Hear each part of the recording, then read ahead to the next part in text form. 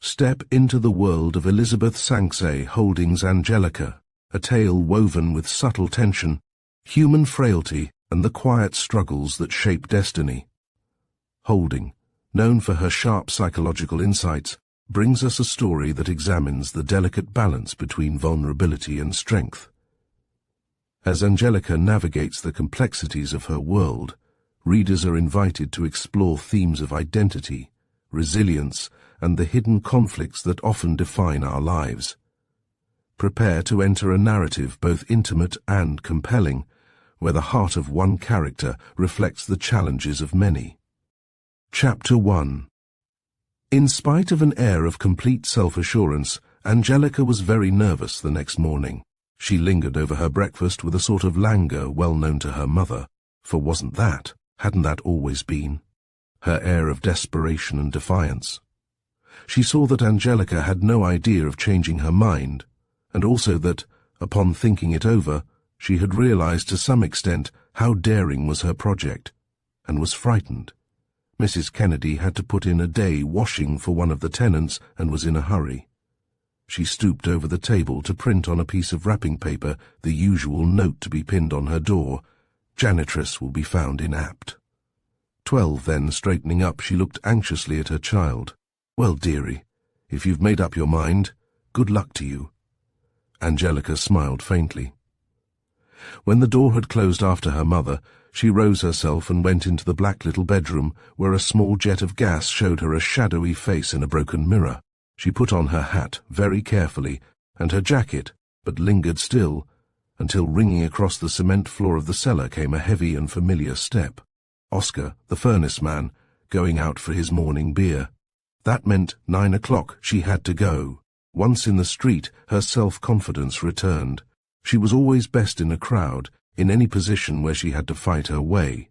The glances that followed her warmed her heart, assured her of her alluring and devilish charm. She liked it all, liked to turn with terrible scorn upon anyone who ventured to jostle her, liked to disconcert with a long, insolent stare any man who might presume to look too long at her. She was a child of the streets. She loved them as an Arab loves the desert, or a sailor the sea. She had been brought up in the streets. There, in rough games, she had learned to hold her own. There, running the gauntlet of a mob of jeering boys, she had learned to endure valiantly, without longing for sympathy. Her mother had always tried her best to keep the child off the streets, but could not. On her way home from school, whenever she was sent on an errand, Angelica would seize the chance to linger in that violent and exciting life. And then, later, when she was a young girl, came those curious sidewalk flirtations, so hostile in mood, so brutally chaste. She wouldn't stand any nonsense. After all, her life within the house with her mother was nothing, only interludes of rest in her vehement existence.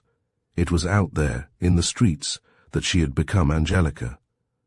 She had never yet travelled by railway, though she had often enough gone to the Grand Central Terminal with girl-friends, and pretended, rather pitifully, to be going on a journey. They would stand near the gateway of a train, and say goodbye, and perhaps walk forward a few steps with the crowd. She was tremendously proud, really, to be going off now. In the tunnel she took the opportunity to study her reflection in the darkened window, and it pleased and encouraged her. The great shadowy eyes, the pallor of her face, the big hat framing it. It seemed to her that she looked romantic, and not at all what she was. She began to imagine that she might hoodwink this Mrs. Russell, that she might pass muster even among ladies. Chapter 2. She never forgot her first sight of that house, and never afterward did it really look otherwise to her. In rain, in snow, in summer or winter, it was always to her as she had first seen it on that breezy spring morning.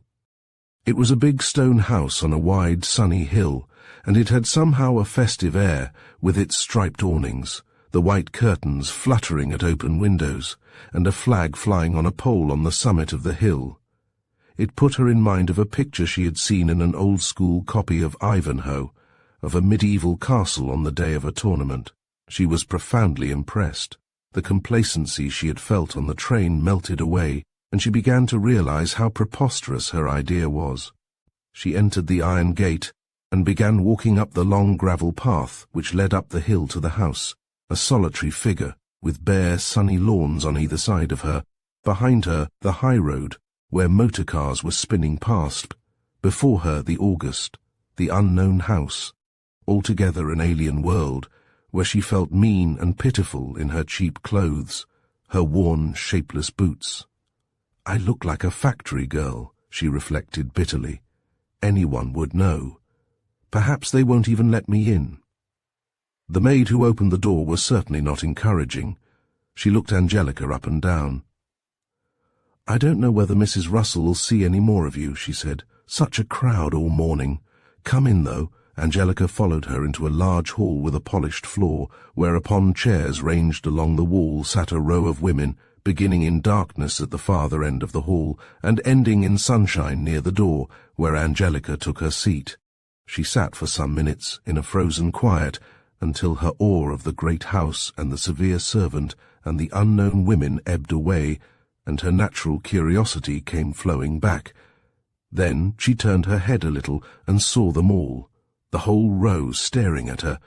Her spine stiffened instinctively, and she began a deliberate survey of her rivals. The first two she couldn't see, because they sat under the stairs in utter darkness.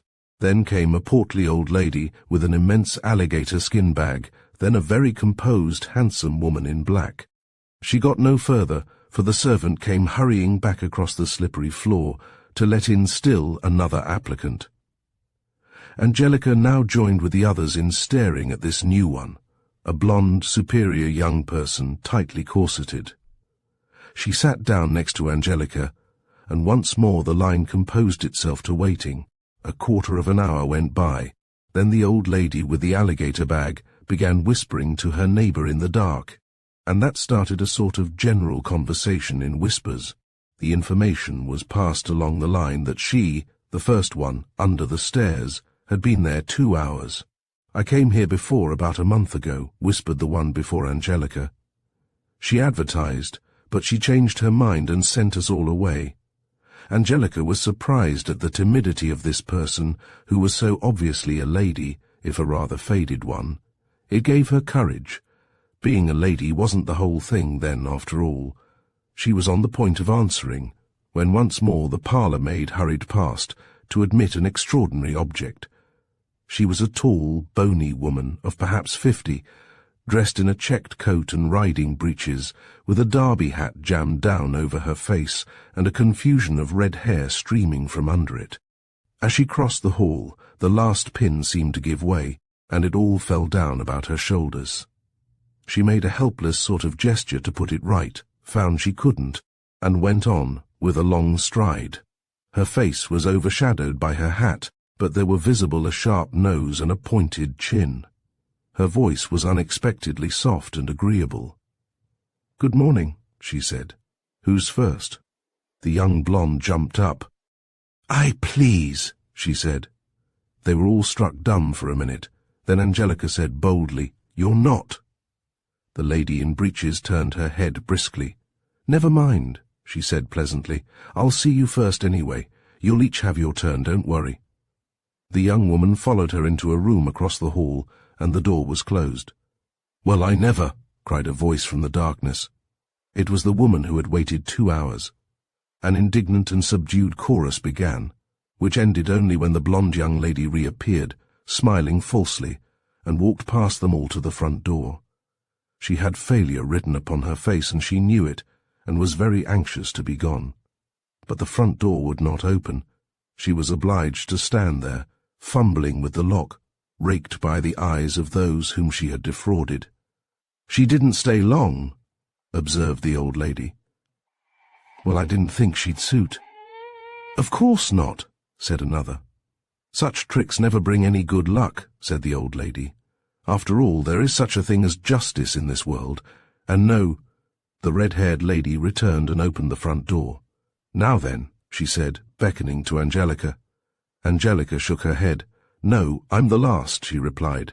"It doesn't matter about the order. Please come in."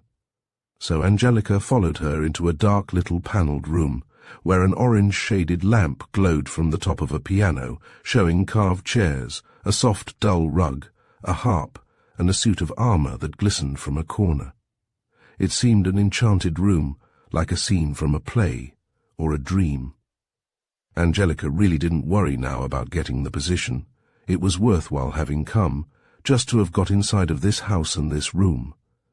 The extraordinary lady sat down upon a divan and crossed her long legs. She had a pencil in her hand and a little notebook, and she was most businesslike. "Your name?" she inquired. "Angelica Kennedy." It wasn't really Angelica's name. Kennedy was her mother's name, but they had both agreed that Donalotti was an impossible and unseemly patronymic, and might cause them to be taken for foreigners. "Your age?" 19. Angelica felt terribly at a disadvantage, standing there to be questioned. She could hear her own voice, rather hoarse, and her vulgar accent. She was conscious of being ungloved, of being awkward and despised. She felt herself lost. She was in despair. She longed to run away and be done with this misery, but the lady went on pleasantly. "Your address?" Her heart sank still lower as she saw written down the obscure and sordid street. "Could you give me any social references?" That finished her. "No," she said curtly. "Oh, can't you?" said the nice voice, disappointed. "What about experience, then? What have you done? You said experience was unnecessary." "Yes, I know, but can't you give me some sort of idea, something about yourself?" Angelica was obstinately silent. "What made you come? What did you think your qualifications were?" the other asked, less pleasantly. "I could be useful," said Angelica sullenly. "I can sew, trim hats. I worked with a milliner once. Whatever else you wanted I could learn, and I wouldn't expect much pay while I was learning."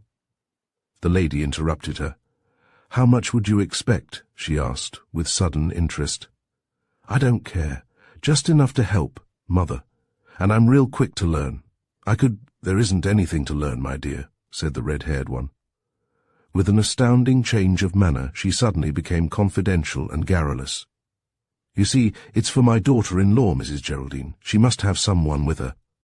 The doctor says she's not to be left alone. She's been through a dreadful experience. She lost her sweet little baby 6 weeks ago. Isn't that dreadful?" Angelica agreed briefly that it was. "Well, I want someone just to be about with her, No work, it's really an ideal life.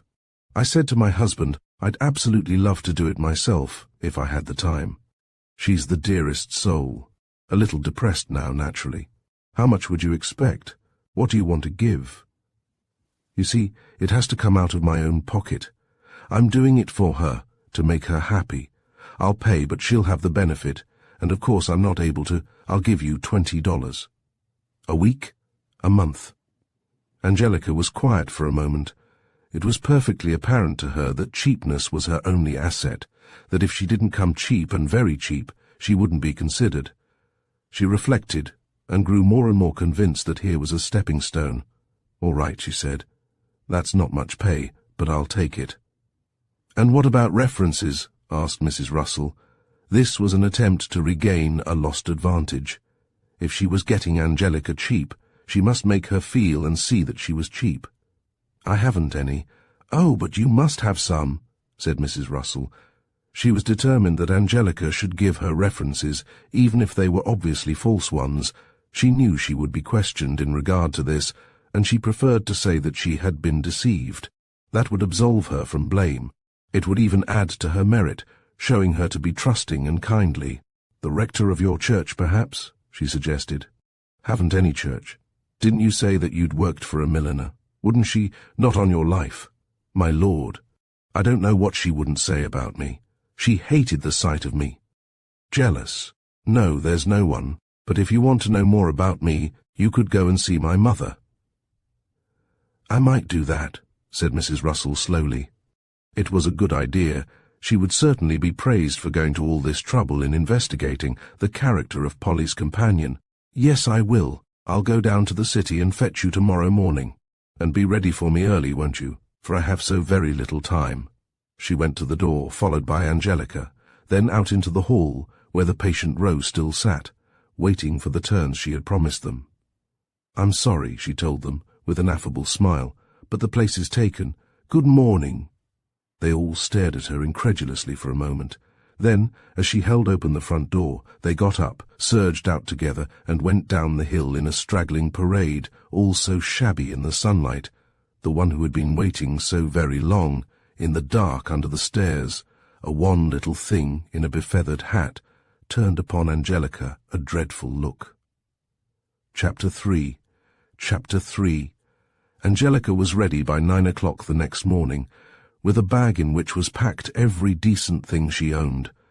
The people in the flat above had been astounded by the sound of Mrs. Kennedy's sewing machine at 2 o'clock in the morning, for she and her child had sat up nearly all night, making ready. It was a melancholy, a heart-breaking work for the poor mother. She wasn't going away. She had no adventure to excite her, no ambition, no hope, nothing but the bitter certainty of loneliness and poverty. She tried to be, not cheerful, for that she never was, but calm and reasonable, while all the time she had before her the spectre of the evening when she would come home to empty rooms, to eat her supper alone. A groan escaped her, which she tried to turn into a sigh. "It's the very, very worst that can happen to anyone in this wide world," she thought, "to be left all alone, and getting old." She hadn't been able to keep her eyes from Angelica, sitting bent over a blouse she was finishing, with her hair, just washed, hanging down her back, wet, straight and heavy, drying about her face in a sort of mist of feathery tendrils. Angelica was glad, she was delighted to go. She certainly loved her mother, but a separation of a week, a month, a year, didn't trouble her, didn't cause her a pang. She knew in theory that life is terribly uncertain, but she didn't really believe it. She felt sure that no matter where she went, or how long she stayed, her mother would be there at home, absolutely unchanged. She was the child who has never been burnt, sitting before the glowing fire. Having as yet never lost anything, she didn't value anything. In that enticing future toward which she looked, she expected to live once more with her mother. In the meantime, it didn't matter. "Well," said Mrs. Kennedy, "I'll have no one to go to the movies with now." "You wait," said Angelica. "One of these days I'll take you to a real show, Mama." Already she saw herself the benefactor. She had forgotten, or perhaps didn't even know, how limitlessly she had received. They went to bed in the early morning, and Angelica slept while her weary mother lay awake at her side in the narrow bed they shared. The room was too dark for her to see anything, but she could hear the breathing of her dear child, and with a furtive hand feel that soft, slippery hair, still fresh and redolent of white soap. "I've got to expect it," she told herself over and over. "I've got to expect it. They all go for one reason or another. We've got to make up our minds to lose everything in this world." She got up again at 6, and set to work cleaning her little flat from end to end, so that it should be ready for Mrs. Russell's inspection. Angelica insisted upon helping her. "Oh, Mamma, for Gord's sake! I won't get tired, and I won't get dirty. She won't come before 10 anyway, probably later. I bet she has her breakfast in bed." "She must be a queer one," said Mrs. Kennedy, "from what you tell me. A freak. I wish you could have seen her, with pants on and her hair coming down her back. And there's something mean about her, too. I don't like her, telling them all they'd get their turns and then putting them out that way. And look at what she's paying me. Angie, if you're going to work for her," said Mrs. Kennedy gravely, "you'd better hold your tongue about her, if you can take her money. I only wish I had a chance to take a little more of it. I don't see how you'll get along, Mamma." "Oh, I'll manage," said her mother. She might have mentioned that she had supported her child for many, many years, and that even after Angelica had become a wage earner, she had taken very little of the girl's money, only what had to be used to conform to Angie's ever more and more exacting standards. Chapter 4. At 10 o'clock, Mrs. Russell hadn't come yet, and Mrs. Kennedy couldn't wait any longer. She was obliged to go out and scrub the halls. She had her best black silk blouse on, too, and she was dreadfully nervous about splashing. Every half hour or so she ran downstairs to her child to see if the lady hadn't come yet, and found Angelica scornfully waiting, reading a magazine. At 1 o'clock, they sat down in the kitchen to a hurried meal of tea and bread, ready to hide all traces of it at the first sound of the doorbell. "I promised Mrs. Shell I'd do her kitchen floor this afternoon," said Mrs. Kennedy, with an anxious frown. "What do you want me to do about it, Angie?" "Go ahead. If she comes, I'll run up and get you. She spent a miserable afternoon." She scrubbed with conscientious vigor, but with an absent mind. She thought the same thoughts over and over. First, how disappointed Angie would be if the lady never came, then that perhaps, after all, she wasn't going to lose her. "Maybe we'll have supper together again this very night," she would think hopefully. Upon the heels of her hope came the certainty that if Angelica didn't go away now, she would later. It was sure to come, no chance whatever that such a girl would stop there, underground, with her. When she came down again for the last time, at 6 o'clock, Angelica was in the little parlour, now black as the pit, and she was so very still that her mother felt disturbed. She was afraid that the poor proud thing was grieving, and she went in to her, noiseless in her thin old shoes, but when she had lighted the lamp, she saw that Angelica was sleeping, stretched out limp and childish in the big rocking chair. Mrs. Kennedy hurried away breathlessly to the grocer's to buy a little treat, for weren't they going to have supper together again after all? Chapter 5. It was 8 o'clock when Mrs. Russell came. Finding the door unlocked, she walked in without permission, as one is surely privileged to do in so mean a home. They were in the kitchen, with the water running in the sink, and they didn't hear her come down the hall, didn't know that she was standing in the door watching them. "Well, are you ready?" she demanded. They both turned and regarded her with just the same look, a fine indignation, a stern surprise. Mrs. Kennedy with both hands plunged in the dishpan, Angelica holding a dish which she was wiping. They resented the intrusion, and they showed it. "Yes, I'm ready," said Angelica slowly. She stood regarding Mrs. Russell with a steady, level gaze, not devoid of insolence, for she knew no other way to meet the careless condescension of that lady. Although she was young and lovely, and in spite of Mrs. Russell's slovenliness and egotism, Angelica felt her own inferiority. She hadn't what Mrs. Russell had, Mrs. Russell standing there in a dreadful green tweed suit, with a mannish sort of felt hat on her wild red hair, with her great flat feet and her mechanical smile. That manner, and above all, that voice, clear, cool, soft. Quite unconsciously, Angelica had a profound Latin admiration for Sangfroid. She couldn't be coolly self-possessed, couldn't be anything more or less than rude. "Get your things on then, won't you please?" said Mrs. Russell. Angelica was on the point of saying that she would first finish the task in hand, but her mother pushed her gently away. "Go along," she said. There was but one course open to a proud soul. It was essential to keep Mrs. Russell waiting as long as possible, and that Angelica did. She could hear voices from the parlour, her mother's, subdued and monotonous, and Mrs. Russell's, light, gay and sweet. While she dawdled before the mirror, there came a new voice, shouting reproachfully through the open front door. "Now then, Mrs. Russell, it's late." Angelica looked out and saw in their little hall a chauffeur in livery. Mrs. Russell was also looking out. "Very well, Cortland," she said soothingly. "Come in and get the young lady's luggage. Where is it, please?" "Here," said Angelica, pointing to a little pasteboard suitcase, painted to look like leather. The chauffeur regarded it in silence for a minute, then he picked it up disdainfully, swung it in the air to emphasize its lightness, and went out. "Don't be all night," he called back. His effrontery was amazing to Mrs. Kennedy. She couldn't help but feel suspicious of a lady whose servant spoke to her so disrespectfully.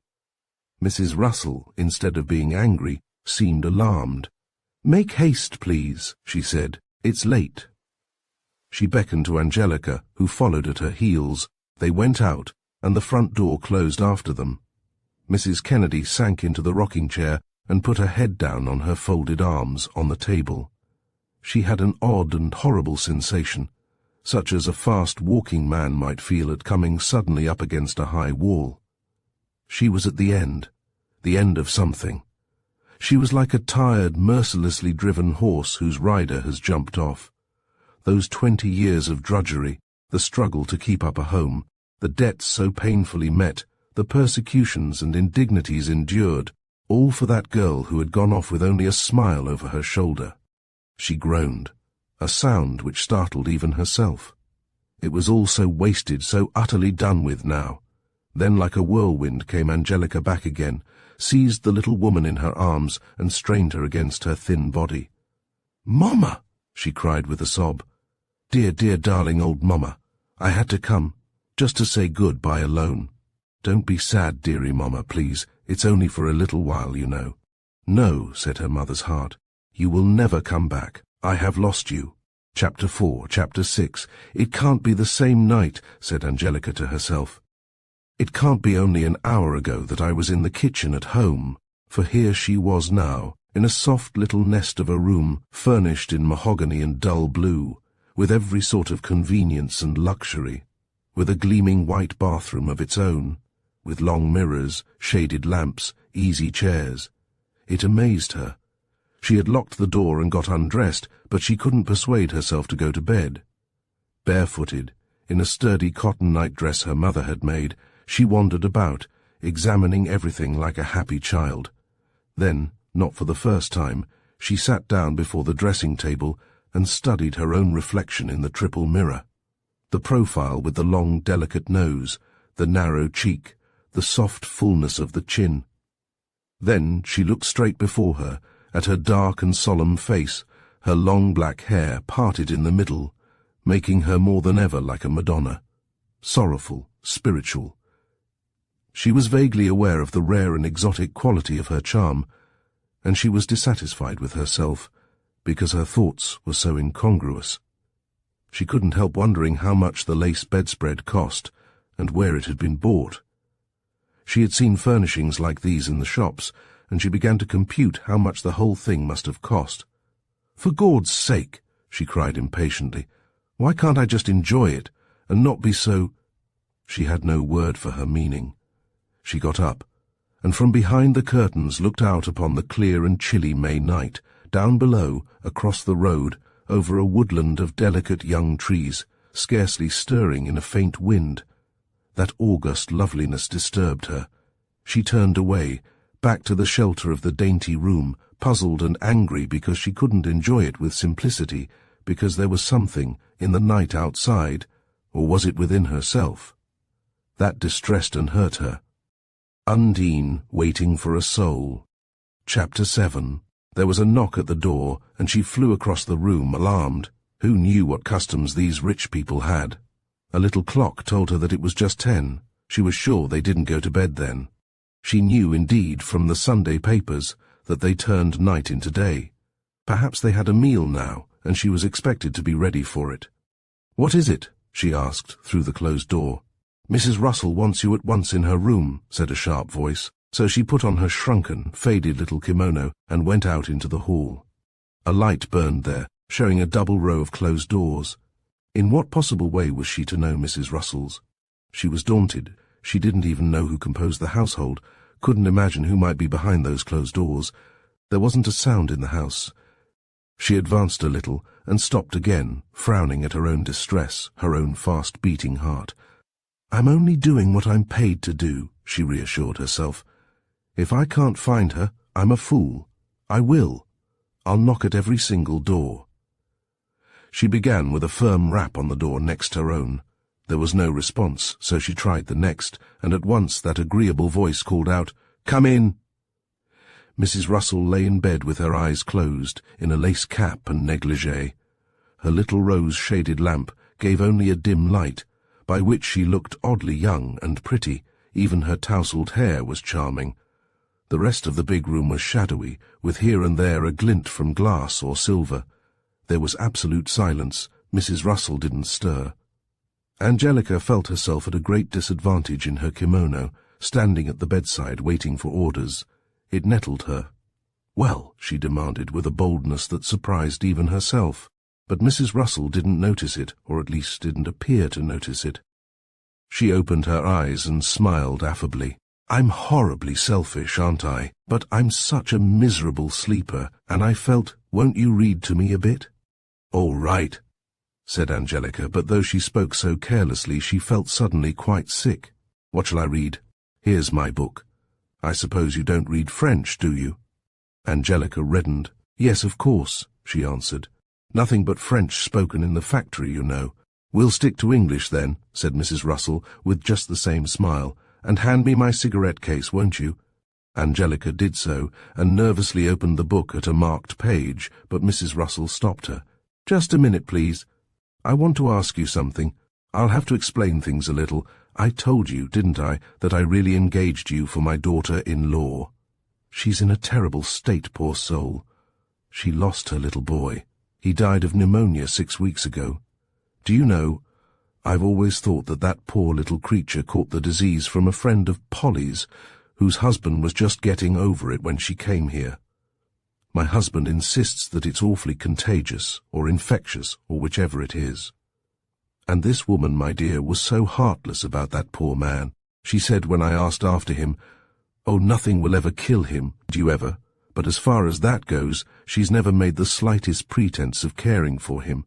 But I think, don't you, that you can be decent without being hypocritical. She simply tells everyone that she married him for his money, and that now she's got it, she's going to spend it. Of course, I've known her for years, but her husband's more or less of a stranger. A Canadian, I think, and really very nice. Too nice, I tell her. I don't make any pretense about it. I simply tell her she's a heartless little beast, and extravagant. It's incredible. Angelica was bewildered by this volubility. She saw no point in it, and yet she couldn't believe that any words spoken in so beautiful a voice, and with so just and well-bred an accent, were mere nonsense. She sat staring at the red-haired lady until she came back to her subject. But about Polly, she's the dearest creature in all the world, but she's rather peculiar in some ways. She's, well, exacting. She can't see. She wants every instant of my time. Of course I'm willing. I'm glad to be with her, but after all, one has one's own life, and there's my husband. But if ever I suggest a companion, my dear, we have the most miserable time. She never says a word, but she lets you see. But I simply cannot stop in that room all day long. I'm frightfully dependent upon exercise. If I don't get plenty of it, I go all to pieces. I can't sit still there hour after hour. I'm terribly sorry about her child, and all that, but really, what is the good in talking and talking about it? It only upsets her.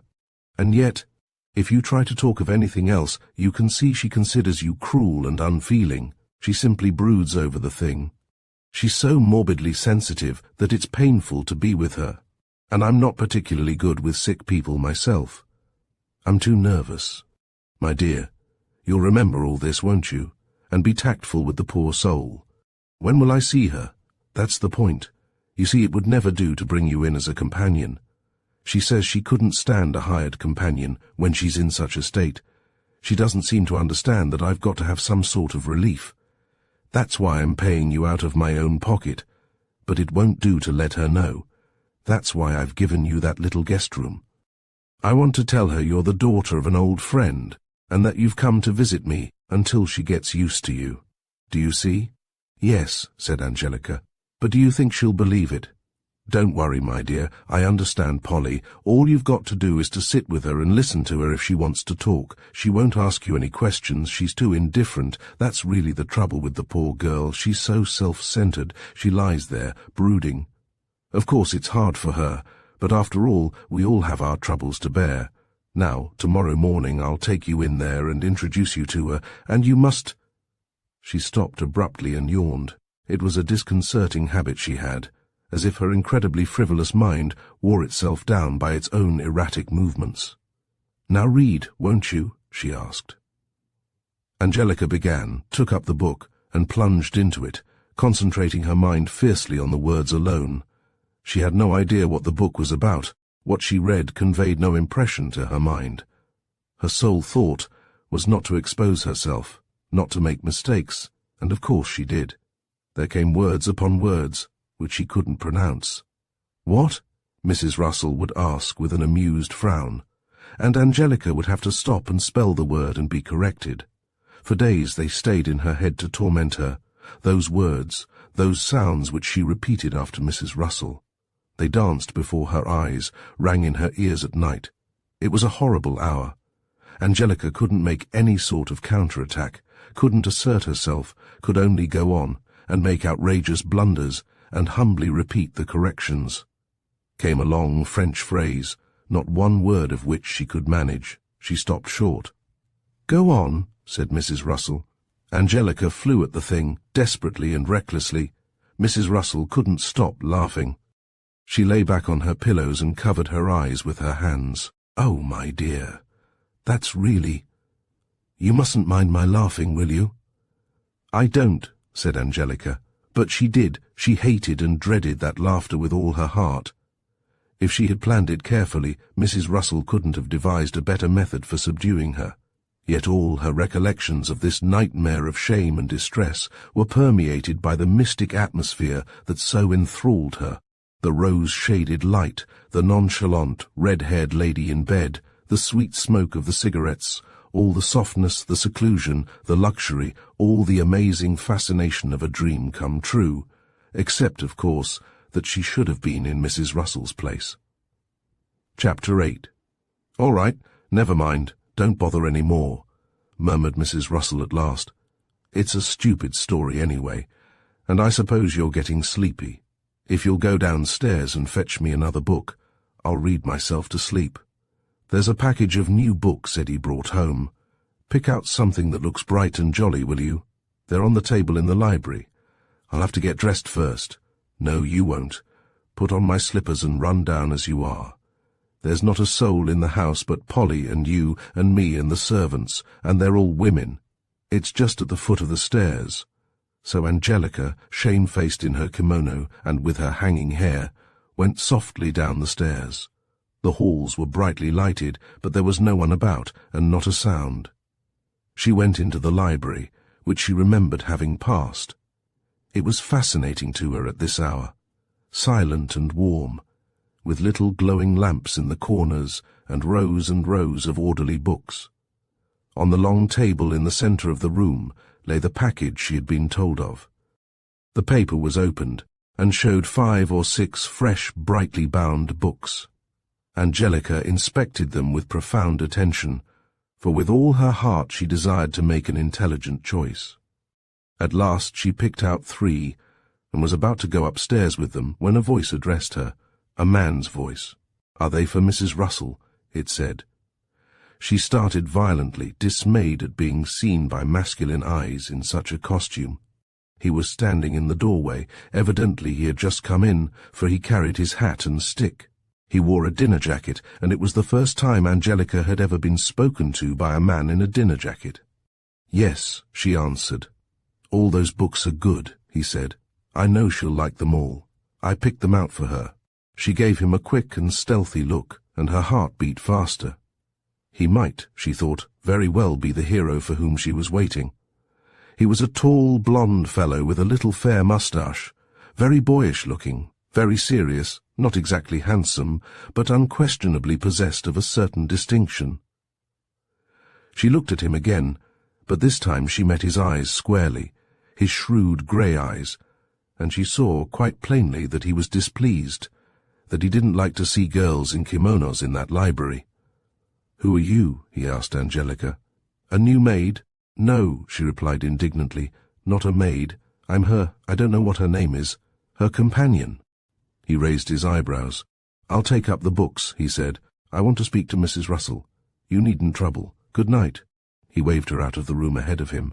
She hurried, anxious to get out of his sight, and went into her own room. Looking back, she saw that he had left the door of Mrs. Russell's room open, and she approached to listen, for she felt quite sure that the conversation would relate to herself. The young man had flung the books on the table and was talking angrily. "Then what did you do it for? You've no business to bring a girl like that into the house." "She's respectable," said Mrs. Russell. "You don't know. She doesn't look it. Anyway, even if she is, she's no more fit to be a companion than... I don't know what. It's an insult to Polly." "No, it isn't. She's a nice, cheerful girl, and she can be very useful. She sews..." If you want her for a maid, call her a maid and put her in a maid's room. Why did you put her there, at the end of the hall? One of the best rooms, to be near me. Near you? You said she was for Polly. That's no reason why she shouldn't help me now and then when I— Now, look here, interrupted the young man. This is final. Either she goes tomorrow, or you'll put her in her proper place. I won't have her running around the house half-dressed. If she's a maid, treat her as a maid. If you want a companion, get one, a real one. What does Polly say? Polly hasn't seen her yet. I engaged her. I went all the way into the city to see her mother and find out about her. You know, Eddie, I'm paying her out of my own pocket, because I feel that Polly shouldn't be left alone. You ought to know better than to pick out a girl like this one, he cried. I'm disgusted. You're so anxious to get rid of the trouble of looking after Polly that you'd pick up anyone, out of the street, anyone cheap. He was very angry. His fair face flushed. He twisted his little moustache with a trembling hand. I'd like to see her, he began again. Angelica waited to hear no more. She rushed back to her own room and began to dress with frantic haste. Well, she said to herself, it's all up now. I never thought it would last anyway. At length she was dressed, shabby and dusty enough in her street clothes, but feeling far better prepared for an encounter with the blonde young man. All right, she said. All right. Let him fire me. I don't care. I never pretended to be any different from what I am anyway. She was defiant, but she wasn't resentful, any more than she would have been if the boss of a factory had reproved her. She had grown up in the consciousness that there were in the world people who had a right to get angry and to reprove. Teachers, policemen, bosses, rich people. There was a knock at the door, and a voice informed her sharply that Mrs. Russell was waiting for her. To her surprise and relief, she found Mrs. Russell alone and yawning. I suppose we'll have to go to bed now, she said. It's after 12, so I'll say good night to you. Good night, Angelica answered. She supposed that she was to be allowed to leave the room, but she had quite half an hour's work still to do. She had to brush and braid Mrs. Russell's short, curly hair. She had to go downstairs again and fetch a bottle of spring water from the ice chest. She had to put away dozens of things, and then to set out on the table lip salve, cold cream, and some sort of medicine, and then to pull up the blinds, put out the light, and grope her way out in the dark. She was in the habit of going to bed very much earlier, yet, once more in her own room, she didn't feel at all sleepy. She lay stretched out on the bed, with her hands clasped under her head, meditating about Mrs. Russell, who was altogether outside her experience, and the blonde young man with the little moustache. She wondered who he was. Her son, I guess, she reflected. Anyway, he's pretty cross to her. I wouldn't put up with it, if I was her. One of these rich young fellas he is, and as spoiled as can be. Then she didn't think about him any more. He was no longer the possible hero of her romance. He was so obviously not for her. Her beauty, her impudence, would never impress him. Her mind dwelt for an instant, with a sort of shadowy regret upon his nice young face. Then the current of her thought changed, and ran back into the channel it had made for itself, that of speculating upon her own future. My first night in this house, she said. I wonder what's going to happen to me here. She couldn't invent or imagine anything. Certainly she couldn't even dimly foresee the truth. Chapter 5, Chapter 9. Angelica awoke early the next morning and dressed quickly, determined to be ready before Mrs. Russell could possibly send for her. She needn't have hurried. She waited from 6:30 until 8:30 without hearing a sound. Time after time she opened her door and stepped out into the hall, to find it always empty and silent. Finally she could tolerate it no longer. She was so much afraid that something was expected of her, that she was betraying her awful ignorance of rich people's habits. She decided to go downstairs, find a servant, and make diplomatic inquiries about the daily procedure. As she was going along the hall, who should come out of his room, directly in her path, but the blonde young man. Good morning, he said, with a slight frown. Good morning, Angelica answered, and in her desperation added, Say, would you mind telling me, when does she get up? 10 o'clock, somewhere about then. You'd better come and have your breakfast with me now. I'd like to have a little talk with you." She followed him with a great assumption of carelessness, which, unfortunately, there was no one to see, down the stairs and into a little screened porch where a willow table was laid. She was impressed by what she saw, but not astonished, for she was prepared for the utmost luxury. In fact, she couldn't have been astonished, no matter what she had seen, so greatly did the marvels of which she had read in the Sunday papers exceed any possible reality. On the table stood a copper coffee percolator, shining in the sun like gold and steaming softly, a nickel chafing dish, bright as silver, cut glass cream jugs and sugar bowls like diamonds, and a cloth of hem-stitched linen. There were little willow chairs with chintz cushions drawn up before each place, and sweet fresh flowers. She was in no way disappointed. She sat down opposite the young man, resolved to do exactly as he did. He unfolded an immense napkin, then picked up the morning paper, and for a few minutes studied the Wall Street news intently. Then, as the servant entered, he laid the paper down and sat immovable, while she drew him a steaming cup of coffee, prepared it, and put before him a cantaloupe cut into halves and filled with ice. "Bring this young lady's breakfast, if you please," he said, frowning again. "Now then, miss, what is your name?" he asked Angelica, when the maid had left the room. "Kennedy, Angelica Kennedy. Miss Kennedy, I was speaking to my mother about you last night. I felt that it wasn't at all the thing for her to have engaged you as a companion. You're not qualified. It's not fair to Mrs. Geraldine, and it's not fair to you. You couldn't fill such a position." He spoke with decision, with authority, but not in the least unkindly. He spoke in the manner which his business training had given him, and Angelica accepted it in the manner she had learned from her factory experience. He was arbitrary and supreme, useless for her to complain, to resent. She didn't even trouble to think whether he was just or not. Simply, she was fired. "All right," she said without emotion. "Now," he said, "if you wish to remain in another capacity, if you wish to be Mrs. Russell's maid—" "No, I don't.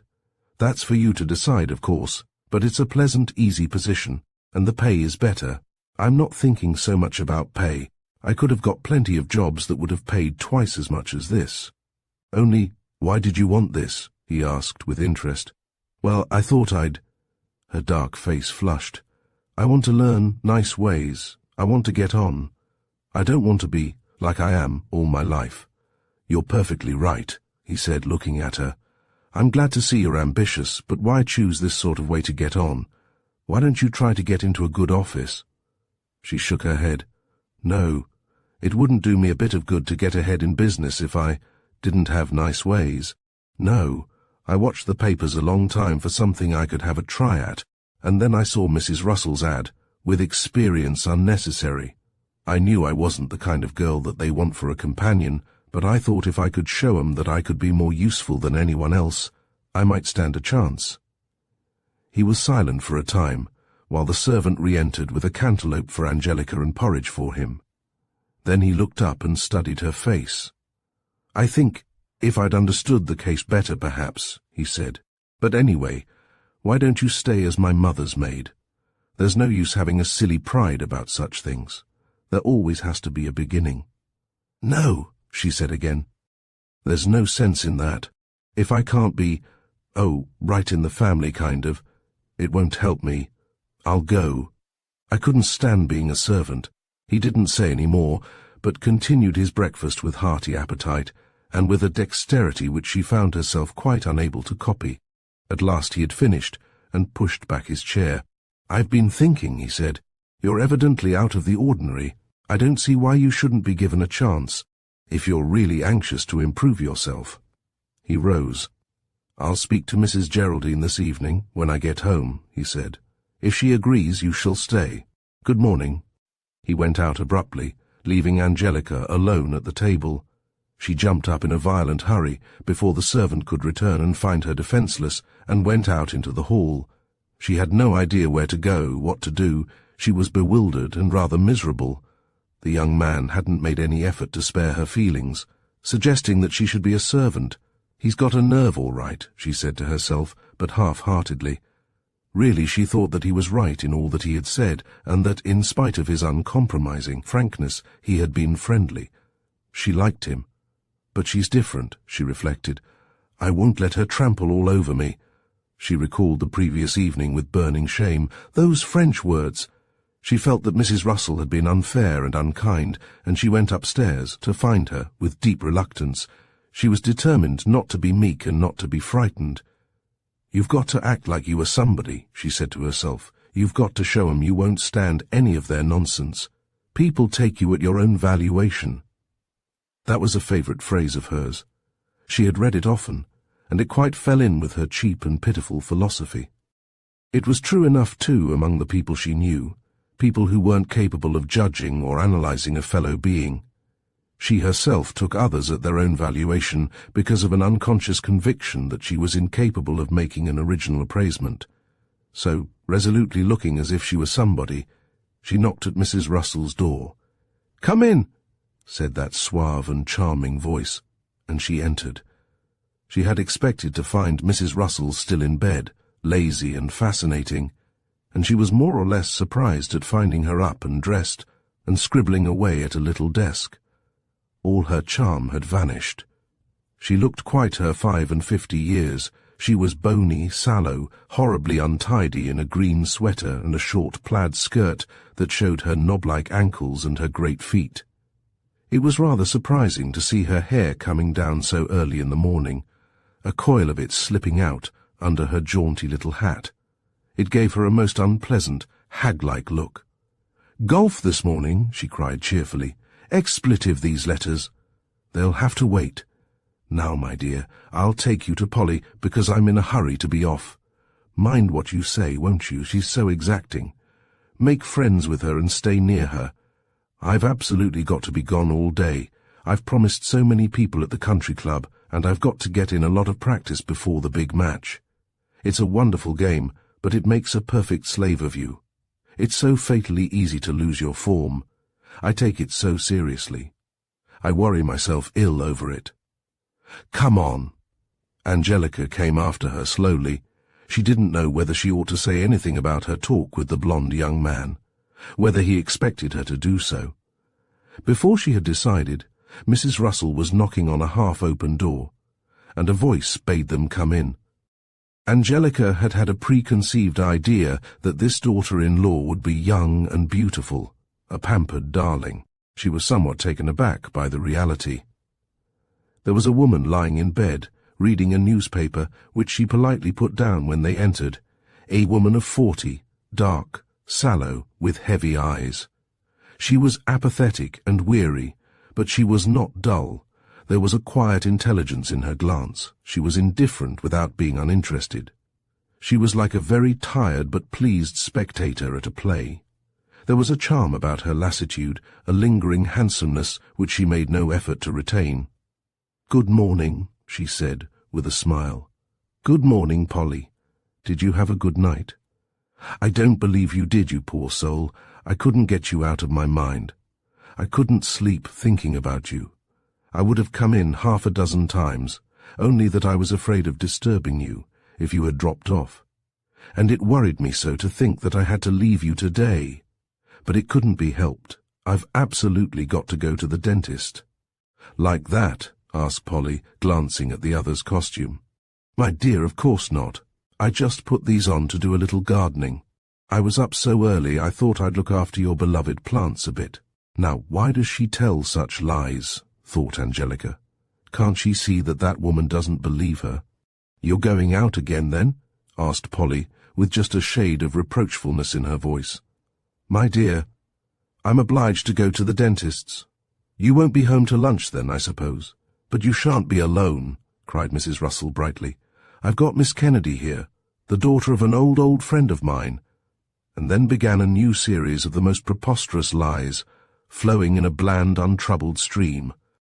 She said that Angelica's father was a clergyman living in the country, and that Angelica was going to be married, and that her mother had sent her to stop with Mrs. Russell while she bought her trousseau. She added a great deal of the grossest flattery about Polly's superior taste. "I advise you to consult her in everything," she ended, turning to the astounded Angelica. Now then, I've got to fly. You two must have a nice, comfy chat." And she whimpered to Angelica as she went out, "Just till she gets used to you, you know. Then we can tell her." Chapter 10. Polly lay back on her pillows looking at Angelica. She didn't ask her to sit down. Angelica returned her gaze resentfully and miserably, ashamed of her preposterous position, but quite helpless, having no idea how to extricate herself. She didn't feel able to say bluntly that Mrs. Russell's story was a lie, although she could see that Polly was suspicious, more than suspicious, and she was certain that she could not sustain any sort of examination. "When did you come?" inquired Polly. "Last night. Alone?" "No, she brought me." "Mrs. Russell, you mean? And she says she was a school friend of your mother's. I wonder what school." "I don't know. Does she often visit your mother?" "No."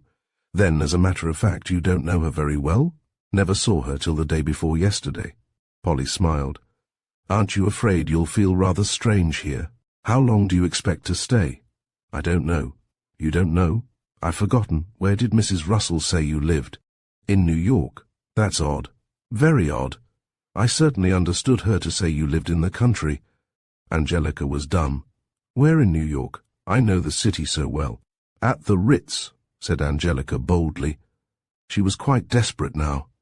She was sure that Polly saw through her, and that it was only a matter of time before she was shamefully exposed. "At the Ritz!" exclaimed Polly. Their eyes met in a long and hostile look. "Yes, at the Ritz," Angelica repeated. "Why do you tell me that?" asked Polly quietly. Angelica's swarthy face grew scarlet. "You needn't think this was my idea," she cried. "I don't try to pass myself off as someone different. She hired me, and I told her all about myself. My mother's a janitress, and I worked in a factory." Polly's face had flushed too. "What was the idea in trying to make you my companion?" she asked. "Did Mrs. Russell imagine I shouldn't know the difference? Or perhaps she thought anyone was good enough for me?" Angelica was a hardy young devil, but this was too much even for her. "I'm not just anyone," she muttered, with a quivering lip. "I'm not dirt. I'm—" "My dear child," cried Polly in sudden compunction, "of course not. I didn't mean to offend you in any way. I've nothing against you personally. It's simply that I don't want a companion at all. I can't endure the idea of a person who is paid to amuse me, a stranger who doesn't know anything about me or the child I lost." She waited a moment, then she went on. "I'm very sorry. It's an awkward situation for both of us. Mrs. Russell has done it before. You see, the doctor said I was not to be left alone. All nonsense. But Mr. Eddy took it very much to heart, and he wants Mrs. Russell to stay with me. Naturally, she finds it irksome. Shut up in the house. If I can't have a familiar face, then I'd rather be alone. I'm sorry, but it's no use your wasting your time, my dear. You might be looking for something else." She held out her hand with a kindly smile. "Goodbye," she said. Angelica didn't move. "I saw that Mr. Eddy," she said, "and he said he was going to speak to you about me. He said he'd keep me if you would." "But what has he got to do with it?" asked Polly, smiling. "Well, at first he thought I wouldn't do, and then, after he thought it over, he said, 'Well, I'll agree if she will.'" Polly was silent, perplexed to know how to get rid of this tenacious young creature. Angelica seized the opportunity. "Well," she said, "I'm sorry I came bothering you, but as long as I'm here, hadn't I better stay till she gets home again? I'm better than nobody." Chapter 11. It was the longest day Angelica had ever spent. She didn't go out of the room, even lunch was brought to them there. She sat, answering whenever she was spoken to, but for the most part silent, looking out of the window at the country landscape, which held nothing to interest her gamine eye, and watching the clock. She couldn't believe that something wouldn't happen.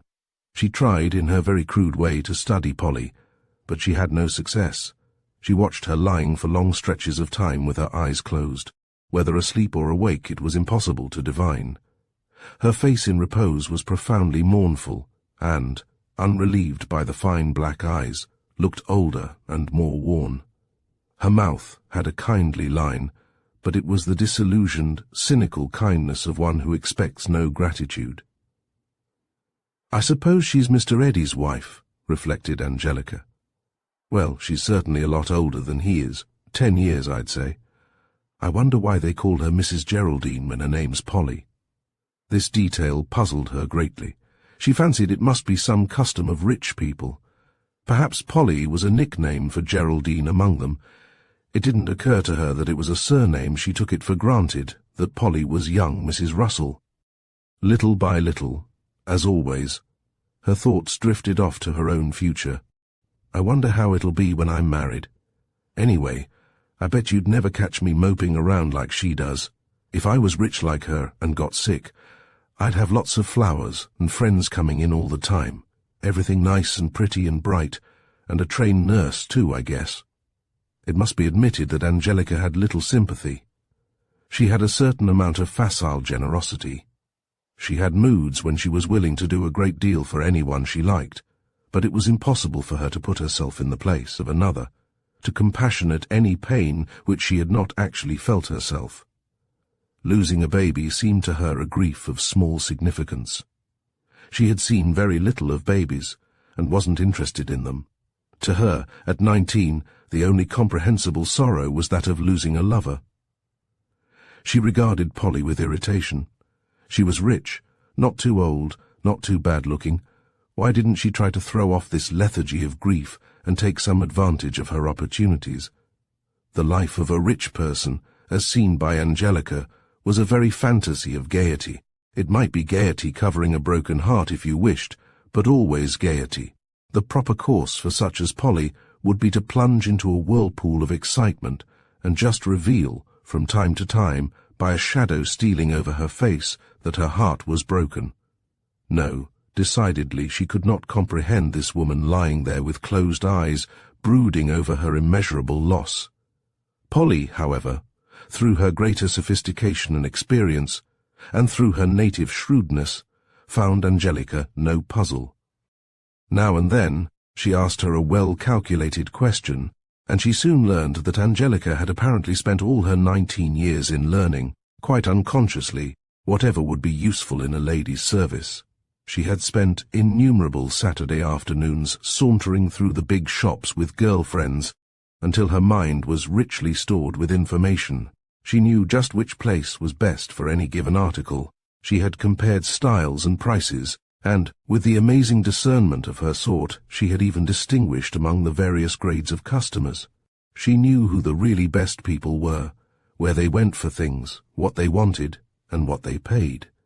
She knew things one wouldn't have imagined her knowing.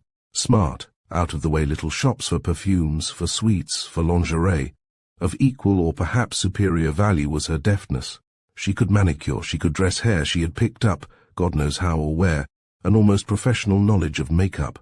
She could sew, she could embroider, she could quite marvellously trim hats. She told all this to Polly because she wanted to convince her of her usefulness. And she did long before the afternoon was over. Polly had made up her mind that this girl would be valuable and likewise agreeable. She liked her lovely face and her husky, oddly touching voice, liked the character which she so ingenuously displayed. Here was a girl passionately anxious to please, yet without civility, who was at once ignorant and intelligent, one whom she could command, yet on whom she could lean. However, she didn't show any such approval. Who would indeed toward a person being employed? Chapter 12. The light had all faded out of the sky, and the big room was nearly dark. To Angelica, who never sat still, who was not formed for meditation, it was depressing to remain there in the deepening twilight, with no idea how much longer this wretchedness would endure. Polly didn't stir. All the house was still. Her imprisonment was terminated by the sudden entrance of Mr. Eddy. "Light the lamp," he cried sharply. "You're an idiot, Polly, to sit here in the dark like this. You, Miss What's-Your-Name, you mustn't let her. It's very bad for her. Try to keep her cheerful." He had turned a switch as he spoke, and 5 electric lights had flashed on, making the room as brilliant as a stage. He looked anxiously at Polly. "Eating better?" he asked. "I've brought you some oysters, something rather special. Are you coming down?" "Not tonight, Eddie, thank you, but I'll enjoy the oysters." "Is your mother home yet?" "No, I shan't wait for her. I told Annie an early dinner." 6:30 sharp, miss. I've brought home a lot of work to do." He went out again, with a curt nod at Angelica. "You'd better get ready," said Polly. "He's not very patient. He doesn't like to be kept waiting." "I am ready," said Angelica. "I haven't any better clothes to put on." She had risen and was standing near the door. She knew that Polly wished her to go, but still she lingered, miserable but resolute. "Did I do all right today?" she blurted out. Polly opened her eyes. "Why, certainly, my dear," she said. "Would you mind putting out all the lights but one? But doesn't he want it cheerful?" "I think it'll be more cheerful that way," Polly answered with a faint smile. "Now then, thank you. I think I'll rest until dinner time." "But were you satisfied with me?" insisted Angelica. "Of course I was." "Well, do you want me to stay? Because he's coming to talk it over with you. Will you tell him that you want me?" "Yes," said Polly. "I do want you. Very much." Chapter 6. Chapter 13. Angelica was very nervous about having dinner with Mr. Eddy. He was obviously fastidious and hard to please, and she hadn't the vaguest idea what his standards might be. She did what she could with her appearance. She washed her hands and face and brushed her hair, and then, having no watch or clock to advise her, went downstairs. She hadn't been in the dining room before, and she stopped, profoundly impressed, in the doorway. It was so exactly the dining room she had expected, the grand, stately dining room of the cinema drama, with panelled walls and sideboard loaded with plate, the opulently set table, the high-backed chairs, the flowers all about, the very air of dignity and richness. There was the essential butler, too. She felt sure that the man bending over the sideboard was a butler, busy, no doubt, with work about which she was quite ignorant. She drew near to ask him the time, and was surprised to see him stuffing cigars into his pocket from 3 or 4 boxes that lay in a drawer. She didn't know whether this was proper, whether it was part of a butler's proper functions, but when she saw the man's face, and observed his stealthy and hurried manner, she grew certain that he was stealing. One of those society thieves of whom she had read. He was in evening dress, and he had some sort of perfume about him. He was a slender little man, with neat, snow-white hair and a dapper white moustache.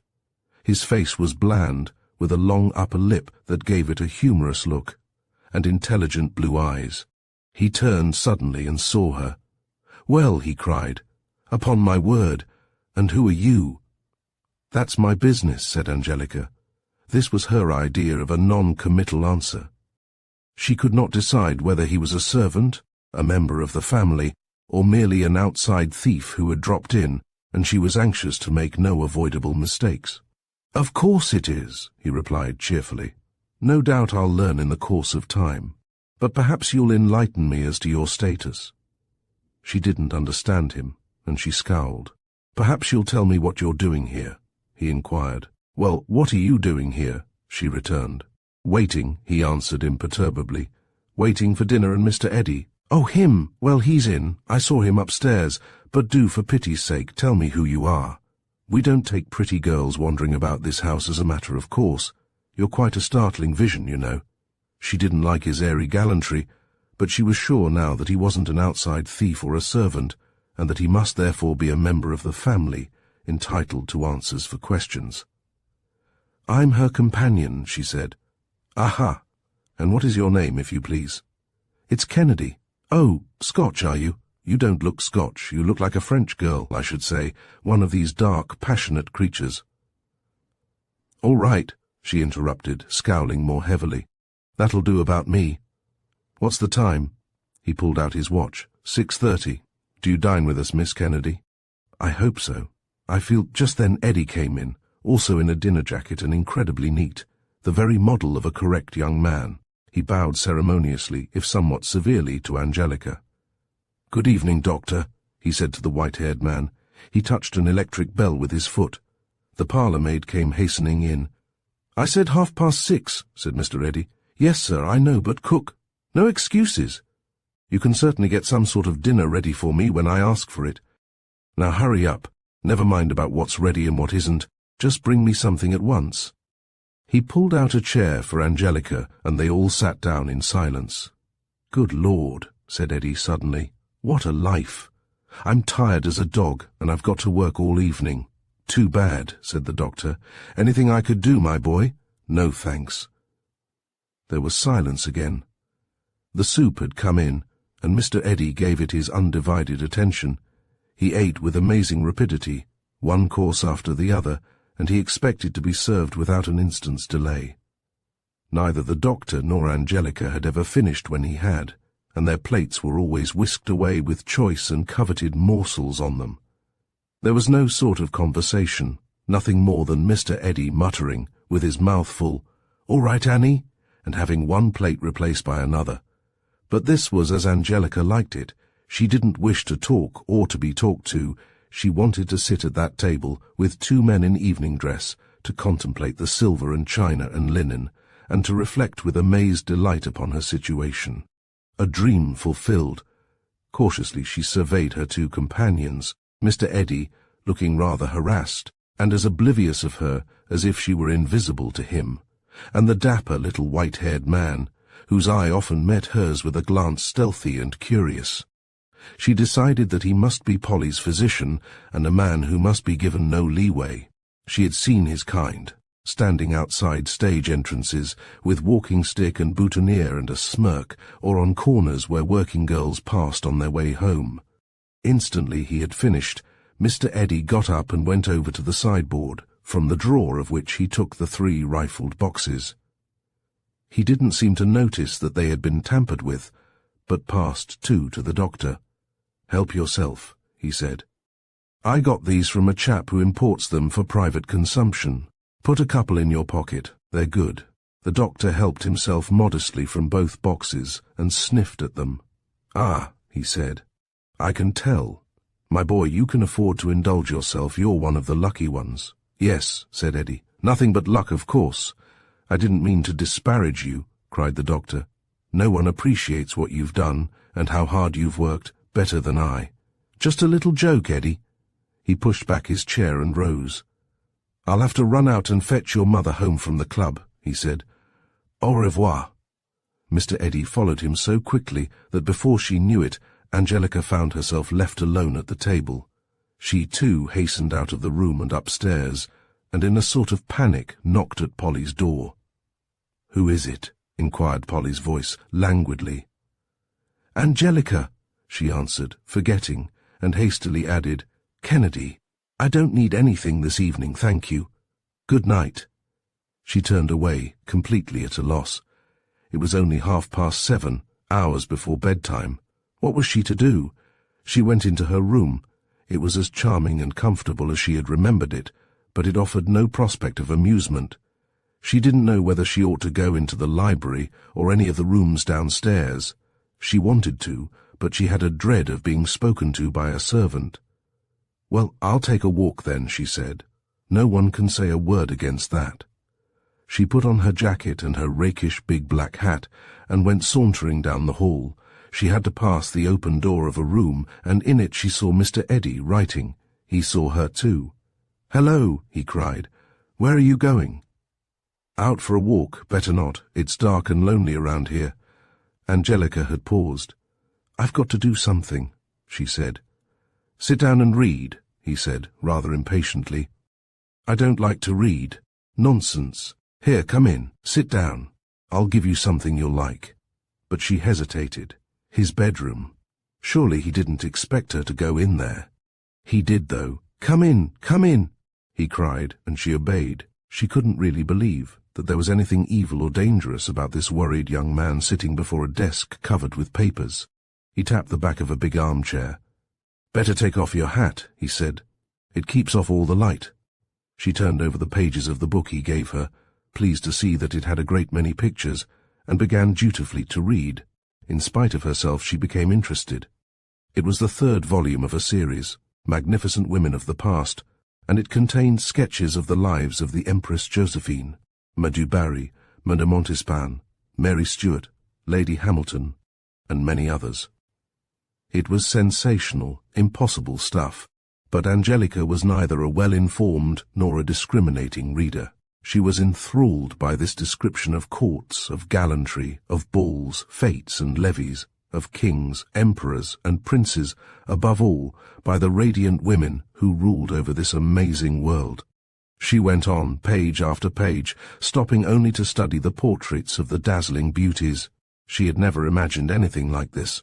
Of course, she had studied what was called history in the public school, but that was entirely concerned with battles and treaties, not a word of woman, except, very rarely, an entirely respectable heroine. She had thought of kings and queens as rather dull and solemn persons, also concerned with battles and treaties. She had never conceived of such a passionate and colourful and exciting life as was revealed in this book. It was a life unfortunately impossible in this actual world.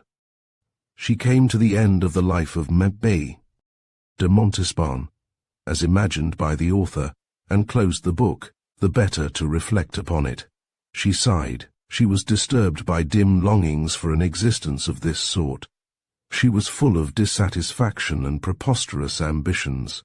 She was so immersed in the scenes of court life and in the pictures her imagination created that it was almost a shock to see Mr. Eddy sitting there in front of her, still working. She stared at him thoughtfully. A nice-looking boy, perhaps something more than that. His face was boyish, but in no way weak. The features were all good, fine, firm, regular. She fancied, still dreaming of what she had been reading, that he looked like a young prince, that there was something in his brow, in his presence, that was noble. Her glance wandered round his room. It was austere, handsome, immaculately neat. She liked it. It was manly. Her roving attention had distracted Mr. Eddy. He looked up, frowned, and leaned back in his chair. "Well?" he asked. "It's a nice book. I like it." "That's right. I'm very glad. Take it with you and finish it. It'll do you good." "How can it?" He ran his fingers through his hair and surveyed her thoughtfully. "In the first place," he said, "it's a very good thing to read history. I read a great deal of it, lives of famous men and so on. In the second place, it'll give you some idea of what a woman can do." "Yes, I know, only they're all bad women," said Angelica, with simplicity. Eddy flushed. "Yes, but everything was different in those days. They didn't have our opportunities. Anyway, in some of the other volumes there are plenty of women who weren't bad, Romans, and so on. What I meant is that it shows you what an influence a woman can have if she tries." "I guess they didn't have to try. Of course they did. They wanted to be powerful. They wanted to be magnificent. There aren't any women like that now. No more magnificent women." He fell silent to think for a time of his mother, of Polly, of the clerks in his office, of girls he had danced with, of girls on the stage, of all his limited feminine acquaintance. Not a vestige of magnificence. Chapter 14. He was a queer chap, was Eddy, born of a selfish and frivolous mother and a morosely indifferent father, neglected, left in the care of servants of the sort that always collect about an extravagant and careless mistress. He had never acquired as a matter of course those ideals which the average boy of his class takes for granted. He had a perfectly natural inclination toward truth, honour, and justice, and toward clean living. But he had had to discover these virtues laboriously, all alone. In consequence, he gave them a sort of perverted importance. He became somewhat of a prig, and having with such difficulty discovered his truths, he was inclined to be a bit domineering and intolerant about them. He was angry and disappointed at finding anyone imperfect. What is more, he was for the first time in his life finding himself a person of some importance. Always before he had been under a disadvantage, always conscious of his queerness, of having a mother who was a laughing-stock and a father who was a scandal. He was priggish and unsociable, but he wasn't a scholar. He had done very badly in all the various schools to which he had been sent by fits and starts, and when at last he had been somehow got into college, he had done still worse. He had hated his failure there. He had so longed to be popular and friendly, and had been so markedly neither. So he had gone into business at 19, and he had found himself at once. He did amazingly well. He had a clever, sympathetic, imaginative brain. He had good judgment. He knew how to handle his people, how to deal with men, but at the same time, he had not very much common sense. He was like one of those musical infant prodigies, so shamelessly exploited by their families. He had this amazing talent for making money, and the people about him, well aware of his virtue and his innocence, had known perfectly how to make use of his ability. He was a cruelly driven slave to his exalted idea of family obligations. Eddie wasn't aware of it, however.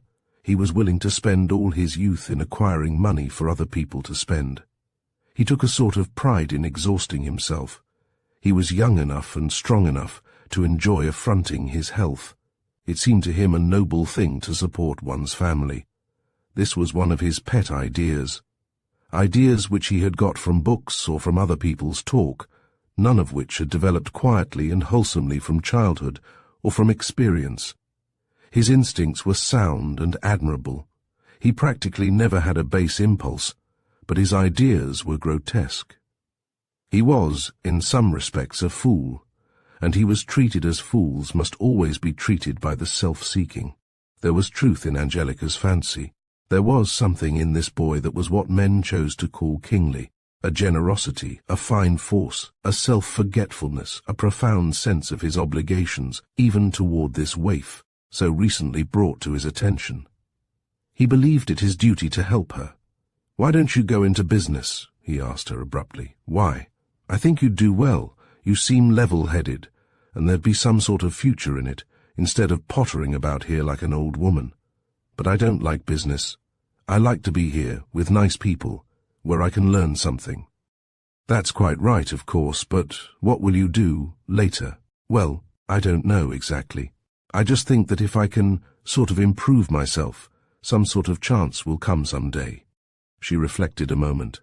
"All these magnificent women," she said, "they just kind of waited round for something to turn up, didn't they? I mean, they didn't plan what they were going to be. I haven't thought it all out, but I mean to go up all the time, to get to be somebody." Eddie, unconscious of his own infantile innocence, smiled at her naiveness, but admired her. "I'll see that you get a chance," he said, "and I'll help you to learn if you like. If you'll study, I'll give you what spare time I can." "All right," said Angelica, "that'll be fine. Only," she added, "what I want isn't exactly things you study out of books. It's good manners and the right way of talking." "You'll pick up all that from Mrs. Geraldine," returned Eddie. "You couldn't find a better model. By the way, how did you get on with her today?" "I guess she liked me. She said she wanted me to stay." "That's good," he cried, very much pleased. "If Polly'll take an interest in you, you'll be absolutely all right. She's a splendid woman." "But she's so much older than you," thought Angelica. "It's so queer." "Yes," he went on, "Polly's one of the best. Of course she's not herself now, losing the little chap. He was nearly 2 years old, and a fine little fellow. Poor girl. She was wrapped up in him. We all were, for that matter." Angelica was puzzled. "But," she said, don't I what? I mean, it must be nearly as bad for you as for her." "What? Why, there's no comparison between a son and a nephew, for Gord's sake. Wasn't he your son?" "Of course not. My dear girl, you didn't think I was Polly's husband, did you?" "Yes, I did," she faltered. "I'm her brother-in-law. She's my brother's wife." "Oh, she's a widow, then?" No. He's alive. He's here, in this house, but he's a poet, you know. And when he's working, he shuts himself up for days at a time. He's a queer chap, a regular genius. That's pretty hard on his wife, I should say. That's what the wife of a fellow like Vincent must expect. He is a bit trying, but you have to make allowances. He's very remarkable, writes beautiful stuff." "I don't like poetry," said Angelica, who had already taken a dislike to this brother. "I'm not very fond of it either, but I admire it." "I don't," she persisted. "You shouldn't say that. It's childish. Everyone admires poetry." She maintained an obstinate silence. Eddie was rather at a loss. He believed that everyone ought to admire poets. He faithfully endeavored to do so, and had made himself believe that he had succeeded. He felt that his brother was a genius, accountable to no one, and not to be blamed for faults which seemed to Eddie peculiarly disgusting and unmanly, but he didn't know how to make Angelica admire his brother.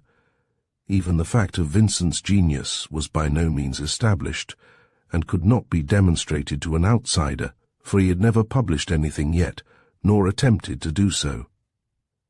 "He's a very interesting chap," Eddie said. "Very. Well, I'm glad he's not my husband," said Angelica. "Shutting himself up like that wouldn't suit me." Eddie frowned. "I should think it was a privilege to be the wife of a genius." Again Angelica was silent. "Of course," said Eddie. "I don't pretend to understand him. We've never seen much of each other. He lived with my father and I lived with my mother. He was brought up differently. A Roman Catholic, for one thing. Then he went to an English university for a year or two, and he's travelled.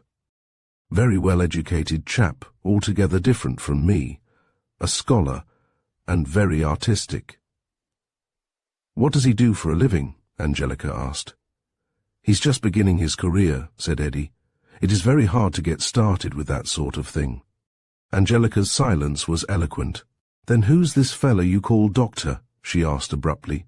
"Does he live here?" "That's Dr. Russell, my mother's second husband." "Oh, I see. I had you all mixed up. But whose house is this? His? No, it's mine. Yours? Do they all live here with you?" "Certainly," he said, reddening and frowning. "I want them to. I don't want to live alone, no social life." Poor devil. He was conscious of something ridiculous in his position, and yet he was proud of it. There weren't many fellows of his age who could have done this. It had meant taking fearful risks, of course, and working without rest, but the worst of it was over now.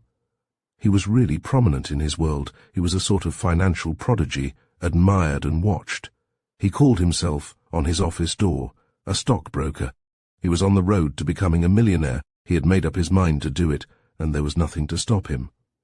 "Well," said Angelica, "you're awful good to them." Again he frowned.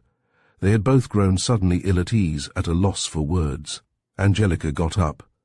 "Good night," she said abruptly. It was her way of terminating an awkward moment. "Good night," Eddie answered, rather absent-mindedly. With her volume of magnificent women tucked under her arm, Angelica went back into her own room.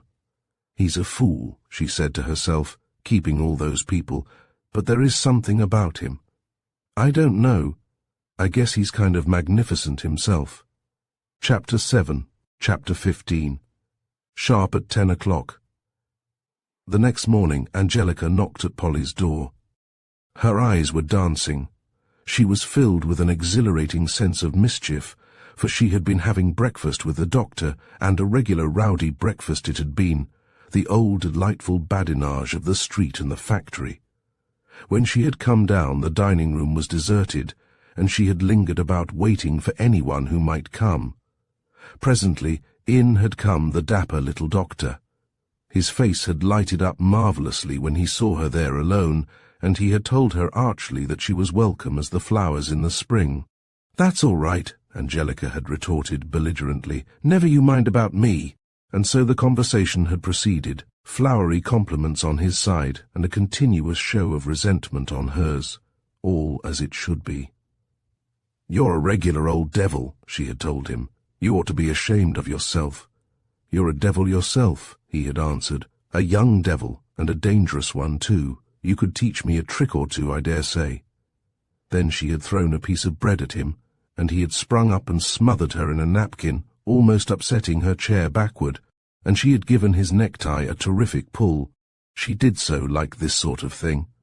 She had a familiar and delightful feeling now toward Polly, such as she had so often felt toward teachers at school and foremen in factories, that she had something up her sleeve, that she was slyly outraging authority.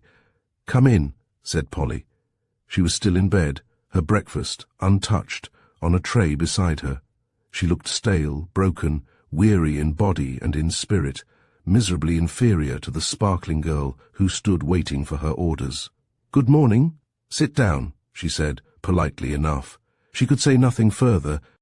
Weary from a sleepless night, sick with grief and longing, lonely as a traveller stranded on a desolate shore, it seemed to her impossible to communicate with anyone about her. She could think of no words that they would comprehend, no answer from them that would give her any possible solace. She seemed to Angelica a sallow, listless woman of 40 who persisted very selfishly in staring out of the window and preserving a tedious silence. She had no faintest idea of that anguish of a fine and strong soul. "Would you mind?" said Polly suddenly. "There's a little leather book in my desk, and a fountain pen. I'd like to write a little." Angelica jumped up and brought them to her with alacrity. She felt very obliging this morning. "Anything else I can do?" she asked cheerfully. "No, thanks. It's my diary. It's just 7 weeks ago that my child died." She spoke quietly, but her face had assumed an odd, drawn look.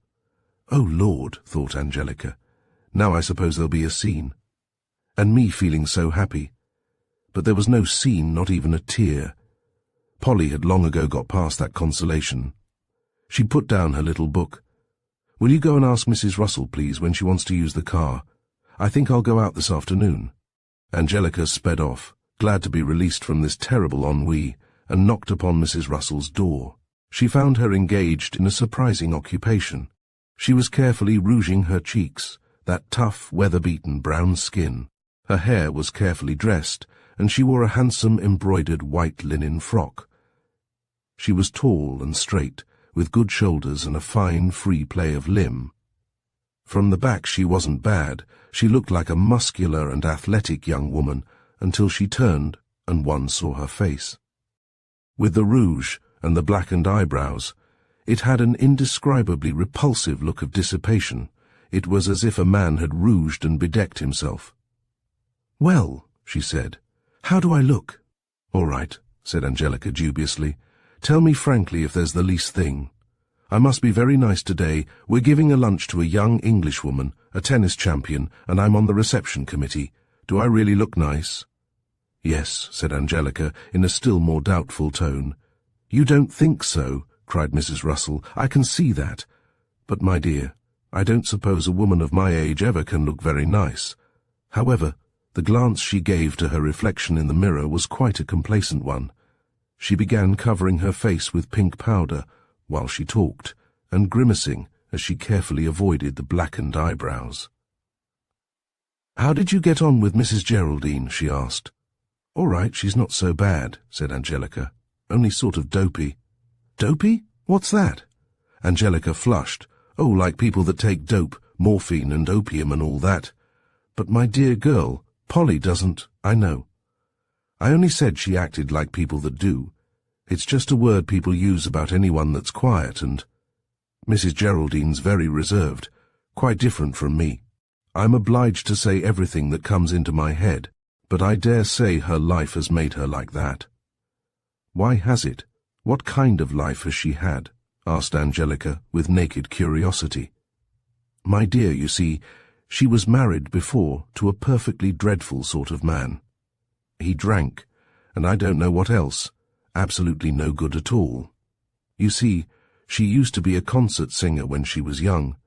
It's very interesting to hear her tell about her days in Germany, when she studied there, and then she came back to New York and got an engagement to sing in one of the first-class restaurants. She really comes from a nice family, Ohio people, not in society at all, but nice. They weren't at all well off, so I suppose they were glad to have her earning her own living. Anyway, they were away off in Ohio, so they couldn't have stopped her very well, could they?" "No," said Angelica, astounded at the very idea of the melancholy Mrs. Geraldine singing in a restaurant. "She must have been quite a pretty girl," Mrs. Russell went on. "I've seen pictures of her. She says she had the most distressing experiences with men, following her and so on.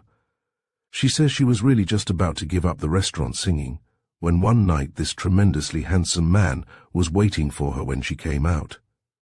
She says he was so different from the usual sort, so gentlemanly, and so on, and he'd been so impressed with her. My dear, have I too much powder on?" "Yes, on your forehead. Who was this fella? The handsome one?" Mrs. Russell stared at her in perplexity. Then she suddenly recollected the subject of their talk. "Oh, yes, of course." He told her afterward that he was so much impressed with her refinement and distinction. I suppose she did look well, standing up on the platform in a white dress, and her voice is charming. He walked home with her that night, and they were married 3 weeks later. Of course, as she says, She didn't really know him at all, and he turned out to be perfectly dreadful. She went through the greatest misery with him. He was killed in an accident. He was in a taxi with some chorus girl. I don't really know much about him. She doesn't like to talk about him, but I've seen a picture of him. He was handsome but coarse, I think. He was quite successful in his business, whatever it was, but he spent all he made and only left her a tiny little income. She made it do, though. She lived so quietly. Angelica was delighted to get all this information. She leaned against the doorway in one of her careless, beautiful gamine attitudes, her dark eyes on Mrs. Russell's face with an attention that pleased that veteran gossip. She's a charming woman. Still, I was amazed at Vincent, of all people.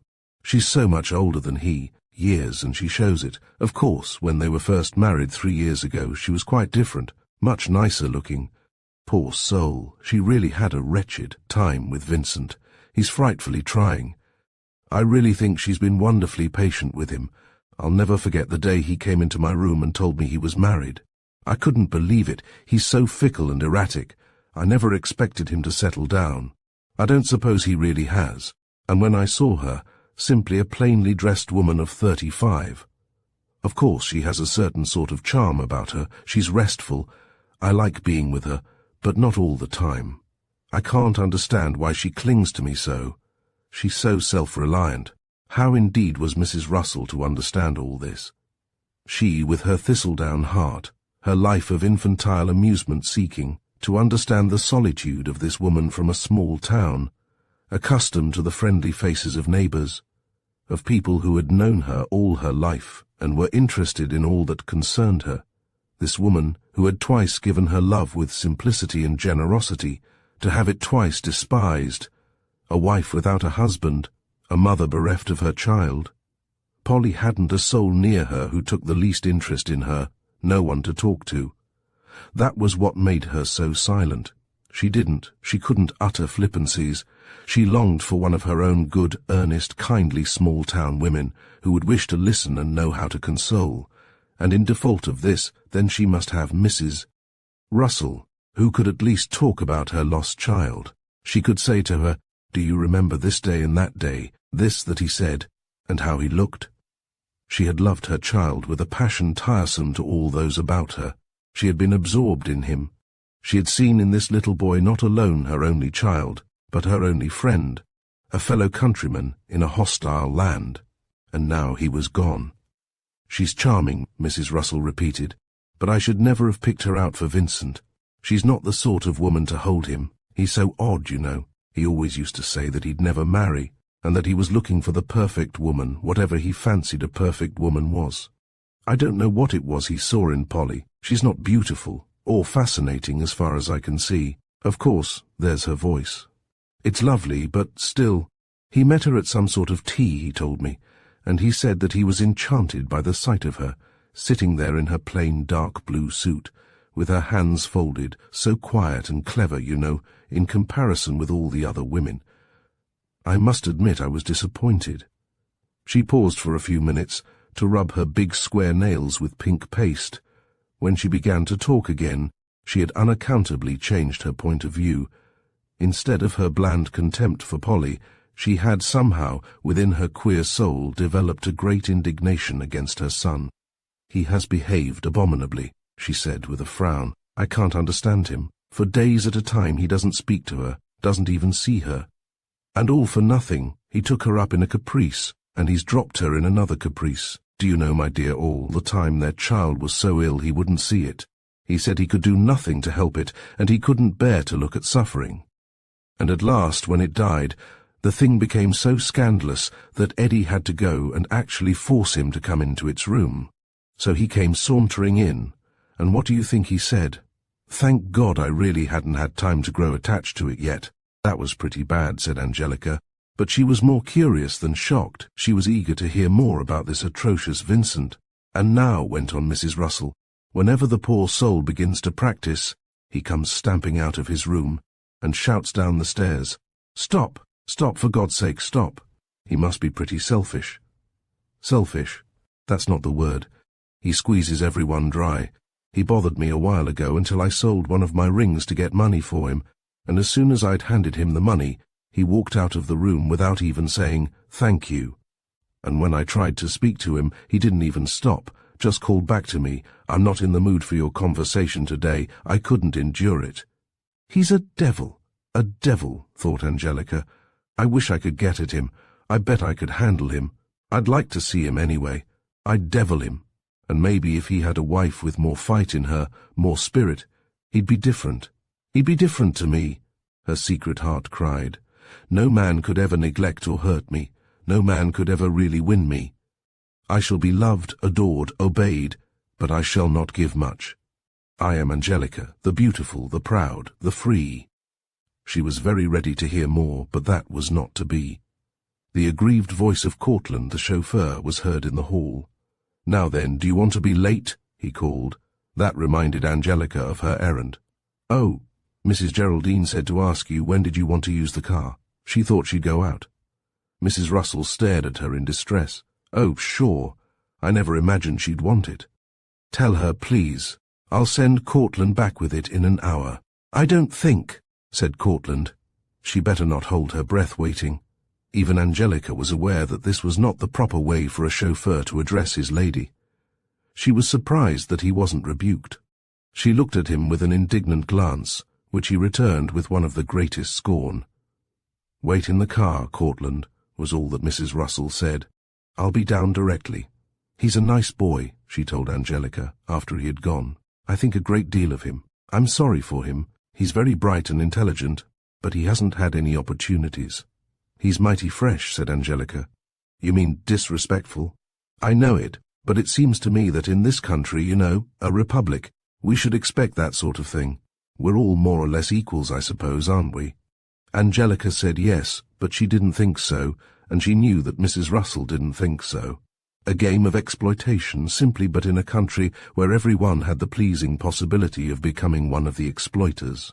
Angelica went back to Polly with the message. "She says she'll send back the car in an hour." "Then I think I'll get up and dress," said Polly. "We'll run into the city for lunch. Do you know, I feel better." "I think you're doing me good." She really believed so.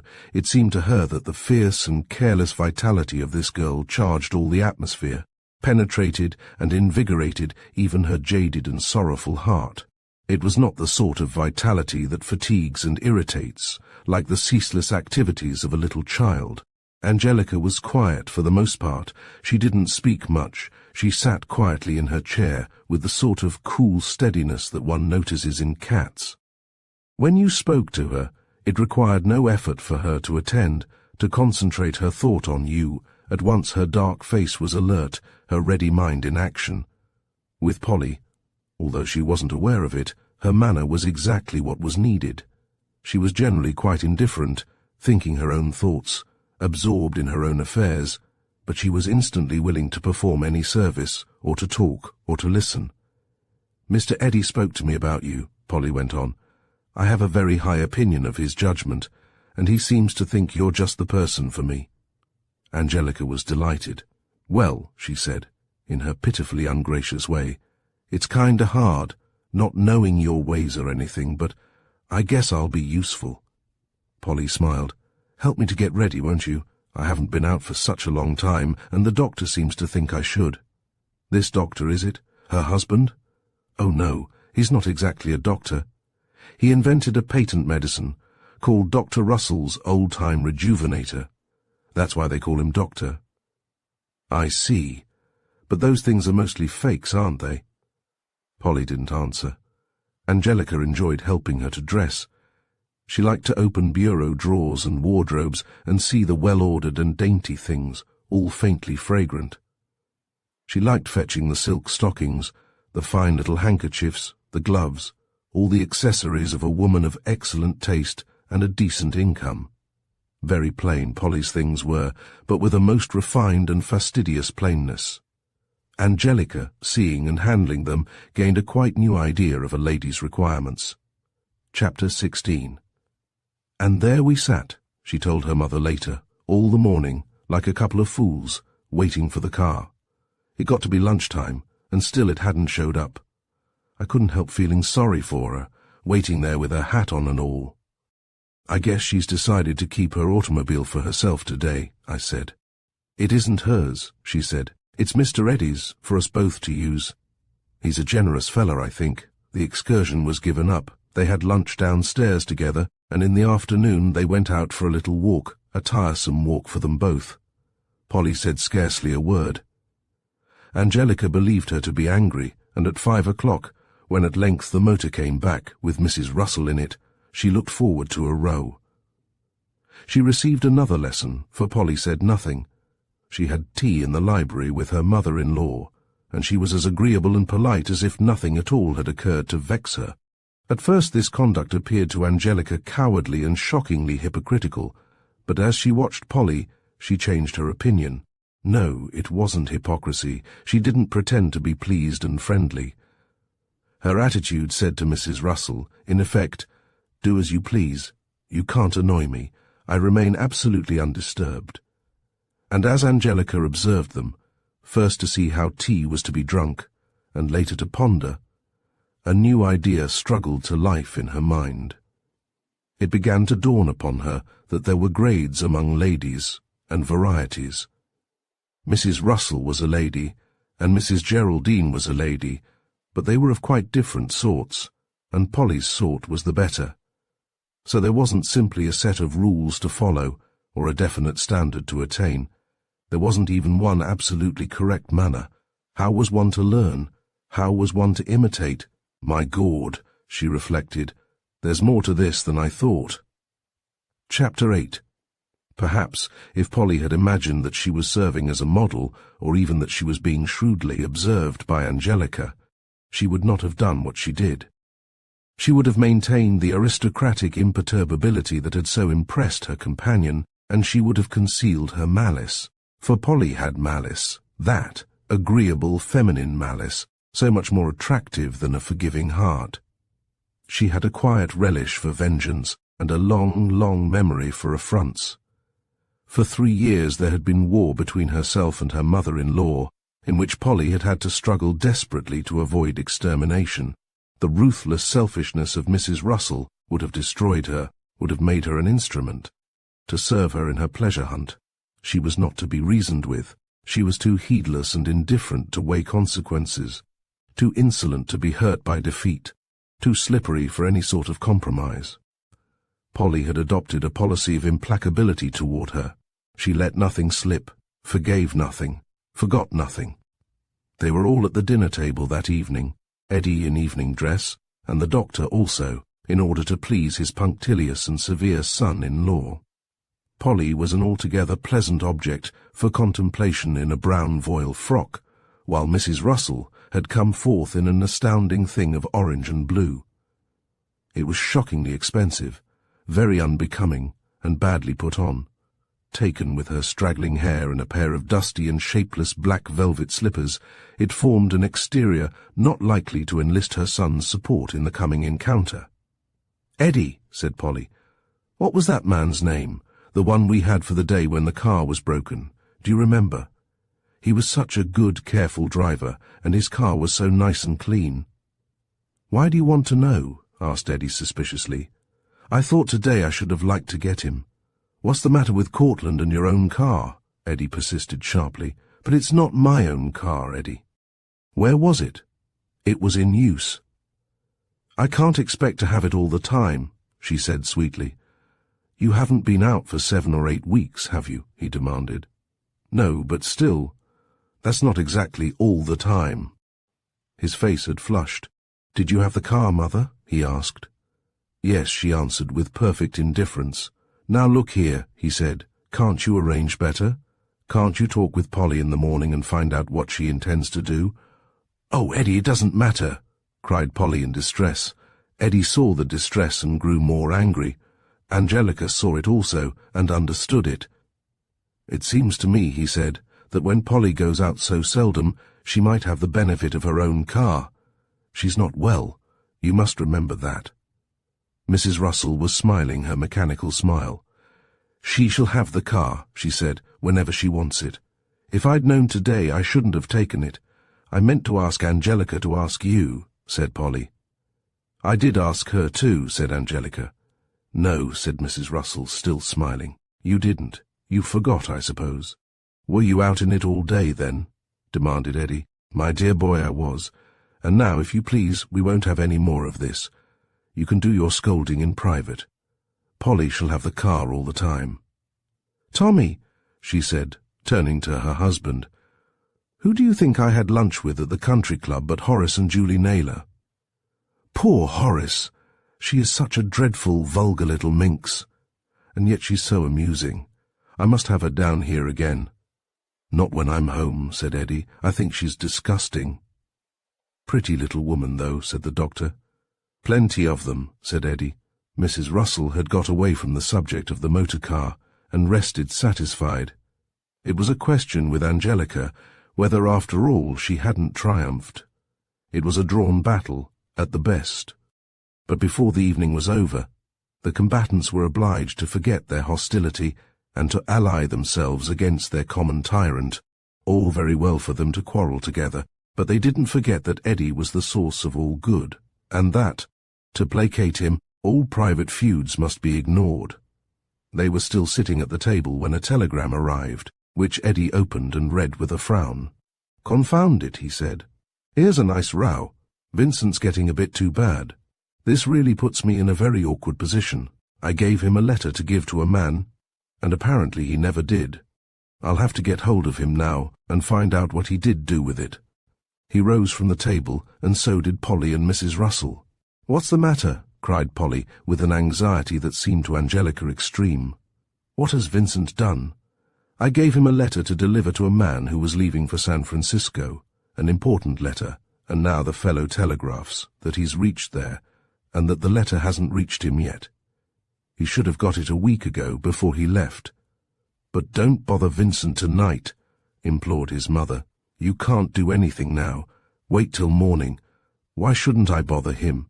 He's bothered me enough. I'm not going to humour him in this expletive fool idea of shutting himself up like a... He'll have to behave like a human being. Polly laid a soothing hand on his arm. Do wait till the morning, Eddie, she said. You know it's at night that he does his best work, and it seems a pity to disturb him. What about its being a pity to disturb me while I'm eating my dinner, to try and rectify one of his beastly, inexcusable blunders? No, by Jove, I'm entitled to some consideration. He's got to come out and tell me what he did. Do wait, cried Polly. He looked at her in anger and distress. Don't you understand? He demanded. It's important. I've got to find out what he's done with my letter. I've got to know at once, even, he added with irony, at the risk of disturbing Vincent. I haven't seen him for 3 days. Oh, do wait, cried Mrs. Russell. I won't, he answered. Striding out of the room, he began to run upstairs. To Angelica's great amusement, the two women followed him. She followed too, of course. Oh, Eddie, implored Mrs. Russell, don't be so headstrong. Wait. I'm sure he's asleep. He can wake up then. It's only 8 o'clock. Or maybe he's working, and if you interrupt him he'll be so vexed. He vexed, cried Eddie, outraged. It seems to me that I'm the one to be vexed. Proceeding at once to his brother's room, he knocked at the door, waited, and then knocked again. Vincent, he called. Open the door. I want to speak to you. He knocked louder and louder. Polly again touched his arm. Eddie, she said in a low voice, you're making a dreadful noise. Why don't you wait? To please me. It can't really matter, said Mrs. Russell. You couldn't really do much at this time of night. No, said Eddie. I could have waited, but now I won't. There's something damned queer about it. He can't help hearing this row. But you know how peculiar he is, said Mrs. Russell. He wouldn't answer if he didn't feel like it. I'll make him. I won't put up with this. He had turned away and was starting downstairs. Where are you going? Called his mother. I'm going to get Cortland to help me break in the door. Mrs. Russell drew near Polly. What do you think we'd better do? She whispered. I don't know, Polly answered in distress. Even if he would wait till the morning, I don't see just what we could do. Perhaps we'd better... Mrs. Russell nodded. Eddie returned promptly, bringing with him the blond young chauffeur, pleased and alert. Which door? He asked. This. All right. Now then, all together. 1, no, cried Mrs. Russell. No, Eddie. Wait a minute. He did wait, but impatiently, while she hesitated.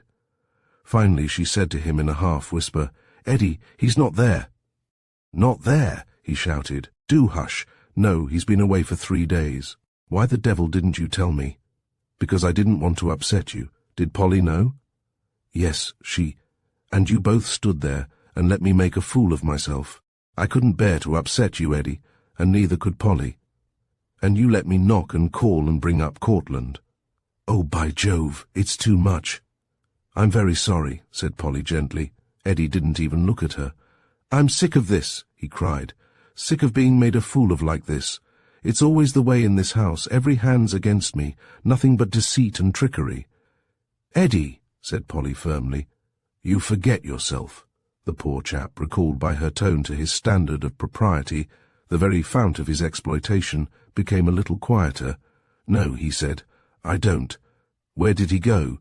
To New York, said Mrs. Russell. He had a bag with him. Cortland drove him in. Eddie turned suddenly upon Cortland. Why didn't you tell me he wasn't there? He demanded. How did I know he hadn't come back? Retorted Cortland smartly. Where did you leave him? Corner of Broadway and 42nd Street, said Cortland, and, with his unquenchable impudence, he added, But you won't find him there now. That'll do, said Eddie. You can go, and don't gossip about this. Cortland wheeled about briskly and began, quite leisurely, to descend the stairs, whistling cheerfully and loudly before he was well out of sight. Eddie did not even appear irritated. He had turned toward the 2 ladies of his household, with an ominous look in his blue eyes. Eddie was incredibly generous. He was kind-hearted and more or less sympathetic, but he had in him, all the same, the making of a first-class domestic tyrant.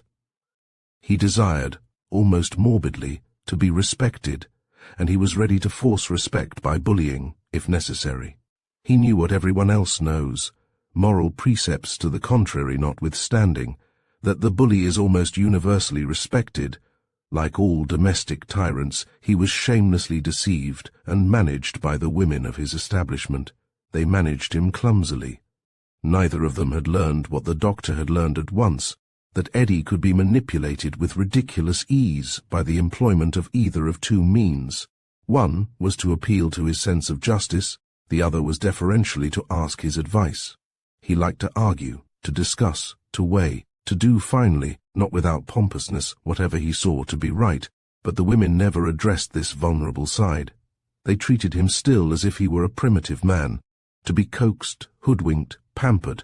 In spite of the fact that he was not primitive in any way, he got along splendidly in his office, because there it was acknowledged unanimously that he was not to be diddled, that he was no fool, but at home he was always treated as if he were a fool, and a slightly dangerous one. That is, of course, the accepted attitude toward any master of any house, but it is not always the most effective. His anger began to ebb away as he looked at them, and a profound dejection to take its place. It's no use, he said. No earthly use. I do the best I can for the entire family to keep things as decent as possible, but I can't. I get no help. I can't do it alone. But Eddie, my dear boy, said Polly. It was only to spare your feelings. He shook his head. It wasn't. You have some reason which I'll never know. I'm not blaming you, Polly. I know you do what you think is best, but if you'd only be honest, regardless of what might happen. He stopped, for he had caught Angelica's eye. He stopped, and his startled and arrested look said, almost as plainly as words, I believe you to be honest. He was as much surprised as if she had, but that instant appeared. Indeed, one might quite truly say that he had never before seen her. She looked so hardy, so bold, so independent, in all ways so different from the 2 other women who had just humiliated him. He felt a new and sudden interest in her. Chapter 9, Chapter 17. Angelica was consumed, devoured by curiosity. She felt obliged to know more of this family, of Vincent above all. So the next morning she got up very early, went down into the kitchen regions, and sought out a snub-nosed maid who had seemed disposed to be friendly when they had passed each other in the hall. The girl wasn't busy. She was sitting on the back steps, enjoying the fresh morning, and as soon as she saw Angelica, she moved over, hospitably, to make a place for her. "Sit down," she said. "It's a nice day, isn't it?" Angelica did sit down, and for a time was silent, looking before her across lawns as smooth and empty as those at the front of the house. Nothing at all backdoorish about the outlook, the same air of prosperous peace, in the distance other houses among their lawns, and well-trimmed trees, and overhead a lovely May morning sky. "Yes," she said, "it's certainly a nice day." She fell silent again, trying to arrange an opening for her questions, but the snub-nosed maid spared her the trouble. "Well," she said, "how do you like it upstairs?" Angelica at once perceived that the other girl was curious. "Oh, H, she said slowly. "I suppose it's all right." Another silence, during which they appraised each other according to their tradition. A mutual confidence was born. "They're a queer bunch," said the girl. "I never saw the like, and I've been with 7 families, too." Here she courteously gave Angelica a brief history of her life and condition. Her name was Annie M.C. Call, born in Scotland, but brought up in America, a member of the Plymouth Brethren, 27, and engaged to be married. She was extremely severe in her views, which were often similar to Angelica's, especially in regard to the immoralities of the rich. There was this difference, though. Annie was confident that she knew everything, and was infallibly right, while Angelica was anxious to learn. "If it wasn't that I was going to be married," said Annie, "and saving every penny, I'd leave. The way they carry on, I never saw the like." "Do they carry on?" inquired Angelica, delighted. Hadn't she always known that rich people carried on? Wasn't she just in a paradise of the romantic, where the rich were bad, and the poor, represented by herself and the terribly respectable Annie M.C. Call, were good? "That Mrs. Russell's the worst of them all," said Annie. "The bold, brazen thing she is, with her breeches and her smoking and her cursing. You'd ought to hear her curse." "She's queer," said Angelica reflectively. "Queer," cried Annie. "Well, I'd call it more than queer." She stopped a moment. "She's bad," she said. "Oh, bad. How?" "I don't like to be spreading scandal," said Annie, who always believed the worst. "It's not my nature, only that you'll be working upstairs right with her, and you being so young, it's only right you should be told. As soon as ever I set eyes on you, I said to myself you'd ought to be warned. I could see you weren't used to such people. You never worked out before, did you?" "No," Angelica answered. It was of no use to resent the working out, or to tell Annie that she was a companion, because Annie knew very well what her place was. Angelica's eating with the family couldn't deceive her. They were both servants, and Annie was the better paid and more respected of the two. Angelica could not honestly consider herself in any way superior, except in appearance. Annie spoke rather better than she did, and had had more schooling. She admitted to money in 2 savings banks, and she was engaged to be married. So Angelica submitted to a temporary equality, feeling morally sure, however, that the future would see her elevated immeasurably above Annie. "How is she bad?" she inquired eagerly. "She's a divorced woman," said Annie. "She divorced her first husband, Mr. Geraldine, and I've heard that he was a very nice man, much better than Dr. Russell, I dare say, too good for her, very likely. Anyway, I never heard any good of a divorced woman." "But what does she do?" Angelica demanded, rather impatiently. "You wouldn't believe it, but she's carrying on with that chauffeur." "My God," said Angelica. "Is she really? It's the worst I've ever heard of. Would you believe it? She's teaching him to play golf. They go out in the country, somewhere, where they're not known. She's bought him a bag of clubs, and he goes around showing it to all the chauffeurs and telling them I don't know what. He's a liar, and I wouldn't believe a word he said, but still, well, when you hear a thing right and left, and there's those clubs and all, and they cost a terrible lot, you can't help but think she's a regular bad woman." But Angelica did help thinking so. She didn't believe that Mrs. Russell was that sort of bad woman, and the longer she knew her, the more convinced she became of her perfect goodness in this one respect. Capable of the most outrageous follies, selfish, hard as flint, quite without scruples in the pursuit of her own liberty and pleasure, she was, however, not interested in men. Angelica said nothing, though, for she had no proofs or surmises to bring forward, nothing but her own instinct. Annie continued, "No, I can't help thinking so. I'm no fool. I've seen a lot. You do, working out. It's a pity, too, on account of Mr. Eddy. He's a nice young man, and he works himself sick for the lot of them. No one doing a stroke of work but him. Don't that doctor work? Dr. Russell? He's a regular old grafter, that's what he is. I saw him putting cigars in his pocket," said Angelica. "I've seen worse than that. I've seen him going through her bureau drawers and taking anything he has a fancy for. He'll come down with a flask, fill it with anything that's left in the decanters, and take it upstairs and drink until he falls asleep on the floor. They say it's terrible bad to drink things all mixed together like that. Does he know about her carrying on? He don't care, so long as he's got a good home and a little money to spend. I never saw such people in all my life, and they never have any decent company. Mrs. Geraldine. Why do they call her Mrs. Geraldine? Because that's her name," said Annie, surprised. "That used to be Mrs. Russell's name. It's Mr. Eddy's and Mr. Vincent's name, didn't you know? It's a queer name," Angelica remarked thoughtfully. "I thought it was her first name. Nothing in the universe seemed specially queer to Annie. Well, as I was saying, Mrs. Geraldine, she hasn't any friends, except out west, and Mr. Eddy, he hasn't got any time to make any, and there's no one ever comes here but her lot from that country club. A lot of swearing, drinking, smoking men and women. She fills the house with them, and then Mr. Eddy'll make a great row and say he won't put up with them, and then she'll smile that superior way and say, 'Very well, Eddy, it's your house.' Then, when she thinks he's kind of forgotten, she'll have them in again." "But what's the other fellow like?" asked Angelica. "Him," cried Annie. Why, she was at a loss for words to express what she felt. She hesitated. "He's crazy, and downright wicked. They call him religious. Sacrilegious, I call it.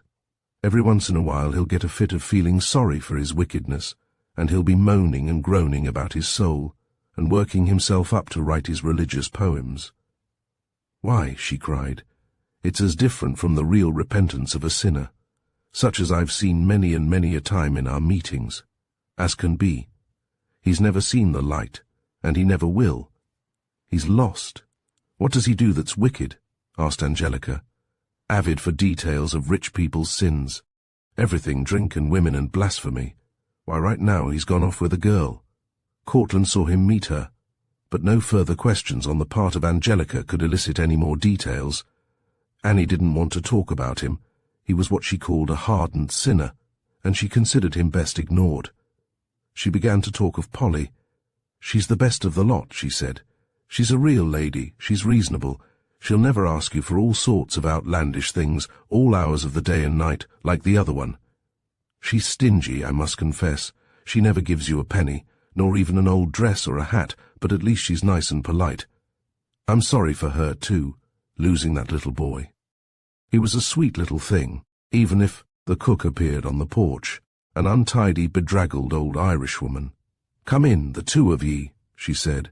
"Let your friend come in and eat a bite with us, Annie, if she's not too proud." "You might as well," said Annie. "They won't be eating for another half an hour, and we've got just as good as they have." "Better," said the cook. "You can trust me for that, Annie McCall." They went, not into the kitchen, as Angelica had expected, but into a nice little dining room, to a meal served and eaten with decorum and propriety, a table daintily laid, and a breakfast beyond cavil, coffee with cream, beefsteak, cold ham, new-laid eggs, hot rolls, cornbread, jams and marmalades, and a fine bowl of fruit. The cook sat down behind the coffee-pot, with Angelica beside her. Presently in came the chambermaid, the German laundress, and a mild little thing known as the second girl, and at last, swaggering, in his shirt-sleeves, Cortland the chauffeur. His eye fell at once upon Angelica. "Hello," he said. "What's the matter? Did they kick you out upstairs?"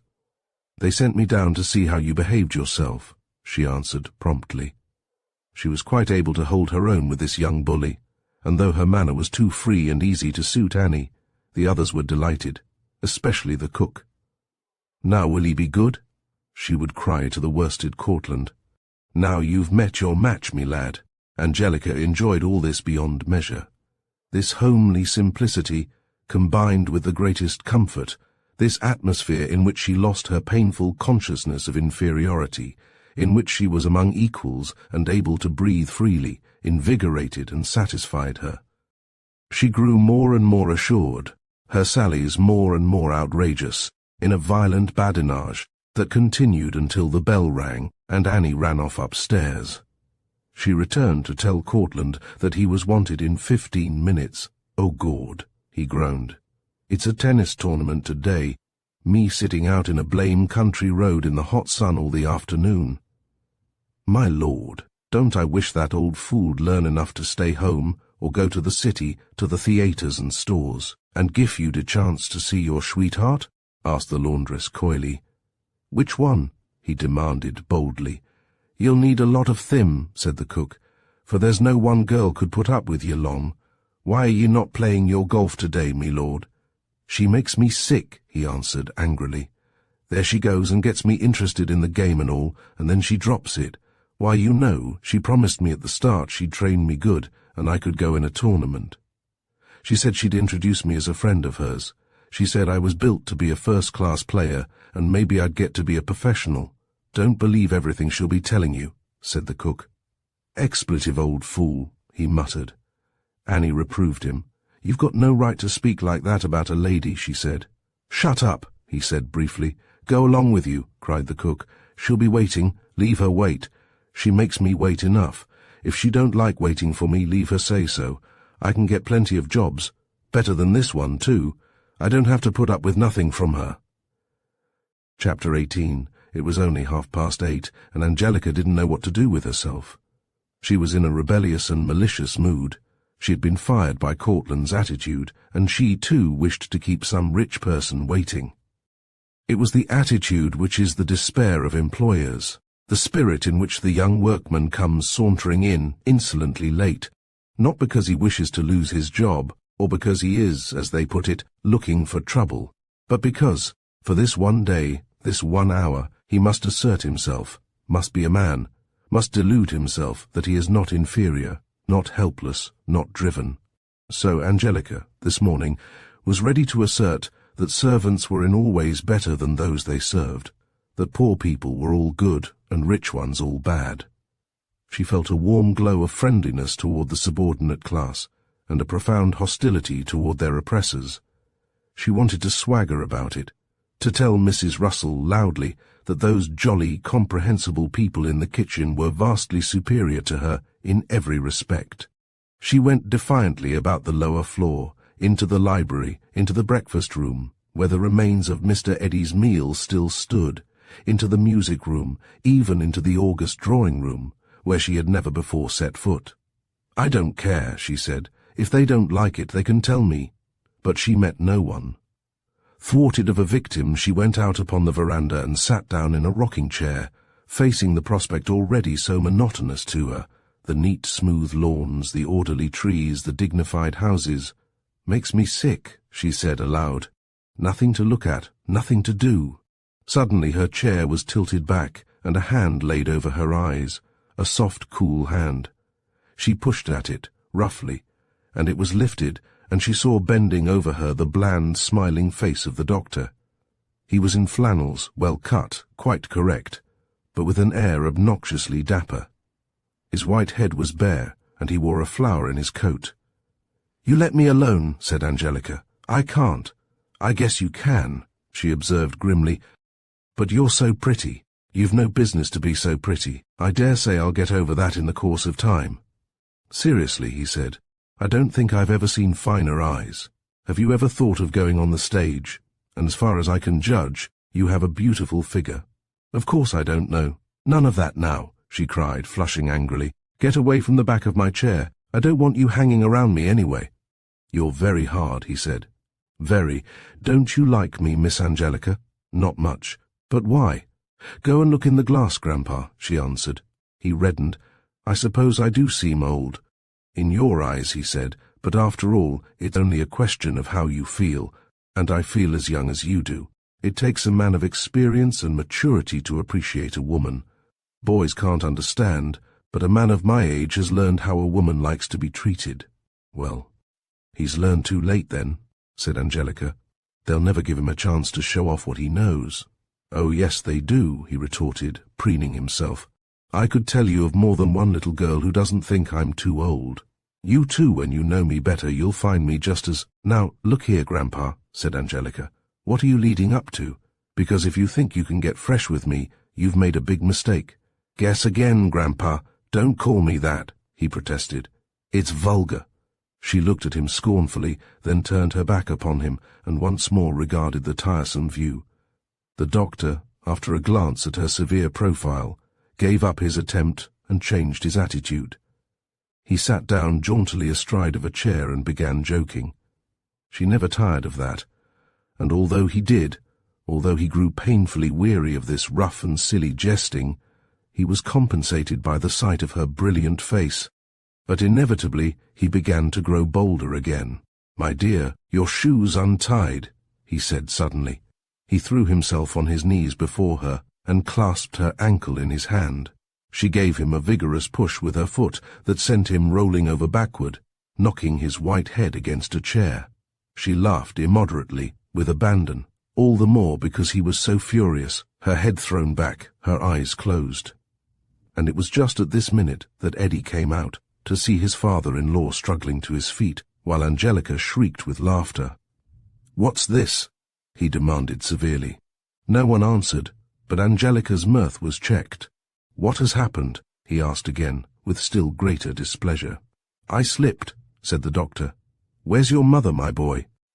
This was an attempt to disarm Eddie by reminding him that the doctor was his mother's husband and therefore venerable, but it was not successful. He received no reply and went sauntering off with exaggerated jauntiness, watched by Eddie till he was out of sight. Then Eddie turned to Angelica. "I'm sorry," he said gravely. "Oh, it don't matter," she answered. "I can take care of myself all right. I wasn't apologizing for my father-in-law's conduct. I meant I was sorry that you—" "Me?" she cried indignantly. "I didn't do anything. I hate to think of you stooping to this sort of thing, this silly vulgarity. It isn't like you. It isn't worthy of you, the former factory girl, with her long memory of scenes so much more vulgar and silly than this, of faces slapped and insults replied to with most forcible language, stared, astounded, at Eddie, at his displeased and disappointed face. You ought to be more dignified," he said. "You say you want to improve yourself. Then, in that case, this sort of thing—" She really had seen nothing reprehensible in her conduct, nothing to be censured. She knew, of course, that a girl in her situation mustn't spend her time in fooling with the men of the household, but to disapprove it on high moral grounds. However, the word dignified gave her a clue. It was those magnificent women he had in mind. She was falling short of their standard, and therefore disappointing Eddie. She wasn't being magnificent. She looked up at him. "I see," she said thoughtfully. "All right, I'll try." "That's right," he said. "I knew, if it were pointed out to you, that that sort of thing is so out of keeping with your character, with your face," he meant, without being aware of it, that any sort of coarseness in a girl so lovely and desirable was a shocking offence to him. Angelica left him, inspired by the loftiest thoughts. She was resolved to redeem this day begun so inauspiciously, breakfasting with the servants, knocking over the white-haired doctor. She pictured a new Angelica, stately and aloof. "He does me good, that fella," she reflected. Chapter 10, Chapter 19. It now became the aim of Angelica's life to satisfy Eddie. She felt that his standard was the right one, however painfully high it might be, and that he was genuinely concerned with helping her to attain it. And she felt that in spite of his youthfulness and his somewhat grandiloquent air, he was a remarkable and an admirable man. The more she saw of him, the more she admired him. She was a shrewd enough observer, yet she never detected in him a single lapse from his own rigid principles. What he set out to do, he did. What he determined to be, he was. She had not knowledge or experience enough to see that he was ignorant, crude and childlike. She could see only his force, his strength of will, the earnestness of his ambition, and his complete ingenuousness. He went directly to Polly. He told her that Angelica was ambitious and that he wished to help her. "So any evenings that you don't need her," he said, "she can come to me and study. I'll look out some books for her." Polly smiled and agreed. "It's another of poor Eddie's utopian schemes," she said to her mother-in-law. "I don't know what he expects to accomplish with the girl." "I only hope she won't accomplish anything," said Mrs. Russell. "She's very pretty, and Eddie's so susceptible. Of course he thinks it's a sin to think of a girl as a girl, but still—" They didn't at all like this educational project, but Mrs. Russell was too careless, and Polly too sensible to interfere, besides which it didn't look really alarming. Eddie was not the sort. It would have been impossible to Eddie to contemplate illicit relations with Angelica, and with his extreme propriety he was certainly not likely to consider marrying her. It was simply an annoyance to have her thus exalted. They were irritated and somewhat contemptuous, but they said nothing. They took care never to discuss Eddie in her presence. It was a recognized fact that she and Eddie were allies. They were oddly alike in many ways. They had the same sort of careless austerity. Neither of them cared whether a chair were comfortable or not, the soup hot or cold, the weather propitious. They disdained fatigue, were ready to work all day and all night to achieve an object, and had a fierce and driving ambition for power and distinction. But Angelica was coarser and stronger, while Eddie was more sensitive and very much more scrupulous.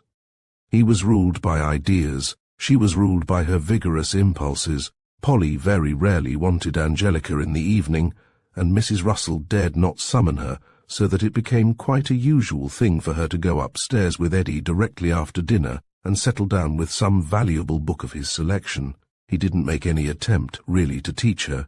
She could as well have sat in her own room to read, but that would have entirely destroyed the character of the thing for Eddie. She must be sitting there, under his eye, docile, earnest, his pupil. Sometimes he worked, sometimes he was himself engaged with one of his instructive books, which he bought in sets. But whatever it was, he very rarely spoke to her. He maintained his pose of imperturbability, which she knew well enough to be only a pose. It didn't take her long to see how it was with him. She understood that sort of thing so well. She saw how drawn he was to her, how she stirred his ardent blood, and she rejoiced and brought out all her tricks to torment him. When she wanted something explained, she would bring her book to him and stand beside him, leaning against him, bending over so that her hair brushed his cheek. She had attitudes that were poems of allurement. There were certain tones in her voice, certain little gestures, which she saw enthralled and disturbed and shocked him. "She doesn't know what she's doing," he would think. Well, she didn't exactly. She was well enough aware of the effect of her naughty wiles upon him, and upon other men, but she had never experienced the thing herself, never yet been transfixed by a dart such as she delighted to shoot. At first she was proud and gleeful, but after she had seen his painful effort to retain his dignity, his majesty, one might say, undisturbed, she felt a sort of respectful pity for him and desisted. She had no illusions. She didn't fancy that his inclination toward her was love. She never dreamed of marrying him, and she understood him and herself too well even to contemplate any other sort of alliance.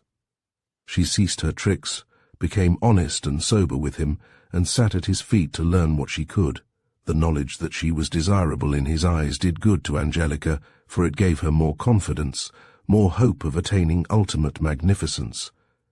She showed him her natural self, inquisitive, eager, strong, ready for any sacrifice, any denial that might help her in her progress, a nature at once ardent and calculating, a cool, shrewd, subtle Italian mind. As for herself, she wasn't in the slightest degree attracted by Eddie. She admired him and respected him. She felt a warm friendliness toward him, but no smallest trace of love or desire. It wasn't possible. He wasn't the man for her. He wasn't her sort. In contrast, And running parallel with this life of effort and progress under Eddie's direction, ran the other existence, the lazy, soft life of the harem. One half of her time she was studying, reflecting, earnestly considering her manners and deportment. The other half she spent with Mrs. Russell and Polly, in a thoroughly demoralizing uselessness. Laziness was Polly's darling vice. She had long passed the stage of struggling against it. Now she hugged it, enjoyed it without shame. She lay in bed, in a chaise longue, or on a sofa, hour after hour, smoking cigarettes, lost in her sorrowful reveries. Where on earth was she to find an incentive to activity?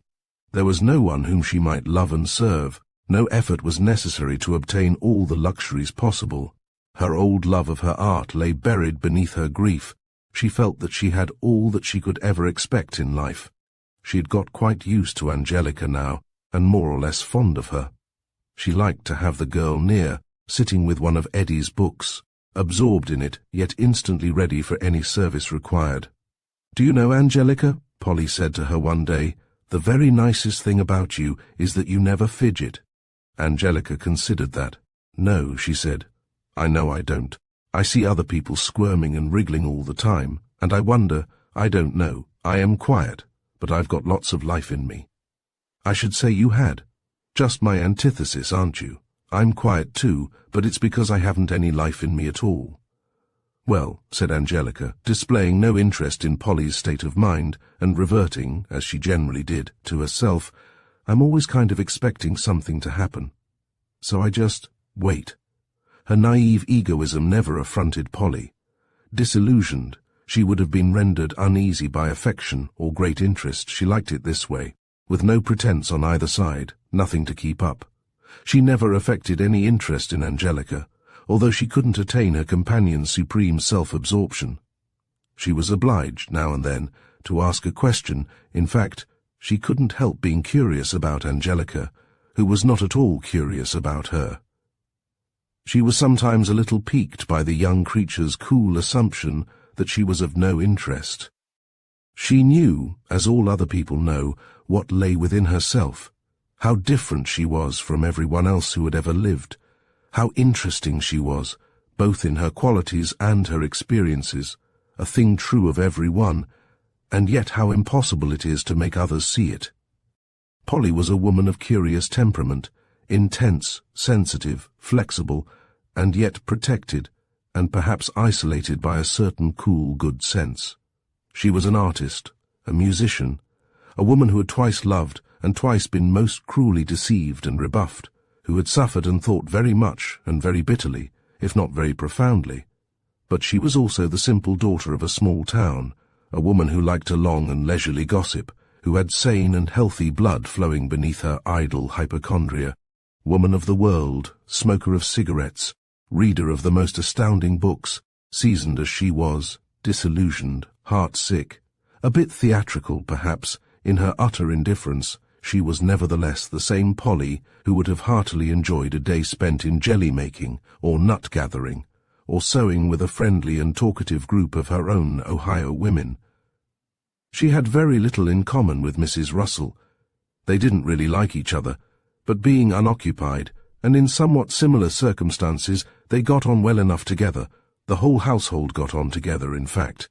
There were intrigues, incredibly petty and subtle struggles and plots, but nothing overt. The other two women accepted this new favourite of Eddie's with resigned tolerance.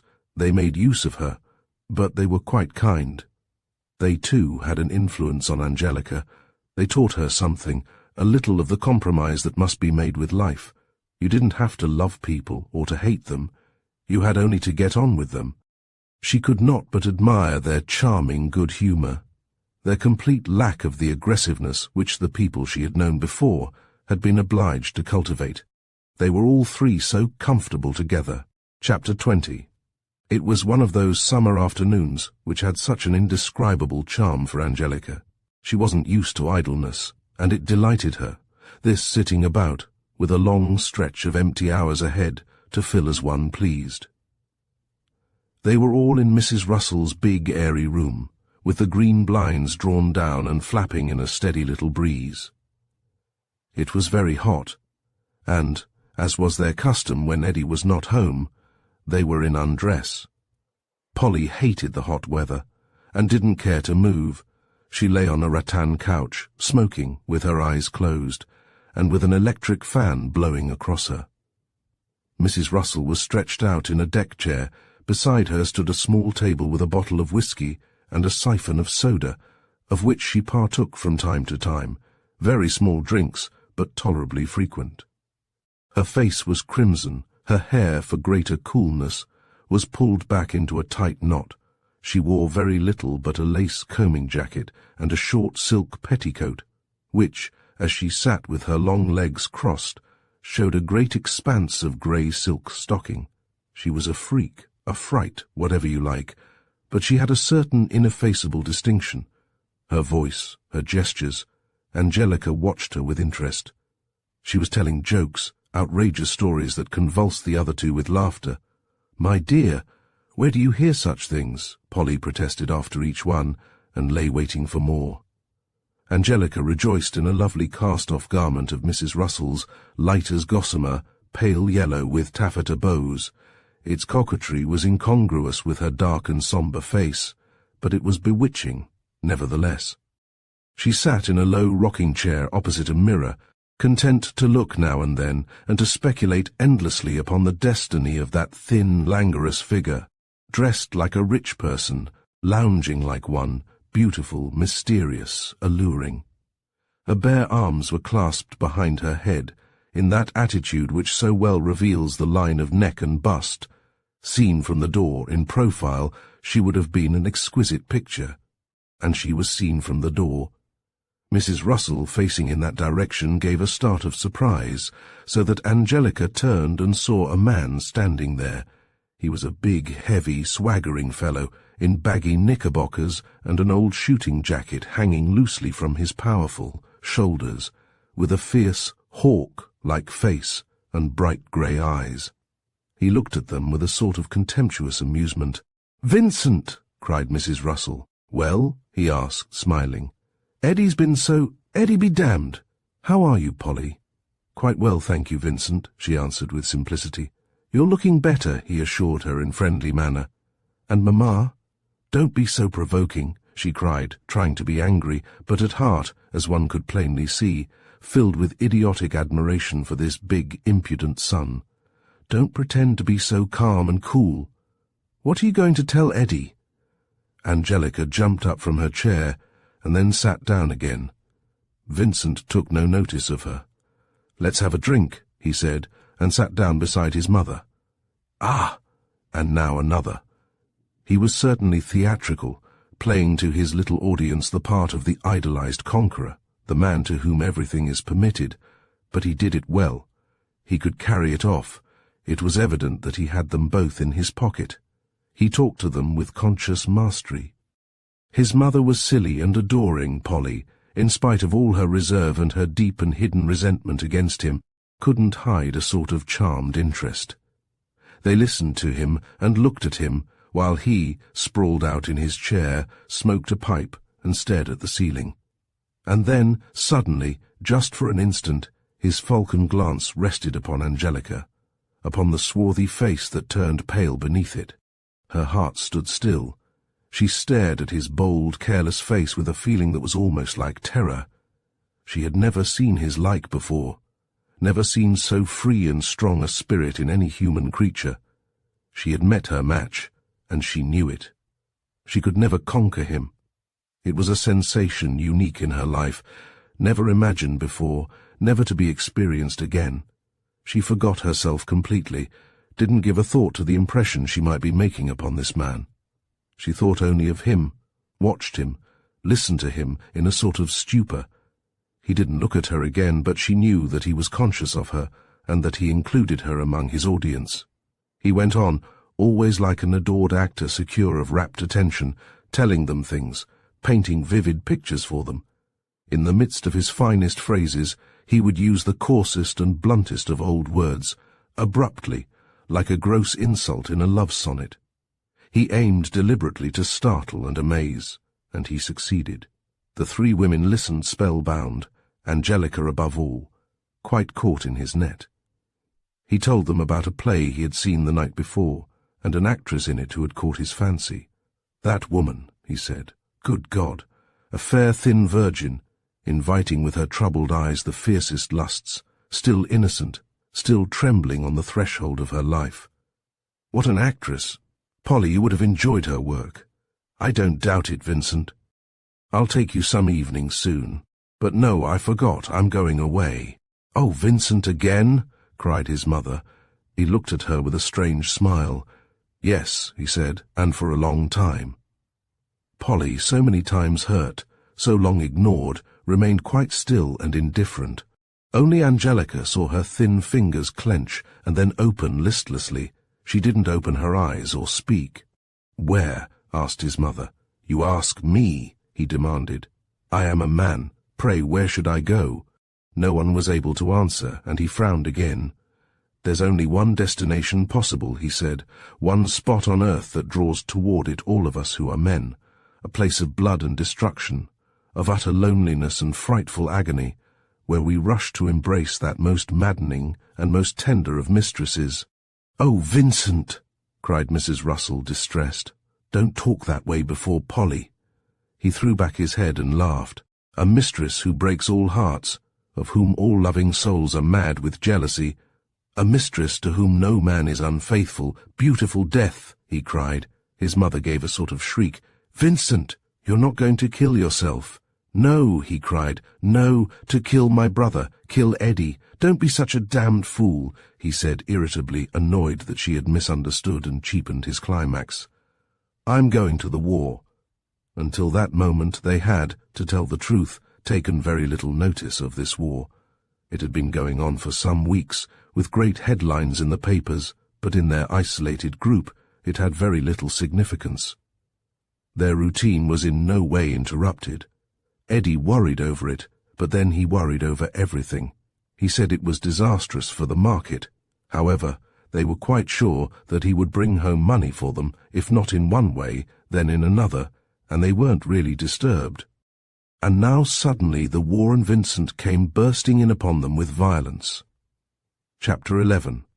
Chapter 21. Vincent, of course, had to go out of the room at once after that declaration, leaving the three women astounded. Mrs. Russell was the first to bestir herself. Perhaps because she was conscious that her emotions were so feeble, she always strained to emphasize, to exaggerate them. She at once affected a great excitement. She began rushing about, under the pretense of getting Vincent's room ready and telling the servants that Mr. Vincent was home. "And he's going to the war, Annie," she cried. "Isn't that dreadful?" Polly took no part in this movement. She went back into her own room and sat down before her dressing table.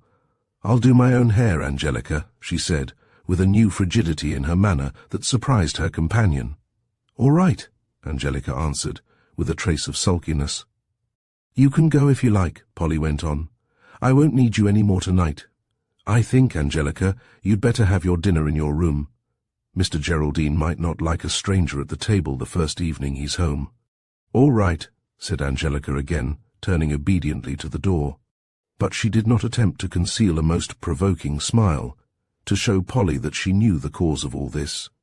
She went trailing back to her own room in the yellow negligee, and shut herself in, happy enough to be alone and unobserved. After all, what did it matter if she couldn't come down to dinner, couldn't see him at all that evening? She could think about him, she could recall his face and his voice, rejoice again in that unaccountable thrill. She leaned back in her chair, her arms clasped behind her head, a strange and divinely stupid smile on her lips. Just at the threshold of love she was lingering, in that little moment before there is desire or pain, when love is without substance, without thought, a dim ecstasy, with no more motive, no more basis for its joy than the dream of an opium smoker. "Gord," she said to herself, with a grin. "I guess I'm hit this time, all right." Chapter 22. There was a knock at the door. She went leisurely to open it, with the expectation of seeing her dinner served on a tray, but it was Eddie, the loyal Eddie, come to fetch her. He was rather pale and quite unsmiling. "If you'll get dressed," he said, "we're waiting for you to come to dinner." Mrs. Geraldine said, "It doesn't matter, you must come. I wouldn't sit down without you." He looked at her, and his face twitched. She looked so strange, so terribly aloof. He was unstrung, anyhow. He had had a beastly interview with his brother, and a somewhat unpleasant 5 minutes with Polly, whom he so much admired. He had really annoyed her, for the sake of this devilish girl. He was filled with dread and distress, with a wretched sense of impending calamity, what people call a presentiment. Perhaps it was because his mind unconsciously recognized all the elements here for a hellish conflagration. "Hurry, won't you?" he said. "We're waiting." She did hurry, and her dressing took only 10 minutes, but she was very much surprised to find Eddie still waiting for her, and still more surprised when he took her by the arm and for the first time used her name. "Angelica," he said in a low voice. "What?" she asked, startled. Don't what, Mr. Eddie?" He didn't answer, but he squeezed her arm, and when she looked up into his face it was desperately anxious. "All right," she said, half understanding what he wished her to understand. For she, too, was vaguely aware of danger. She, too, could dimly perceive whither her eager feet were leading her, but she ran to it, flew to it. She, too, had an odd and terrible feeling of approaching ill fortune. She felt disaster drawing near, yet was not able even to wish to avoid it. She sat down at the table, next to Vincent, and she hadn't been there for 15 minutes before she was lost. His bold eyes rested on her face, and all her own boldness turned to surrender, her own fierceness melted. She couldn't turn away from him. She sat very still, enthralled, listening to his voice, watching his mobile face, the fine, straight brows moving so expressively, his supple hands. He was still in his rough sport clothes, and his bright brown hair was ruffled. He had an air about him of fine, arrogant carelessness that she could worship. He had none of Eddie's punctilio, no sort of nice manners. He had only an indifferent ease, a most complete disregard for any other living soul. He interrupted without compunction. He made no pretense of listening. He wanted to do all the talking, and he wanted to be listened to with respect. Well, why not? Angelica wished nothing better than to look at him and listen to him forever. She couldn't bear the idea of having to leave his presence.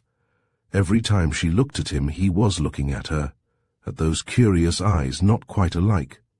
She was bewitched. She scarcely knew what she was doing. She felt that she shouldn't look at him so much, but that was quite beyond her control. The other people seemed dim and far away, hardly audible. He was filling up the world. He talked of the war, and his words were glorious. Oh, he was a poet, truly. His talk of blood and battles fired her imagination. Eddie's studious dissertations upon the rights and wrongs of the conflict seemed to her contemptible. A man mustn't go to war because it is his duty, but because he loves it, because he is a hero, like Vincent. "I'm going," he said. "I long for it. It's the completion of a man's life. Until he has fought and killed, a man has not lived. That is his manhood, his glory.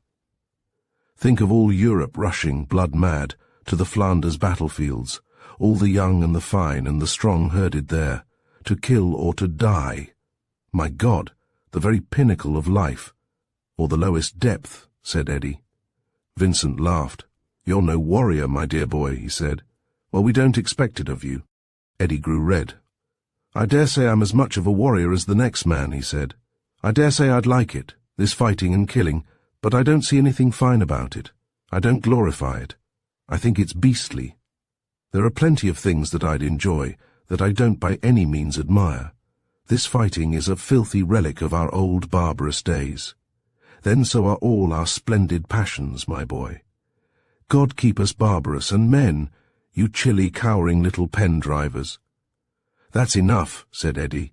"You're talking rot, pure rot." He was making a desperate effort to control a furious anger. For the sake of his own dignity, he didn't dare to quarrel with Vincent. He knew his brother and his unholy resources too well. "All those chaps in offices and so on," he continued. "You don't know anything about them. If it comes to the test—" "Oh, you'll all do your duty, all you little money-grubbers," said Vincent. "I don't doubt that, But what we need, what the world is sick for, dying for, is men who are inspired. They might be inspired by something better than drunken enthusiasm, said Eddie. Vincent laughed again and looked around the table at his worshipping women, but his glance rested upon Angelica. She caught her breath, stared up at him, and then, for the first time, smiled at him. A smile quite strange to her, trembling and uncertain. Chapter 23. Eddie pushed back his chair and got up. "Miss Kennedy," he said, "I've some more books for you, if you'll come and get them." "All right," she answered carelessly. He hesitated a moment, as if he were about to speak. Then he went on upstairs into his room, leaving the door open so that he could watch the lighted hall. He saw his mother go by, into her own room. Then he heard the sound of the piano downstairs. Polly's familiar touch. "I suppose she'll stay down there, jabbering," he said to himself, jealous, hurt beyond measure. "When he comes with his damned swagger, of course she has no further use for study and improvement. She'll forget all about coming." He couldn't read himself. He sat facing the door, restless, miserable. There came to his mind so many stories he had read, operas he had heard, with the tragic rivalry of brothers for their theme. And wasn't he the very prototype of the good brother, the one who is always wronged by the reckless handsome one, by Vincent? He thrust the thought away. Damned nonsense. No one was in love with anyone else in this house. He recognized an old and most unworthy adversary in this jealousy, something which he had tried for years to combat. It was the most convincing proof of Eddie's greatness of soul that he did so struggle with this envy, and that he did not hate his brother. He had every possible reason for doing so. He had the memory of years and years of injuries and injustices. He had seen this brother always exalted above him, always held up to him as an example of all the social virtues. "If you'd only try to be more like Vincent," his mother used to sigh. Eddie couldn't dance, couldn't sing, couldn't in any sort of way ingratiate himself. He wasn't liked. His goodness itself was perhaps the chief thing against him. "I never worry about Eddie," Mrs. Russell had often said in his hearing. "He's perfectly safe." And he knew that this was a most unattractive thing to be. He had never got on with Vincent. There was only 2 years difference between them, and Eddie had never been able to make even this apparent. He was smaller, he developed much more slowly. He never could obtain any of the prestige due to him as the elder. Eddie, at 19, had been nothing but a somewhat priggish and very shy schoolboy, while Vincent, at 17, was a young man. It must not be imagined, however, that Eddie was in any way subservient to his brother. For the most part, they were quite indifferent to each other. They very rarely met, they went to different schools, and Eddie spent his holidays with his mother and Vincent with his father. When their father died, and they were once more under one roof, with their mother, they had separate friends, separate interests. When anything did bring them together, they fought. Eddie had more than once been sent rolling in the dirt by his bigger brother, and in spite of the tradition that the normal boy loves the fellow who pummels him most heartily, this didn't breed affection in Eddie's heart. He resented it. He was fiendishly proud and sensitive, and he couldn't forget such outrages. He had fleeting visions of certain miserable moments, visions of the triumphant and exuberant Vincent, of being taken to see Vincent graduated with honors, to hear him read a valedictory poem he had written, to see him surrounded, overwhelmed with admiration, of watching him win races, play in tennis tournaments and amateur theatricals, of hearing him sing.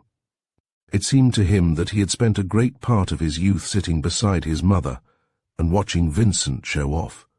There were facets to Vincent's nature which he never regarded or attempted to comprehend. This poetic stuff, for instance.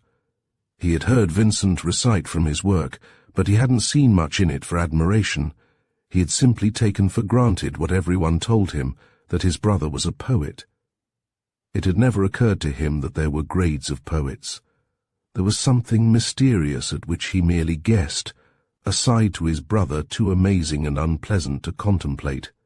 Eddie, with his rigid self-discipline, his ceaseless struggle to perfect himself, could in no way comprehend the laxity, the facile debauchery, the equally facile repentance of an ill-balanced and self-indulgent soul. He had more than once fancied he heard his brother weeping and groaning, sometimes shut in with his mother, sometimes with Polly, but when he actually saw him, big, strong, insolent, forever bragging of his manhood, he couldn't believe it. He couldn't reconcile the idea of hysterical weakness with this conquering creature. He imagined it must be merely some expression of the poetic temperament. No, this victorious brother was without blemish. He had become in Eddie's eyes a rival of quite fantastic perfection. He was handsome, he was strong, he was fascinating, he was a poet, he had every accomplishment, every charm. He was not to be withstood. And, just as he was reflecting, he saw Angelica go by the door, absolutely oblivious of him, without so much as turning her head. He heard her door close, he waited, but he knew it was of no use. She had forgotten him. Chapter 24. Polly, too, was thinking of Vincent, with that pitiful stupidity of women who can never quite believe themselves without attraction. She had seated herself at the piano and begun to play. She knew he loved music. She hoped to interest him with a curious new piece. She wasn't in love with him any longer. She didn't even wish him exactly to love her, but she was passionately anxious to secure his attention. She had that hunger which all really fine women have, the hunger for being appreciated, recognized. She deluded herself with the idea that after an episode with some worthless little hussy, he couldn't help but contrast such a creature with Polly and be filled with remorse and respect. As a matter of fact, he felt nothing in the world but irritation. He did contrast Polly with the girl whom he had left the day before, but it was to the disadvantage of his wife. He saw her to be sallow, weary, faded. She had, he thought, only one good point. She didn't nag, didn't even ask where he'd been. He came and listened to her music. She saw him sitting close to her, with a look of pleasure on his face, and she put all her art, all her skill, into her playing. But when she glanced up from a difficult passage, he had gone. She went on playing, but it was mournful, dispirited music, the improvisings of a forlorn heart. Mrs. Russell alone never gave a thought to Vincent. She had gone to bed very early, as she liked to do, and lay reading a French detective story. Her eyes were bright with interest. She was delighted. Chapter 25. Angelica had not turned on the light. She sat by the open window of her room, near which a big lime tree was rustling in the dark. The grass, the bushes, the clouds were all moving, and she fancied that moths and bats and other little night creatures fluttered by. The breeze was going past her. She felt none of it on her face.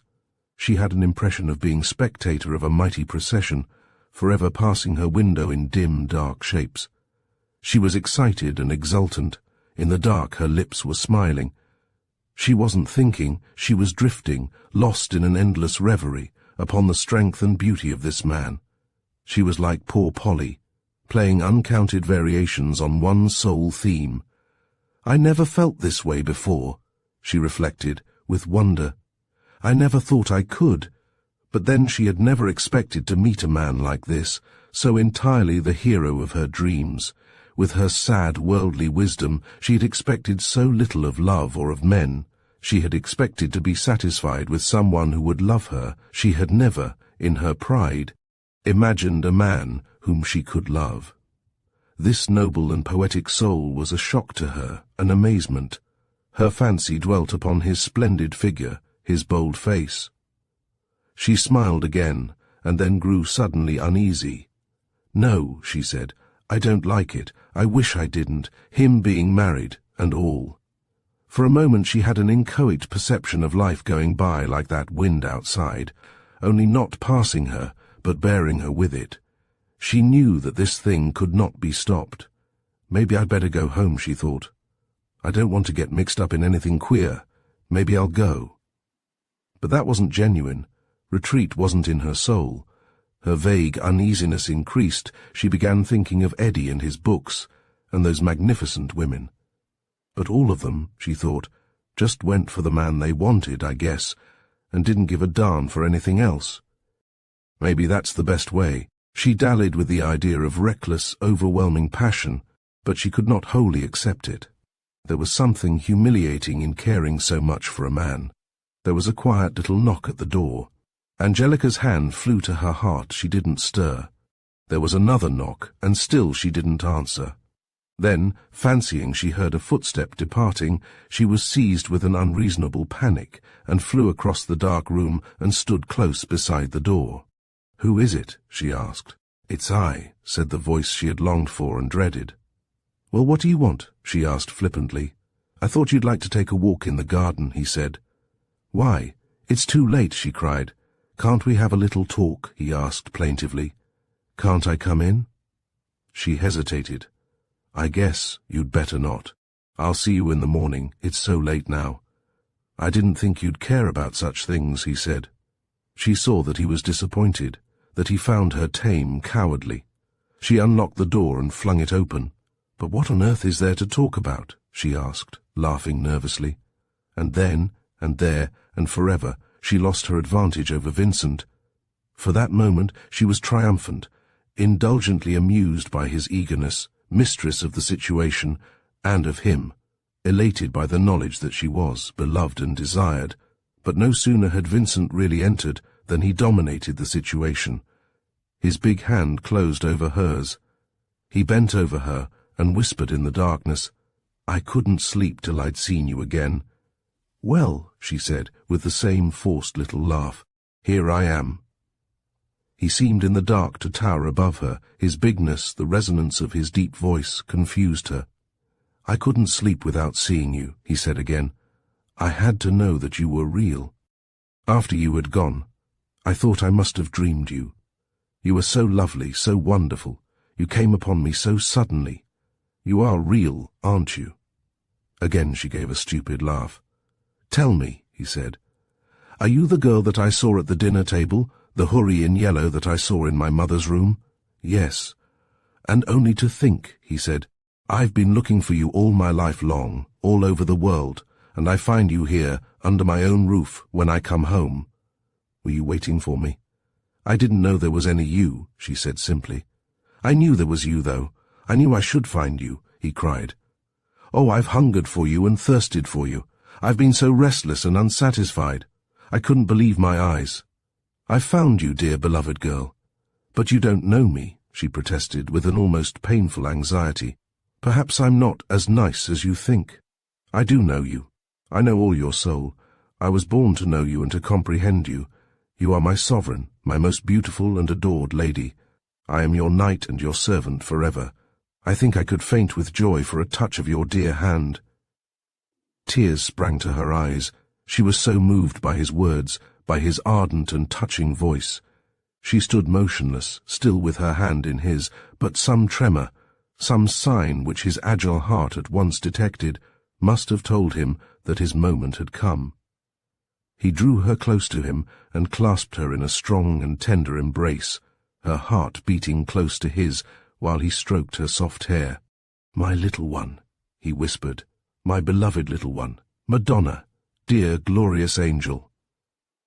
His voice broke in a sort of sob, and the hand smoothing her hair trembled. He bent and kissed her cheek, kissed her again. Then, suddenly, his embrace tightened, and he pressed his lips against hers with something quite different, something quite devoid of tenderness. She struggled, pushed him roughly away. "Don't," she said sharply, for she wanted it to stop there. She wanted this to be love, this half-sad ecstasy, these stirring, heart-breaking words. She wished to go no further. Perhaps the ghosts of dead mothers for ages back come to beseech young girls, to entreat them in silent voices. "Oh, do not, my daughter, for the love of God, do not become a woman. Stop here. Let this suffice. For whatever little you may gain, you will lose 100 times as much. Draw back from this bitter, bitter draught. Kiss me," he entreated, following her further into the room. "No," she said harshly. "Go away. Go out and close the door. Go away, or I'll call." He stopped at once. "I thought you loved me," he cried. "I do," she said with sublime honesty. "Only, I want you to go. Good night." Chapter 12, Chapter 26. And here was Angelica, the very next afternoon, sitting once more in her mother's underground kitchen, with the teapot handy beside her on the stove and a familiar blue and white cup and saucer before her. But the kitchen was not as in the old days. Now it was all disorder and dirt. The clock had stopped, the floor was unswept, the bright blackness of the stove was lost in a greyish fuzz.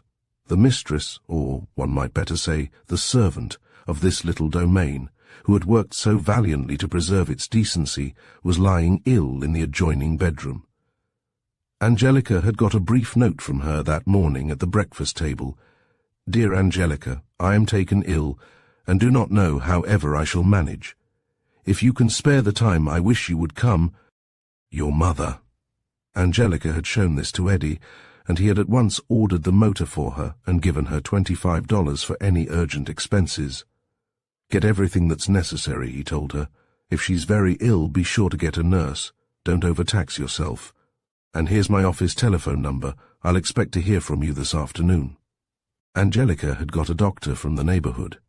He had declared her mother's illness to be a sort of indigestion, and had ordered a cessation of boiled tea, a strengthening diet, a number of medicines, and a week's complete rest. And now Mrs. Kennedy was enjoying the rest. Angelica had set to work with terrific energy, had gone flying in and out of the flat, using Eddie's money to great advantage. She bought her mother 2 new nightdresses, a bag of oranges, a drinking glass. They had had nothing but cups for a long time, and 2 new saucepans for cooking the food she was to enjoy. Her last purchases had included extension screens for the windows and a wire fly swatter, with which she had pursued and deftly crushed every fly in the flat. After lunch she intended to clean the rooms properly, to scrub, to sweep, to dust, to wash. She rather looked forward to it. Her mother wasn't seriously ill, and she had had the extreme satisfaction of making her happy and comfortable. She had left her lying neat and peaceful in the dark little cell, with her hair brushed and braided, and her mind at peace. Mrs. Kennedy had said that it was better than medicine to see her child again, and it was, above all, to see her child so triumphantly happy. Letters had told her very little, for Angelica was not good at writing, and her brief notes had given her mother plenty of scope for anxiety. She hadn't thought it possible that her child had actually held her own there among the rich people. She wanted to ask innumerable questions, to talk at great length, but Angelica made use of the doctor's recommendation. "He said for you to be very quiet and not talk much," she stated. "You talk and I'll listen," said her mother. "No, that'll excite you," Angelica replied. "You just keep quiet, Mama, till you're better." She could not talk to Mrs. Kennedy. She felt absolutely obliged to go off alone where she could think of Vincent. All the morning, even through her great anxiety before she had got to her mother, all the while she was working to make her patient comfortable, that delight had glowed in her heart. She had scarcely closed her eyes the night before, but she was not in any way tired. She was in a sort of continuous rapture. She was filled with energy, vigour, and immeasurable goodwill. She rocked back and forth in the creaking old chair of which her mother was so fond, and drank her tea, as it had been their custom to drink it, black and bitter, with a parsimonious teaspoonful of condensed milk in it. She smiled to think of the contrast between this sort of tea-drinking and that at Buena Vista, the fine and delicate china, the pale amber liquid, served with cream, crystal sugar, thin slices of lemon, all sorts of biscuits and cakes, all the ceremony of the thing. She felt that, after all, there was a tranquil sort of comfort in her present state, quite lacking in the other, not realizing that it was the happiness in her heart which gilded all her surroundings. She pictured Vincent and herself in a place like this, blessed outcasts who had renounced everything and had only each other. She imagined his coming home to her, weary and pallid. She saw herself welcoming him, smiling, proud, brave through any suffering, her ambitions all renounced, all her hope in him. She fetched a pail of water and a scrubbing brush and a cake of horrible yellow soap, and while she worked bemused herself with a fancy that this was Vincent's home and that she was working for him. Because she so longed to see him, she felt sure that he would come. When the doorbell rang, She sprang up from the floor she was scrubbing and ran just as she was, dishevelled, in her wet apron to let him in. She met the troubled regard of Eddie. "How is your mother?" he inquired, staring and staring at this joyous, untidy creature. "Better," said Angelica. She was friendly, very well disposed toward Eddie, and yet at this moment irritated by him because he wasn't Vincent. Really, she didn't want to see him. She remained holding the door half open and hoping that he would go, but he stood there for some time, frowning a little and biting his little yellow moustache in silence. "Do you mind if I come in?" he asked at last. "No, of course not. Come on in, if you want, only Mama's in bed. I wanted to see you alone," he said, his frown deepening to a scowl. "May I?" Her heart sank. It was surely something about Vincent, a reproof, an accusation, perhaps dismissal. She led the way into the tiny parlour, black as a dungeon, and with barred windows, too, took off her apron and threw it, a sodden bundle, out into the hall. Then she sat down defiantly before him. "Well?" she demanded. Eddie waited for a moment. "I've been thinking," he said at last. "About you. A lot. Especially last night. If you've got time to spare, and if you'll listen, go ahead." "I'm listening." She was still defiant because she expected a rebuke, and she was well aware that there was quite enough cause in her conduct to merit severe reproofs. He was so serious, so disturbed, that she believed him to be disappointed in her, and she resented that. "Well?" she said again. "It's this," he said. I wish I could make you believe that I'm not selfish in this. I wish I had some way of making you believe that I'm really thinking of you first of all. You seem so solitary, so unprotected. Of course, I know you're very self-reliant and all that, but still, you're only a young girl after all. I can take care of myself," she said sullenly. "I suppose you mean you don't like the way I've been acting?" "Well, No," he cried impatiently. "What nonsense! No, what I mean is, I think you'd better marry me." "Oh, Gord!" cried Angelica, astounded. Eddie's face grew scarlet. "Why shouldn't you?" he said. "But I can offer you. I have a good income," he went on, angry and embarrassed. "I own Buena Vista, with a small mortgage on it. I have something invested, and I'm earning plenty. I'm doing well. I'll be a rich man before long." "Yes, I know, and I think I'd make a good husband. I admire you so much. I can't tell you how much. I think you're wonderful. You haven't a penny, you haven't any family, any position. Now, look here," she interrupted, threateningly. He hastened to repair his lack of tact. "I'm only mentioning that to show you that I think that you, just yourself, are worth more than any other woman on earth. It seems to me you have all the qualities I've always admired, pride and spirit and ambition and strength, and then you're so beautiful.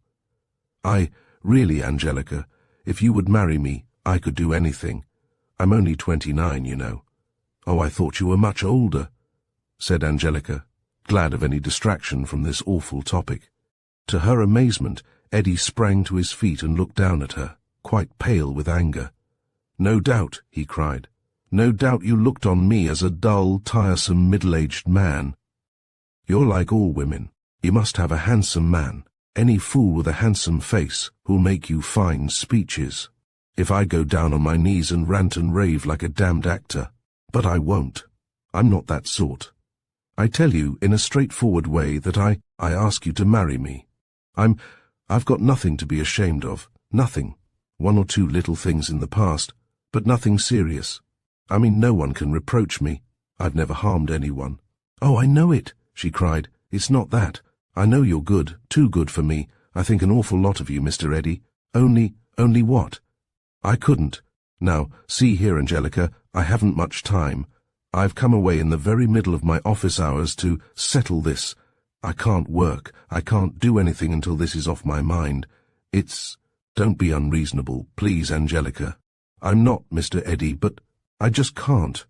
"Do you mean," he said, "that I'm distasteful to you?" That was his weak point, his sorest spot, this sense of his own unattractiveness, his unpopularity.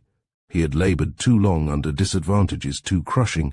He couldn't acquire the self-respect to which his qualities entitled him. He had never been loved, not even by his own mother, and he could not destroy a conviction, persisting from childhood, that he was in some mysterious way unlovable and repulsive. He turned away abruptly. "Very well," he said. "I understand. I'll go. Goodbye."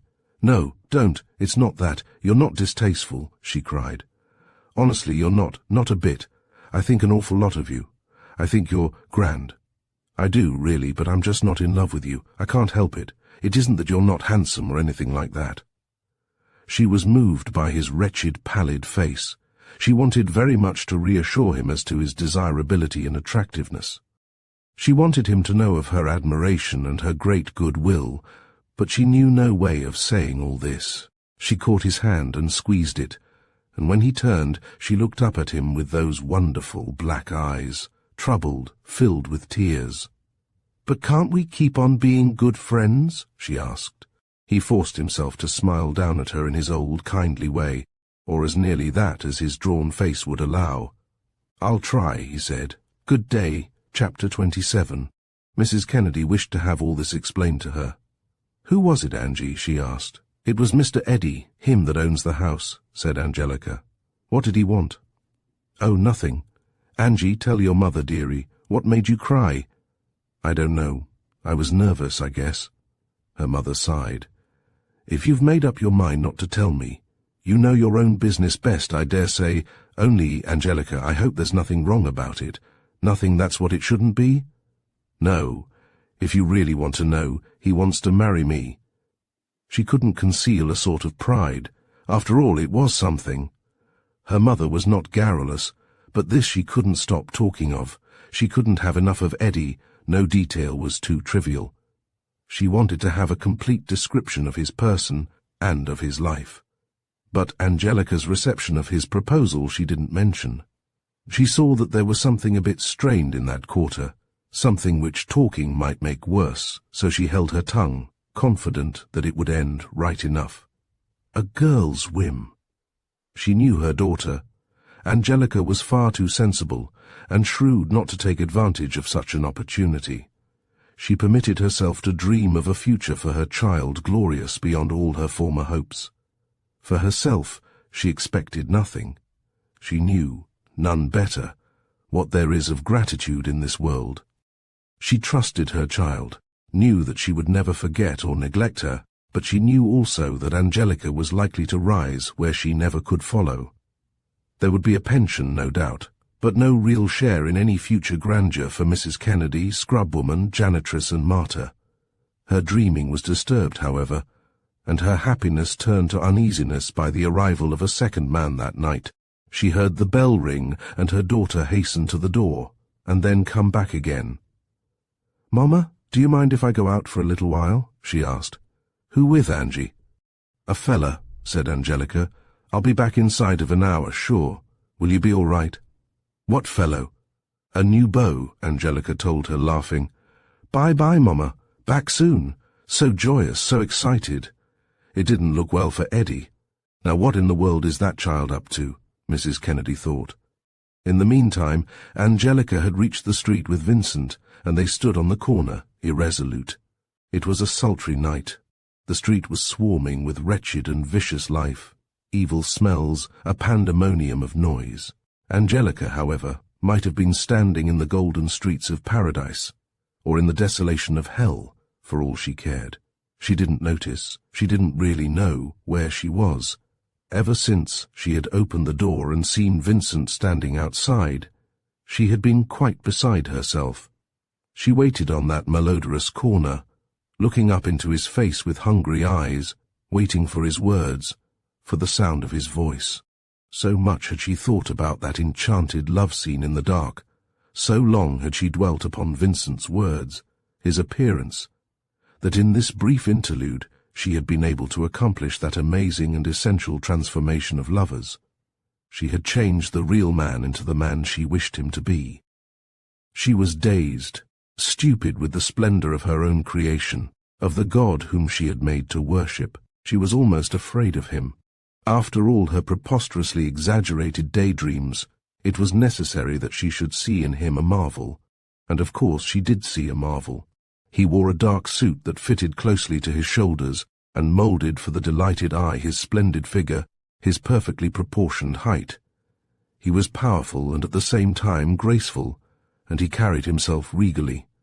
In his role of poet, he wore a white shirt with a low, open collar and a soft black tie, and he went with his hat in his hand, the better to show his keen, vigorous profile, his fine head with its rough, bright hair.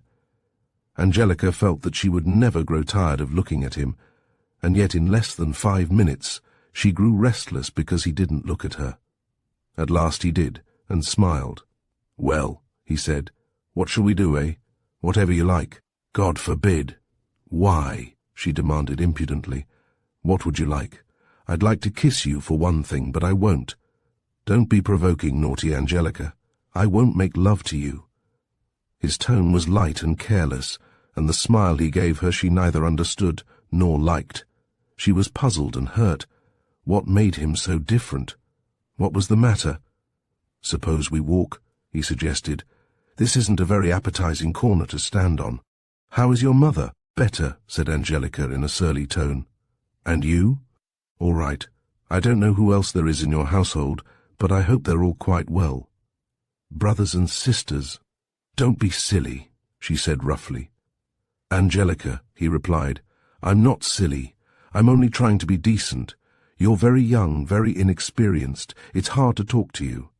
I hoped you'd understand without an explanation, but I don't believe now that you can." She could have wept with chagrin and utter bewilderment. She saw that she was being very stupid, and that she was disappointing her idol in some way, but she couldn't in the least comprehend how. "You see," he went on, with an air of extreme patience and gentleness, "all that, last night, it was very wrong. I blame myself severely. My ideas about such things aren't the usual sort by any means.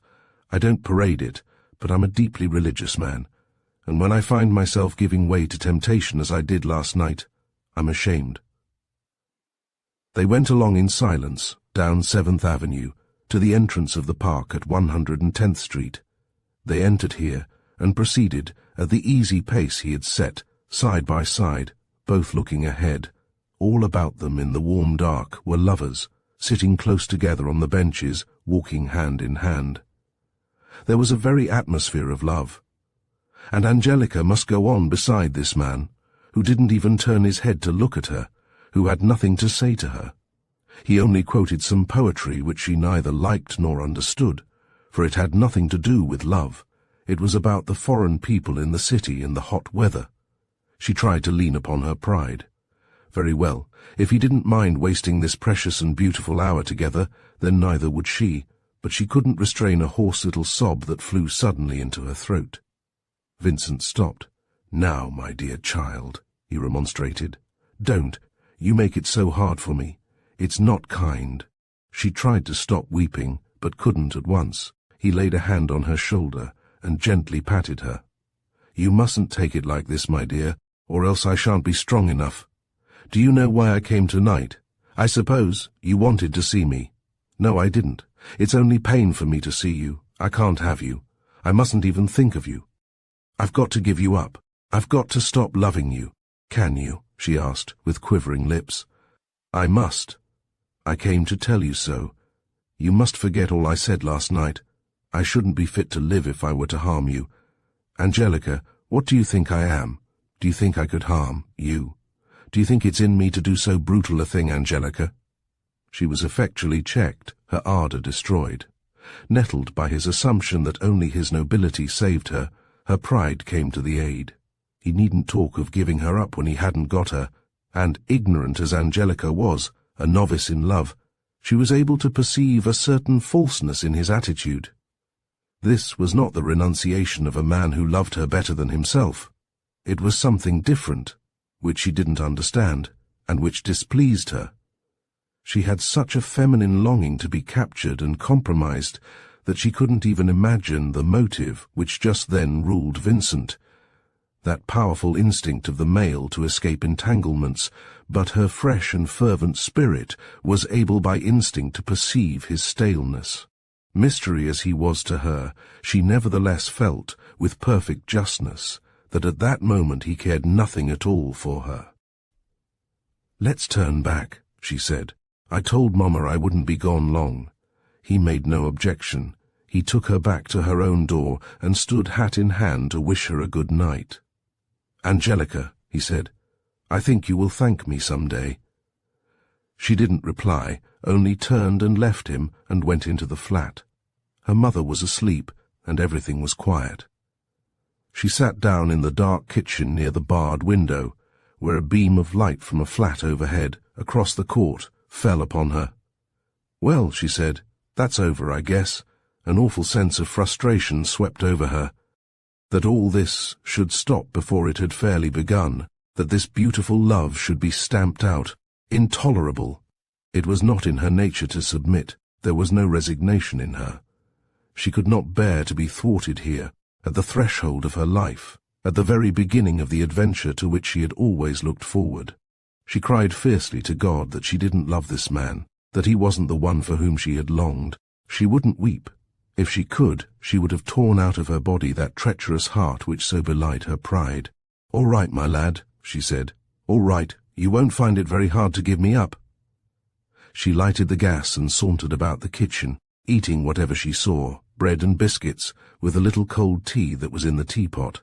She even whistled softly to herself. Mrs. Kennedy waked up, and Angelica went in to see what her mother wanted. She strictly discouraged conversation, however, and questions. "Don't talk, Mama. It's too late. Go to sleep now. I'm coming to bed myself right away. I'll put out the light and get undressed in the dark so you can get to sleep." Which she did. Her mother heard her moving adroitly about, heard her brushing her hair, and at last the wild shriek of a spring cot bought second-hand the day before. For half an hour Angelica lay quite still. Then suddenly she sat up. "You," she whispered with a sob.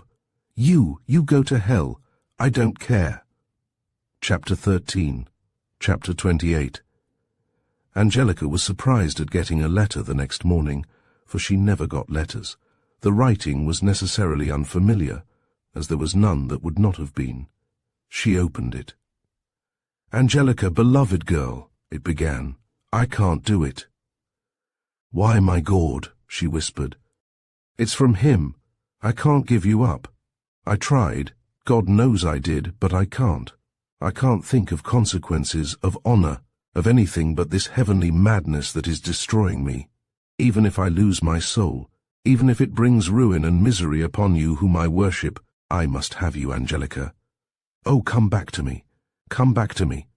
The farce is over. I have played my role of prudent, honorable man of the world. Here I am now, without reserve, without the smallest shred of worldly wisdom, without conscience, without civilization, nothing, my Angelica, but a man. Nothing but your lover, Vincent." She was wild with joy. She set to work with terrific energy, the letter crushed inside her blouse. She insisted upon finishing the ironing which Mrs. Kennedy had tried to do for a tenant before she became ill. She stood over the ironing board singing in her rather husky voice. Nothing but a misunderstanding after all. He did love her. He had only tried to do what was right. She felt a profound pity for him, her poor poet, who had done his very best to protect her, until love overwhelmed him. "You bet I'll go back to him," she said to herself. Her mother was alarmed.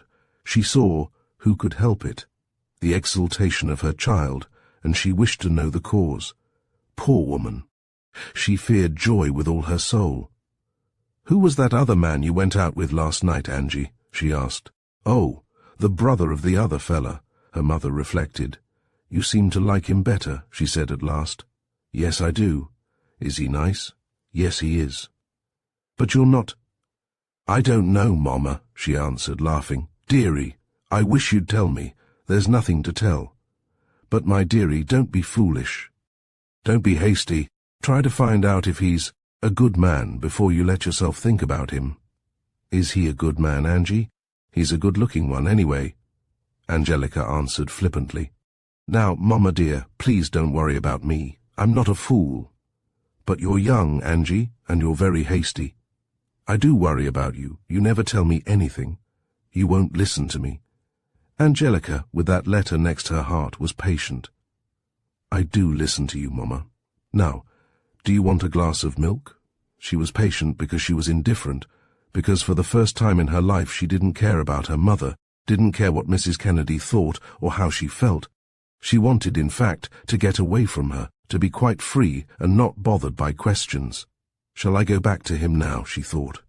"This instant, just like I am."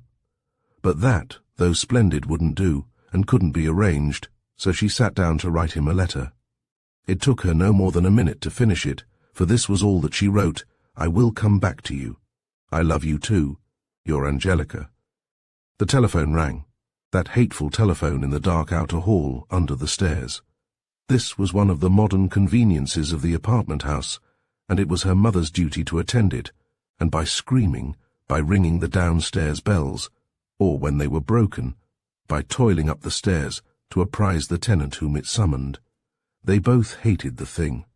When it rang they would sigh, "Oh, that telephone," and go wearily to serve it.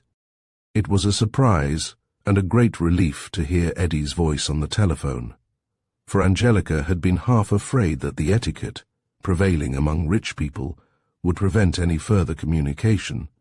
She wasn't even sure as to whether or not she was expected to go back to Buena Vista. But Eddie wasn't that sort.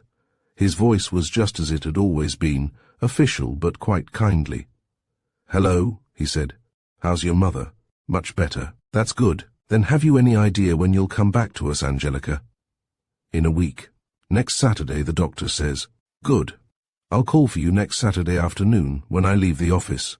And I say, Angelica, don't you want Cortland to bring you some of the things you left at our place?" "I would like a few of them," she answered gratefully. And the busy, harassed Eddie, sitting in his office, with impatient men waiting to see him, with his stenographer pen in hand beside him, with a telegraph boy behind him who required a reply, in the midst of the rattle of typewriters, the ringing of telephone bells, the clicking of the ticker, hoarse, excited voices, all this frenzied life which he had caused to exist and directed and sustained. He took time to write down at Angelica's dictation a list of things she had left behind her in his house. It touched him, that list. It was so obviously the list of a poor person, things that he or anyone he knew would have bought duplicates of without a second thought, things one would hardly bother to pack. He got them together himself when he reached home that evening. A toothbrush, a cake of perfumed soap, a half-empty box of cheap writing paper, hairpins, a nail brush. Cortland brought them that evening, much against his will. Who was she to have her wretched little belongings sent down to her in a motor car? He was obliged to assert himself, to proclaim his independence and his superiority. He stood outside the door with his finger on the bell so that it rang in one long, maddening clamour, and he kicked at the door. He made an outrageous noise. Angelica came flying down the hall in a fury and flung open the door. "What do you mean?" she cried. "Where do you think you are, anyway?" Cortland stared at her for a minute. Then, making an imaginary lorgnette of his thumb and forefinger, he peered through it, bending forward from the waist in a preposterous and unseemly attitude. "Ayo!" he exclaimed in a simpering voice. "I beg your pardon, I'm swa. I forgot myself, really, don't you know? If you will kindly permit me to enter this mansion, I will deliver to you this package of jewels sent by the Duke." "Give it to me and shut your mouth," said Angelica. "What's all this?" called Mrs. Kennedy from her bed. "Who is it, Angie?" "Only the chauffeur. He brought some of my things," her daughter answered in a contemptuous tone. There was something about her child's words and tone that jarred upon Mrs. Kennedy. She came out of the bedroom in her new flannel wrapper and addressed Cortland with ceremonious politeness. "I'm sure we're very much obliged to you," she said. "Won't you step in? Maybe you'd take a cup of tea and rest a few minutes." "Rest," said Angelica. "He never does anything else." Cortland ignored her. "I don't care if I do," he said to Mrs. Kennedy, and followed her into the kitchen where he sat down heavily on the step-ladder chair. "I'm as tired as a dog," he said, with his invariable air of grievance. "It's enough to make you sick, driving that woman all over the country. No more consideration she's got than a dog." "Well," said Mrs. Kennedy, "I suppose that's what you're paid for." "I know it," he agreed plaintively. That's all right, but then what does she want to be telling me I'm too good to be a chauffeur for? She says there's lots of fellows in college hasn't got my brains. And this golf. There she's got me the bag of clubs that cost God knows what, and she just started showing me the way to use them. She said I was doing fine, and then, all of a sudden, she dropped it, and never said another word about it. I waited.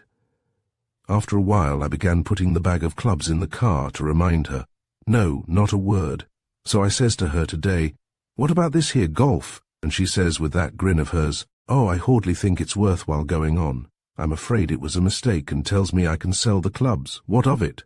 inquired Mrs. Kennedy. "They're no good to you. I can't see any sense in your learning to play golf. I can't see what you have to complain of. Oh, it's the way them rich people pick you up and then drop you that makes me sick. Who is she anyway?" "You shouldn't say that," said Mrs. Kennedy severely. She was well enough used to bad language not to be shocked, but she was displeased. "You ought to be ashamed of yourself," said Angelica, "after all she's done for you. I don't want her to do nothing for me. I want her to let me alone. Listen here. You wouldn't stand up for her if you knew the way she talks about you. I had the two of them out the other day, and they were fighting about you all the time. She said you was no good, and she guessed you'd stole things off her, but Mrs. G, she says no, you're all right. Then she says you'd make trouble in the house, and Mrs. G says, well, ain't there enough trouble there anyway? What do we care if we get a little more? I want her back, she says. All right, says the old lady. Have her, if you want her, but don't kick if you find your huss. Angelica had grown scarlet. My God, what a lot you talk, she said. You better be starting home. He eyed her with resentment. I'll go, he said. Don't you worry. After Cortland had gone, Mrs. Kennedy attempted to reprove her daughter for her bad manners, but Angelica insisted autocratically that she must go to bed at once. You shouldn't get up at all, she told her mother. The doctor said it wouldn't hurt me, just around the flat. Not at night. You'd ought to know better. You ought to be asleep by this time. Now, listen here, Mama, she added firmly as she saw signs of rebellion. If you don't do what I say, I'm not going to stay and take care of you. The doctor said rest. Well, this isn't rest. You got to go to bed this instant. So did she rid herself of the necessity for talking, for listening, for recognizing the external world. She was irritable at the very least disturbance. Her joy had gone, and left a bitter impatience. 5 days before she could go back to that enchanted house where Vincent lived, to be again under the same roof, sitting at the same table. 5 days lost out of life, out of her best years. She was a little surprised, and rather pleased at her own lack of morality. She really didn't care a bit, didn't feel in the least shocked or distressed at loving a married man, nor did she hesitate for an instant at the prospect of going off with him. She believed that was what he meant. Very well, she was ready. She would leave her poor little mother desolate. She would humiliate and affront the kindly Polly. She would leave Eddie overwhelmed by disgrace and grief, and still she didn't care. She was deceiving her mother, deceiving Polly, shamefully deceiving Eddie, and she didn't care. On the contrary, she was rather proud of it. She felt that such insolent wickedness had in it more than a little magnificence of the sort possessed by the magnificent women of the past. Oh, the world was well lost for Vincent, her poet-lover. She read his letter again and cried over it, she who had shed so few tears in her life. Chapter 29. But in spite of all her hardihood, her pride in her love, she couldn't help feeling a great dread of Eddie. She didn't like to face him.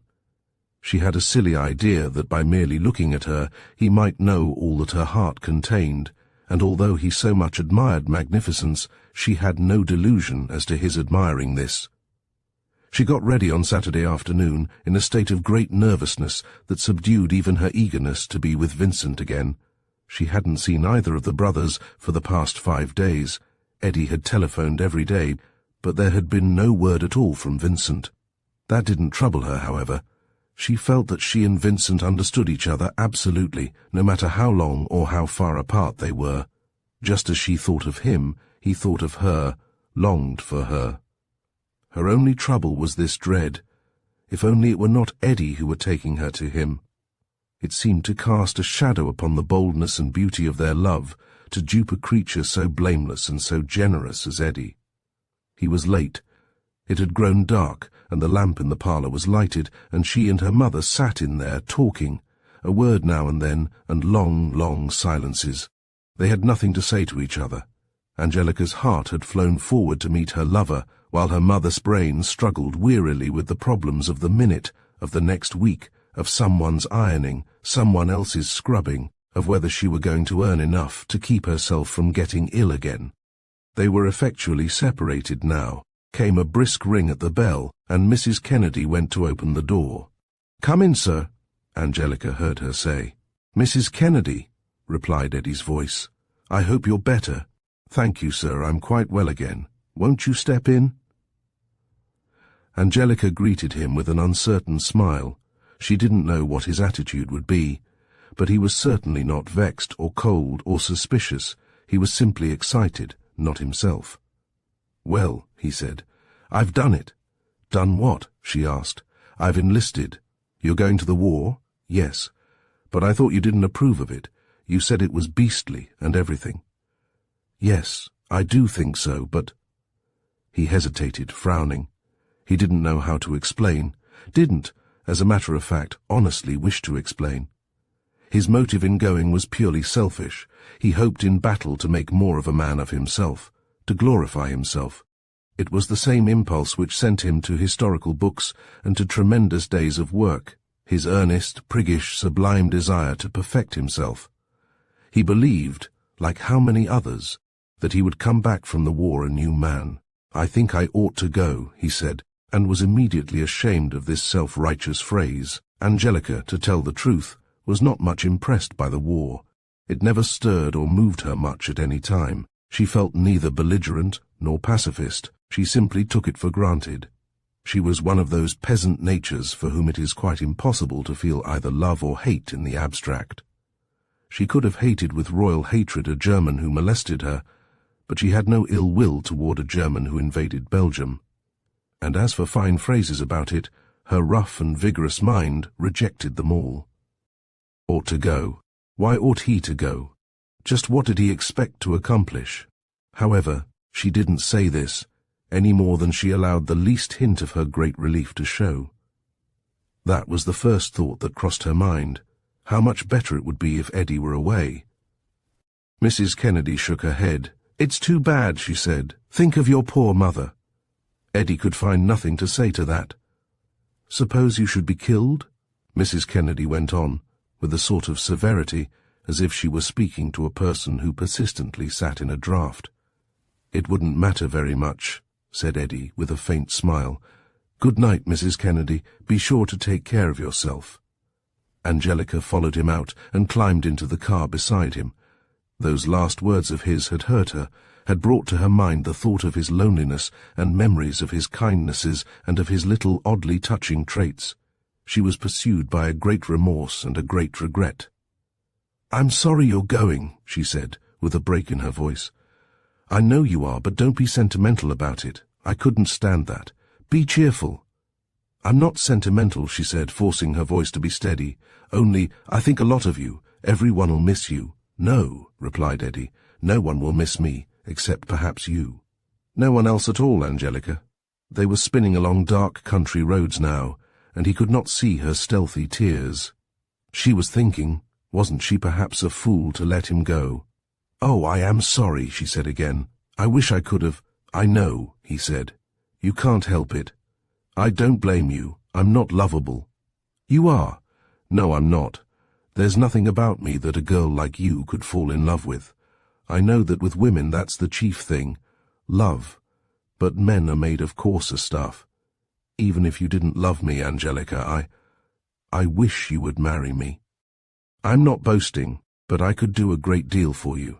If you could only hear how other men speak of me.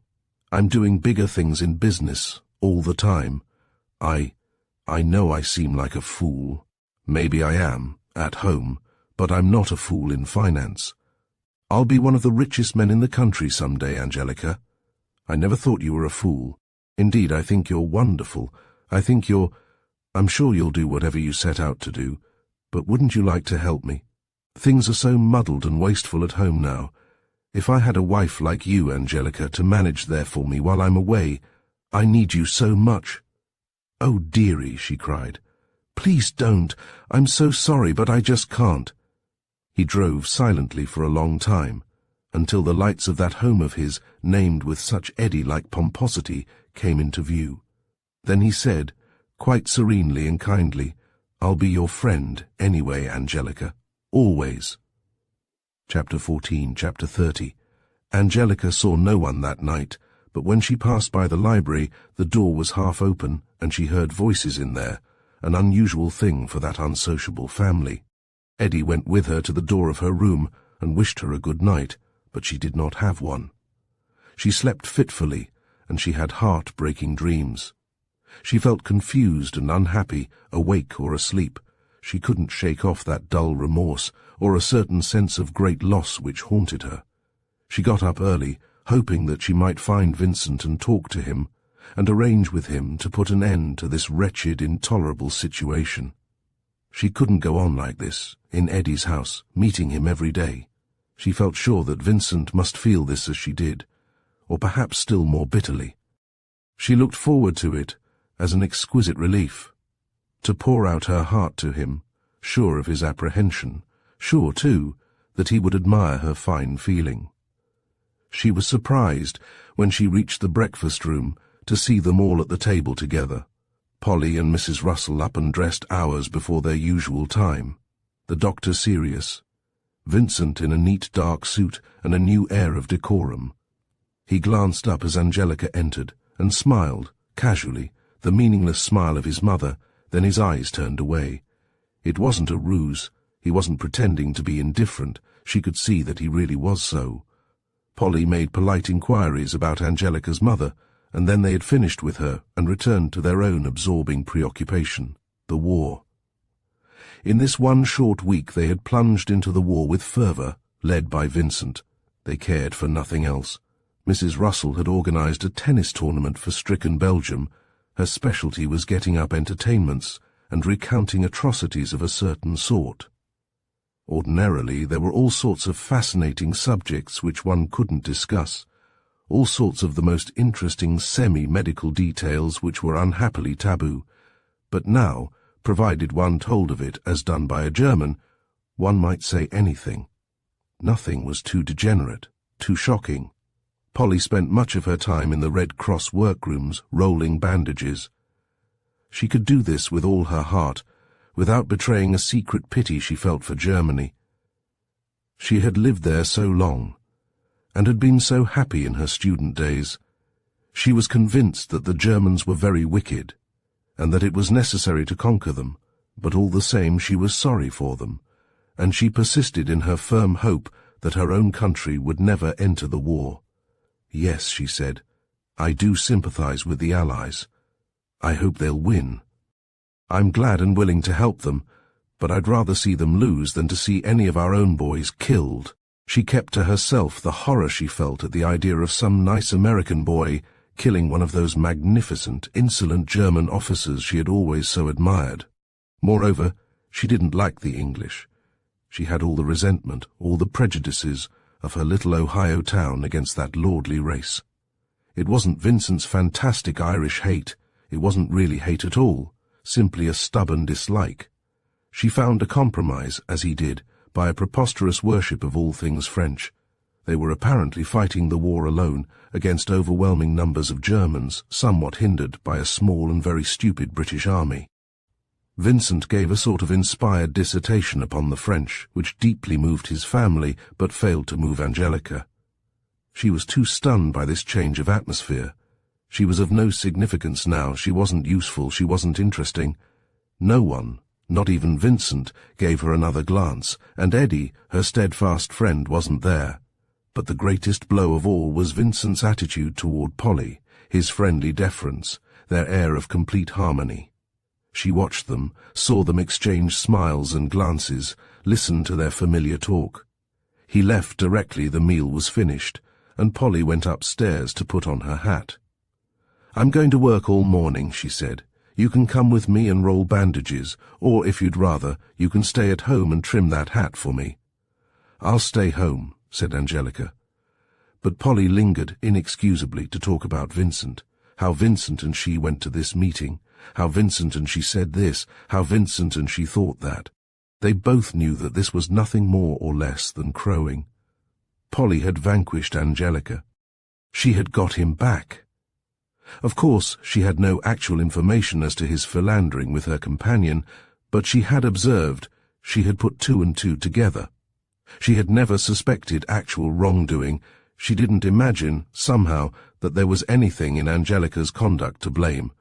She simply thought that Vincent had too much admired this lovely young thing, and that Angelica had had her head turned by the flattery of his attention. She felt justified in pressing her advantage. Angelica endured it stoically. She wouldn't show even any interest. She listened to this talk of Vincent with rude inattention, and even went so far as to yawn. "He is wonderful," said Polly. "He's organized a sort of club, the Friends of France, men that can't go themselves, but pledge themselves to get recruits. He says the war has stirred his faith. I'm very glad. He's doing wonderful work. Why don't he enlist like Mr. Eddy? My dear, he'd never serve under the British flag. Eddy's in the Canadian service. Vincent's Irish, you see." "Well, isn't Mr. Eddy the same as he?" "Oh, yes, I suppose so, but he's a different sort of Irishman." "Well, why don't he serve under the French flag then if he's so fond of it? He can do more good as he is. There are plenty of men who can fight, but there are very few who have Vincent's wonderful eloquence." "He said he was crazy to go," said Angelica, "but I notice he doesn't." "He's married too, you must remember," said Polly. "That makes a difference. Married men aren't supposed to go till the very last." Their eyes met. "Take him," said Angelica's glance. "I don't care." But after Polly had gone, she took out Vincent's letter and read it again. She couldn't understand it. She felt bruised and weary and sick at heart and baffled. A letter like that, entreating her to come back to him, and, when she came, to find him on the best of terms with his wife, and quite indifferent to her. But perhaps later, when we're alone, she thought, he'll say something. But all that day, and that evening, not a word, and the next day too, until it grew plain to her that he didn't intend to see her alone, that he was avoiding her. So the next morning she wrote a note and slipped it under his door. "I want to see you." He made no sort of answer. He went on all day as if she didn't exist. He wouldn't even meet her eye. When he wasn't going out in the motor to make speeches for the Friends of France, he was sitting in Polly's room, telling her what he had said at the last meeting, and what he was going to say at the next one. But Angelica was not to be disposed of so simply. She made up her mind that he would have to speak. He would have to tell her outright that he didn't love her. "He won't find it hard to get rid of me," she thought bitterly. "But he's got to say. I want to understand. What does he write me a letter like that for, and then be this way?" She had a feeble little hope that perhaps it was only his feeling of duty that kept him from her, that he loved her and didn't dare to see her. She felt that if he would just say that he loved her, but that they must give up all thought of each other, she would be satisfied. She could go on living, if she had that knowledge. Something, however, he must say. On the third evening she lay in wait for him. Polly and Mrs. Russell had gone to bed, and he hadn't returned yet from a lecture he was giving in the village, so she turned out the light in her room and sat in the dark, with the door open, waiting. It was a melancholy October night. The leaves from the linden rustled against her window as they were blown from the branches, and a constant, monotonous, low wind blew with a sound like rain. She sat as still as a spider in a web, grim, unhappy, filled with apprehension. In the course of time he came in. She saw him hurry down the hall in his wet ulster and cap and go into his own room. She was after him before he had time to close the door. "I want to speak to you," she said. "Why didn't you let me? Don't you want to see me?" "No," he said. "No, Angelica, I don't." He hadn't even removed his cap. He put his hand on the knob of the door. "You shouldn't have come here," he said. "Someone might see you. I don't care. I want to know." "What's the matter? What's happened?" "I hoped," he said quietly, "that you'd let it drop without an explanation which is bound to be painful for both of us. I want to know where I stand. I want you to say." "Sit down," he said. "I suppose we'll have to have it out." She did sit down, and waited while he took off his wet things, brushed his hair, and put on a smoking jacket. She was interested by his room. For a few moments it distracted her unhappy heart. It was a curious room, splendidly furnished in black and gold enamel. There was a sort of Chinese idea about it, shockingly adulterated by European luxury, long mirrors, armchairs upholstered in purple, great bookcases, a black and grey velvet rug on the polished floor, a marvellous lacquer screen concealing the bed, a little stand on which was a tea set of pale grey porcelain with an odd black design. There were pictures on the wall. Shocking, startling things, obscene subjects in brilliant colours, and in the corner, a great ebony crucifix. This exotic and voluptuous setting dismayed her. It proclaimed a Vincent of whom she knew nothing, and whom she could never comprehend. How in heaven's name was she to understand the poetic side of the man? She so unpoetic, so crude, a man with tea sets and crucifixes and such pictures. He sat down opposite to her in a low cushioned chair, his head bent, his hands clasped between his knees. Her foolish eyes could see with tears, that rough, bright hair, those fine, strong hands. "Angelica," he began, not looking at her, "I've been a coward with you. I've shirked this, because it is so intolerably hard to do." She waited in anguish, with no idea of what she was to hear. "You see, Angelica, the war has opened my eyes. I was, just going on, lost in your beauty and loveliness, not thinking, drifting to hell, and taking you with me. And then came this thing, this deafening, colossal call to self-sacrifice, this monstrous revealment of the glory and holiness of duty. I'm not callous. I couldn't help but heed it. I couldn't go on in my old gross self-indulgence." "Angelica," he said, looking up and meeting her eyes, "this war has brought me back to God. But," she faltered, "what does it mean that I must give you up? My love for you is a sin. For me, a poet, slave and servant of beauty, you are temptation incarnate. You can't understand that. You are as cold, as pure as an angel. You don't realize what love like mine is." "I'm not," she cried pitifully. "I do understand. I'm not cold. Compared to me, you are. My love for you was madness. I couldn't think of anything else. It wasn't the gentle affection you felt. I didn't feel a gentle affection," she cried in tears. "You couldn't love me more than I love you. Do you?" he asked, in a sort of stealthy triumph. She didn't see that. She was utterly sincere, and her beautiful sincerity, her tears, suddenly moved him to one of those tempests of remorse to which he was so prone. "Oh, God!" he cried. "What a brute I am! I talk about giving you up, and all the time I'm watching your face for signs of love. How can I find the strength to let you go?" "Don't," said Angelica, with streaming eyes. "Don't let me go, Vincent, darling. Oh, if only we have each other. We can't have each other. It's a sin," he said. "Don't you see? Oh, Angelica, beautiful Angelica, why don't you help me? Why do you try to draw me down, and ruin me, and destroy me?" He sprang up, his fine face distorted with grief and passion. "You don't know," he cried. "Oh, my God, I have sinned, I have sinned. You don't know after what sufferings, what weary wanderings I have come back to God. You cannot imagine. There is nothing I have not done, no infamy I have not committed." And then he began his awful catalogue. He told her of his sins, his vices, vile enough in reality, but exaggerated by his hysteria. He had no medium between ingenious self-excuse and the wildest self-accusation. He took a monstrous sort of joy in his horrible recital. He remembered incidents from his boyhood, of cruelty, bestiality, lust, drunkenness, theft, every sort of dishonour. "I've been in prison," he said. "No one knows. They thought I was in Canada that year. I've stolen from my own wife, and spent the money on vile women.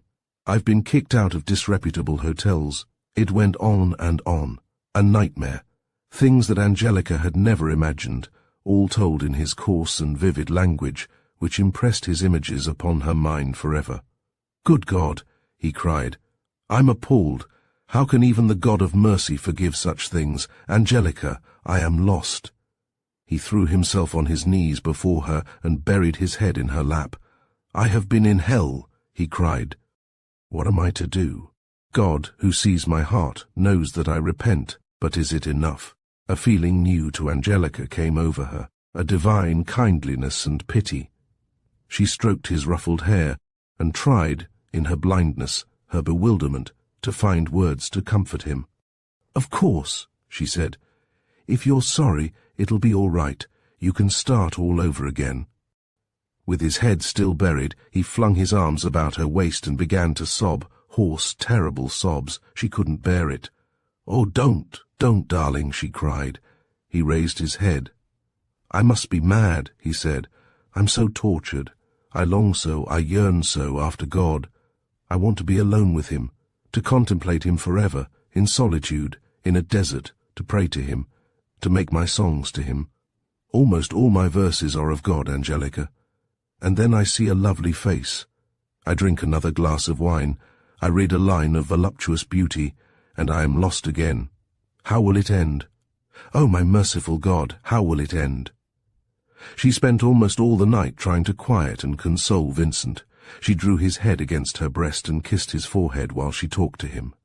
She found, almost miraculously, words and ideas which gave him comfort, but with an effort which was torment for her. She had a sensation of fishing in the depths of her mind, and painfully hauling out some thought which she had not been conscious of having there. Her love lent her insight. She discerned the grain of terror that lay beneath the chaff of his theatrical eloquence. She was able to talk to him with piety, she who had no religion and had never given a thought to such matters. She assured him that his repentance would wipe out his sins. "Why, Vincent," she said, "I could forgive anything you did, and you know God must be more forgiving than me."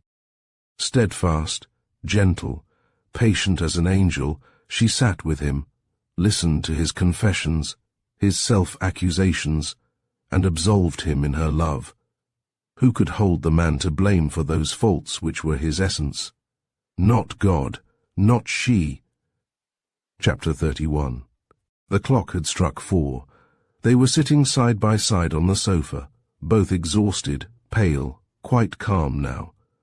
Vincent began to talk again, more in his usual voice. "Angelica," he said, "Eddie told me that he asked you to marry him, and that you refused him." "Of course I did, Vincent. It was a mistake, my dear. It's the very best thing you could do, both for yourself and for me." "Oh, Vincent," she cried, "I couldn't. You know I couldn't." "Angelica," he said solemnly, "do it for my sake. Be my sister. I swear to you that all base and sensual feelings have left my heart. I am purged of all my lust." Well, so he was, for the moment, but by weariness, not by religion. He had talked himself into exhaustion. "You couldn't do better," he went on. "I'm not selfish, not jealous. My wish is to see you happy, and you would be happy with Eddie. He's a good man." He was in fact so worn out after his outburst that he felt compelled to get rid of Angelica, not only for the present, but forever. He didn't recognize the feeling. He was conscious only of a great desire to dispose of her, which he fancied was concern for her welfare. "I want to see your life happy and blessed," he said. "I want to see you with your children about you, you with your beautiful Madonna face. I want always to be near you, but only to worship you. I will be your brother, your friend." "I long to see this, Angelica." "No," she said, "I don't want to. It wouldn't suit me. I'm not so crazy about getting married anyway." "For me, Angelica, I beg you. No, not even for you. I don't want to, and that's enough. I'm young, Vincent. I have all my life before me. You needn't worry about me." A mortal weariness assailed her. "I guess I'll go now," she said. "I'm pretty tired. Good night, Vincent." He kissed her solemnly on the brow and opened the door for her. She shut herself into her own room. "Oh, God." She sighed. "Now what? This is getting too much for me. Can't even think any more. I don't know." She undressed and got into bed, though the sky had grown grey in the east. She felt obliged to sleep, even if it were only for an hour. but before she closed her eyes, "One thing's certain," she said. "I'm going away from here, right away. I can't stand any more of this." Chapter 15, Chapter 32. This one idea remained with her when she got up from her brief sleep, this determination to get away. Except for this, she was drained quite dry of all ideas, all feelings. She was not poetic. She hadn't the astounding variations of a poetic soul such as Vincent's. She was not at all easy to move, and when she was thoroughly aroused, to pity, to love, to grief, to whatever it might be, it took a very long time for the tempest to calm. She wanted now simply to get away alone, where she might examine this turmoil in her heart. She packed her bag, put on her hat and coat, and went to Polly's room. Polly was dressing in her very leisurely fashion, going to and fro in the room and stopping now and then before the table where her coffee and rolls were laid. She was in petticoat and under bodice, with her thin, sallow arms and neck bare, and her black hair hanging about her face. She had a forlorn and jaded look, for which, however, Angelica had no eyes. "Mrs. Geraldine," she said, "I got to go. I want to go right away. Today. I don't feel well. I'm very sorry, my dear. What's the trouble? I'm just tired. I've just got to get away. I want to go home. But if you're not very well, wouldn't you be more comfortable here?" "No, I want to go home. You know how it is, Mrs. Geraldine, when you feel you just got to go home." Indeed, Polly knew. "For how long?" she asked. "You don't think you're really seriously ill, do you? You think a little rest at home will set you up in a very short time?" Angelica hesitated a moment. "I don't think," she began. "I don't guess I'll come back. Never, no. But aren't you happy here? Aren't you comfortable? Tell me what's wrong, and perhaps we can arrange it." "You couldn't." "I'm sorry, but I can't stay, not for anything." There was no mistaking Angelica's tone. Polly saw that the girl was absolutely determined and not to be turned, not without a long argument anyway, and that she had no desire to undertake. What is more, she had too much sense to ask questions. She had a suspicion that her husband was somehow concerned in Angelica's going. There was probably a great deal in this thing, of which she decidedly preferred to remain ignorant. She wasn't jealous. That had worn off on that first evening of Vincent's homecoming. It had hurt her dreadfully then to see his glance turn always away from her and toward this younger and lovelier face. But now she didn't care whether he was infatuated with Angelica or anyone else. She was pleased simply to be on friendly terms with him, to have him agreeable instead of contemptuous, and she knew that was the best she could expect. She had not the slightest hope of winning him back. She didn't even want to very much. She was so tired, she dreaded the necessity which love brings for effort, for keeping up, in appearances, in spirits. She preferred that Vincent should never look at her at all, rather than to have to endure his old critical glance. She was only too conscious of her sad decline. So there was nothing in her heart but real regret that Angelica was going. She liked her very much, and was used to her. "I'm very sorry to lose you," she said. "I'd hoped you were quite settled here. I'll miss you more than I can say. You've been very nice to me," said Angelica, "and you must always remember me as a friend. If there is ever anything that I can do for you, come to me. I mean it." She held out her hand, and Angelica gripped it. "Goodbye," said Polly again. "And good luck. I hope you'll let me know how you get on." "Yes, I will. But listen, Mrs. Geraldine, can I have my money?" "Certainly. You'll have to get it from Mr. Geraldine, though. He's in the library writing." Angelica was dismayed. "No," she faltered, "I don't want to bother him. If you'll just give me my train fare, you could send me the rest." "My dear, I don't think I have even enough for your fare. Mr. Geraldine handles all my money for me." She was a little ashamed of this arrangement, to which she had eagerly agreed when she and Vincent were first married. It humiliated her to be thus without a penny. "You needn't mind disturbing him," she said. "He expects to do such things for me. Come up and say good-bye to me the last thing before you go, won't you?" Angelica said yes, quite absently. She was thinking how this interview with Vincent might be avoided. It was the thing above all others she most desired to avoid. She had meant to go off quickly, to get home, where she could think in peace, where she could try a little to remember and to comprehend what had happened. She didn't attempt to decide whether or not she would ever see Vincent again. She knew only that she did not want to see him now. But she was too well trained in poverty, and had too much common sense, to go off penniless, without even her train fare, when there was honestly earned money due to her. "Shall I wait for Eddie to come home?" she reflected. No, that wouldn't do at all. She wouldn't know what to say to Eddie, how to explain her leaving. She felt absolutely afraid to see him. "I'll just have to go to Vincent," she decided. "But I'm going. He can't stop me. I don't care what he says." It took all her courage. She went downstairs and into the library. There he sat, writing as Polly had said. He didn't look up.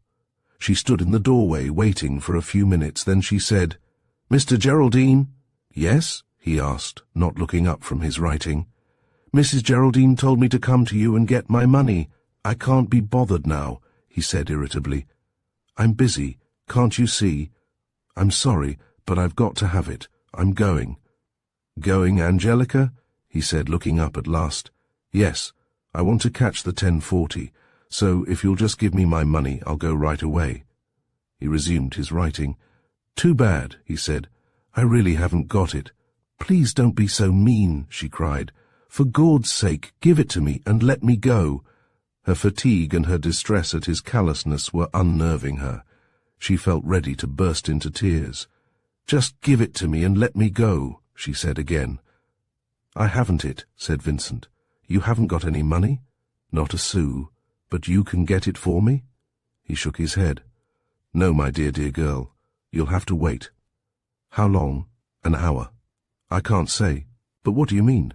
"I mean that I haven't any money. I said so before. But Mrs. Geraldine said you had all her money."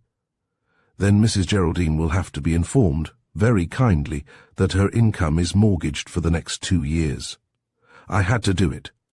You see, she has a little annuity which she lets me collect." "Well, I was embarrassed. I had to borrow money against it. So, you see, that's that. She hasn't anything, and I'm penniless as a gypsy. Now you comprehend, I hope."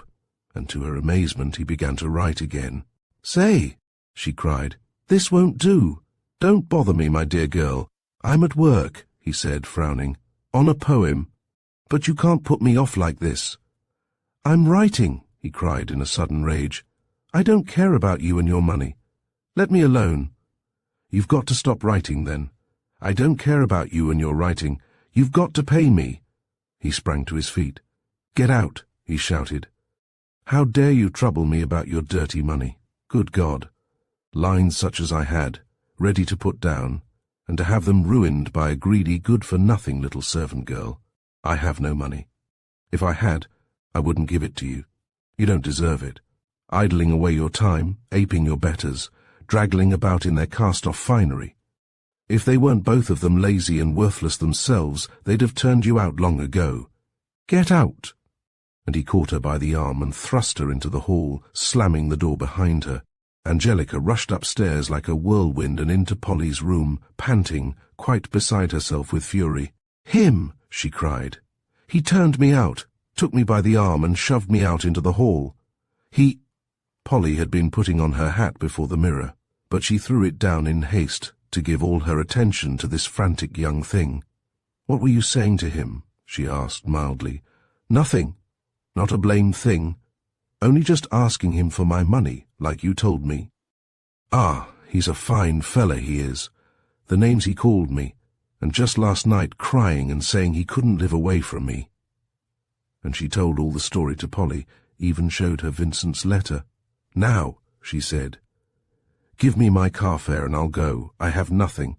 Perhaps Mrs. Russell—" But Mrs. Russell was out. Polly was in misery. There was this terrible girl, demanding her money, implacably waiting for it, this girl whom her husband had treated so shockingly. Her only wish in life was to be rid of her. "Take my ring," she said. "It's worth 10 times what you want. I can't buy a ticket with it. I don't believe you have any money, the lot of you." Paradise was lost, her hopes destroyed, her pride mortally wounded, So, having nothing to lose, she let herself go. She threw off all restraint. She was as coarse, as fierce as she wished to be. Polly was wonderfully patient with the girl. "You shall be paid," she said. "I'll go down with you to Mr. Geraldine. If he hasn't any ready money, he'll write you a cheque." He still sat there writing. He paid no attention to them as they opened the door and went in. "Vincent," said Polly, "will you please write a cheque for Angelica at once?" Then he laid down his pen and looked at them for a long time in contemptuous silence. "I told her," he said, "just what I shall tell you. I have no money. But Vincent, a cheque—" He smiled, pulled a cheque-book out of his pocket and wrote. Tearing out a leaf, he handed it to Angelica. She stared at it. "What do you mean?" she cried. Polly looked over her shoulder. "Please don't joke, Vincent," she said. "Please give her what is due her." For he had drawn a cheque for $10,000. "My dear Polly, any cheque I wrote would be equally ridiculous. There's nothing in the bank." "Then where is it, Vincent? I've told you." "My investments. But my income? Surely that—" He began to show irritability. "I tell you," he said, "that it's all gone. Now, for God's sake, my dear soul, go away. Can't you see I'm trying to write?" "But my income—" "Oh, you and your damned income," he shouted. "You women and your beastly greed. Haven't you any soul? Can't you think of anything but money?" "No, I can't, Vincent, just now." "It's a very serious matter," said Polly gravely. He jumped up with an oath. "It's disposed of for the next 2 years," he cried. "You left it to my judgment. I've used my judgment. And now you come whining and snivelling about your handful of pennies. By God, I'm entitled to it.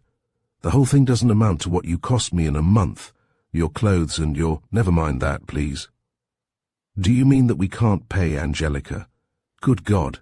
Is your head made of wood? Or are you getting senile?" Polly went on, as unheeding of his gross rudeness as a rock is of the spray that dashes over it. Quiet and resolute, she pursued her investigations. Her money was her life, her peace, her freedom, her dignity. She knew that she could not earn any more, and that there was no other man to give it to her. She must have it. Angelica observed her with profound admiration. Even to further her own best interests, even, she fancied, to save her own life, she couldn't have remained so calm, so self-controlled. "Do you mean," she went on, "that we have nothing?" "I do not. We have all sorts of things, paintings, books, your jewellery. Simply we have no money. Now let me alone." "But what do you propose doing?" she asked. "We can't go on like this without a penny. How do you propose to pay Angelica?" He raised his upper lip in a brutal sort of sneer. "Oh, you don't know, do you? Of course not. You're perfectly innocent, aren't you? You never suspected, did you, who it was paid for the clothes on your back? It'll be such a shock to you, dear soul. In our need we shall have to turn to Eddie. He'll pay Angelica, he'll pay me, and he'll pay you. God bless Eddie." That blow told. Polly winced under it. She turned away slowly and went out of the room. Angelica followed her, and looking back from the doorway, she saw Vincent writing again. Chapter 33. Angelica had started an avalanche. She was deeply impressed and interested. She had no desire to go now. She wished to see the tremendous end. Events moved with satisfactory speed. Polly went at once to Mrs. Russell's room, to find her just arrived at home from a stricken Belgium card party. They closed the door. They were shut in there a long time together. They must, of course, have summoned by telephone the 2 unhappy and disturbed gentlemen who came in a motor car later in the afternoon. When these came, they all went into the library, where Vincent still sat. There was a dreadful scene. The newcomers were Polly's lawyer and the trustee of her first husband's estate, and they at once attacked Vincent. The trustee was non-legal, and devoid of wise caution. He shouted threats at Vincent, and Vincent cursed him in the voice of a bull. He was beside himself with fury. The lawyer tried to frighten them both into silence, but he was himself so appalled and outraged by their ignorance of what was and what wasn't libelous that his arguments were weak. Polly was distressed but resolute. "No," she implored the raging trustee. "No, Frank, don't, please. Only find out just what has happened and see what you can say for me. Don't trouble to quarrel with him." Vincent turned on her. "Yes," he screamed in a high, hysterical voice. "Yes. You'll fight to defend your money at least. You don't care about anything else. It never pierced your damned self-satisfaction when I was off with other women." "Vincent," said his mother in a low, shocked voice. Very well, he cried. "I don't mind them knowing. I did take her miserable little income and spend it on other women. For God's sake, who wouldn't? Look at her. Do you think she—" "Just tell him, please," said Polly to the lawyer, "that I intend to leave him immediately and to obtain a divorce, and that he must give up any authority he ever got from me." "That will be arranged, Mrs. Geraldine," said the lawyer. Suddenly Mrs. Russell began to cry. "Oh, Polly," she said, "don't give the poor boy up. Give him another chance. Oh, do. She stopped suddenly. Vincent, too, stopped his violence and his curses. Eddie had come in. Eddie's peculiar power had never before been so unmistakably demonstrated. He had never before had such an opportunity for showing how much of a man he was. He was master of the situation, master of every one. He brushed aside the clamour, the furious arguments. He wished only for information, and he knew how to get it. He addressed himself chiefly to the lawyer, with now and then a question to Polly. He listened carefully, and one could almost read in his face the functioning of his just and clear mind. Angelica watched him through the keyhole. This wasn't her Eddie who stammered in her presence, who could be roused by a single look from her black eyes. Here was a man quite beyond her influence, immeasurably superior to her, a man undeniably fine. She listened to him speaking. He addressed Vincent with a quiet, dispassionate sort of contempt. He told him that he would return to Polly what Vincent had stolen from her. "And I will apologize to you too," he said to Angelica, when he came out of the library, "for all this that you've had to go through here in my house. I think you're quite right to leave. If you'll go upstairs now, I'll talk the matter over with these gentlemen. You and I can discuss it later." Chapter 34. So it was over. The house was quiet again, and they were all shut in their several rooms. Angelica went to Polly's door and knocked. "It's Angelica," she said. "Anything I can do for you?" Polly's voice came, after a long interval, faint and mournful. "No, thank you." So then where should she turn but naturally to Eddie? She was very unhappy. She felt ashamed of herself now, terribly lonely, banished and disgraced. Of course Polly would tell Eddie, perhaps already had told him, all that Angelica had told her, all about that disgraceful affair with Vincent, and she would lose, or perhaps already had lost, Eddie's regard. Just when she needed it so, when she had been so cruelly repudiated by Vincent. "Well, anyway, I want to see him," she said to herself. "Anyway, he won't fly out at me, even if he thinks I've been awful." She couldn't find him for a long time. She wandered about the house like a lost soul, and then at last she came across him on the veranda, sitting there smoking in the chilly October evening. "Mr. Eddie," she said softly from the doorway. "Oh, yes?" he answered pleasantly. "Is it you, Angelica? Do you want anything? I just wanted to speak to you. Shall I come in?" "I'll come out," she suggested, glad of the chance to talk in the dark, and groped her way to the corner where she saw the light of his cigar. "It's a dark night," he said. "It's sad out here," said Angelica. "So damp and all. There's a big storm coming. I wanted to speak to you, Angelica. I'm very glad you came. I've some money that's due you. You see, I'm going away tomorrow." "Going where?" "To a training camp, before I go to France, you know." "Oh dear," she cried, with quite genuine dismay. "Oh, Mr. Eddie, I am sorry. I hate to have you gone." "I don't like to go," he admitted simply. "And especially I don't like to leave you like this. I wish that it could have been different." She waited a moment. "I suppose I better be going tomorrow too," she said. "I suppose so. There's nothing more for you here, Angelica. Polly's going away, you know, and—" "Mr. Eddie," she cried, tell me, honestly, do you think it was my fault? If you'd only please tell me everything they told you, Mrs. Geraldine and all. What did she say about me? And that?" "Polly?" he asked. "She didn't say anything about you at all, except that she liked you very much and that she thought Vincent had behaved very badly toward you." "My God," said Angelica under her breath. "She never told him. He don't know a thing." "I don't blame you at all," he said. "Not in any way. You lost your temper. Perhaps you lost your head a little. But you had great provocation. You see, Angelica, Vincent came to me and explained the whole thing. I must say he was very candid and fine about it. He told me frankly that he had tried to mislead you, and that you refused to listen to him, and that that was the reason he behaved so badly to you. Of course, he has behaved badly, all around, shamefully, but still, he has good points. I thought it was a plucky sort of thing to do, you know, especially when we were on such bad terms. He said he couldn't bear to think of your being blamed in any sort of way." Angelica was amazed and delighted that she had been made into a persecuted heroine. She was filled with admiration for Vincent's nobility, and yet she could dimly perceive that there was something behind it, that he gained something he wanted by this false confession. It seemed a miracle that Eddie had been spared, both by him and by Polly, those very facts which Angelica was so anxious for him not to know. "He said he was sorry for the whole thing," Eddie went on. "He begged me to try to influence Polly to give him another chance. I couldn't do that. I simply said I'd tell her exactly what he had said and what he'd done. I did. I had a long talk with her, but she's finished with him. She didn't say a word against him, but she's finished with him." "But is it that, about me? Is that the reason she's leaving him?" Angelica asked with anxiety. "No. As far as that goes, there are plenty of things far worse, in that line, you know. No, I think it's chiefly about the money. She says she couldn't trust him again. She says it's impossible to live with him under such conditions.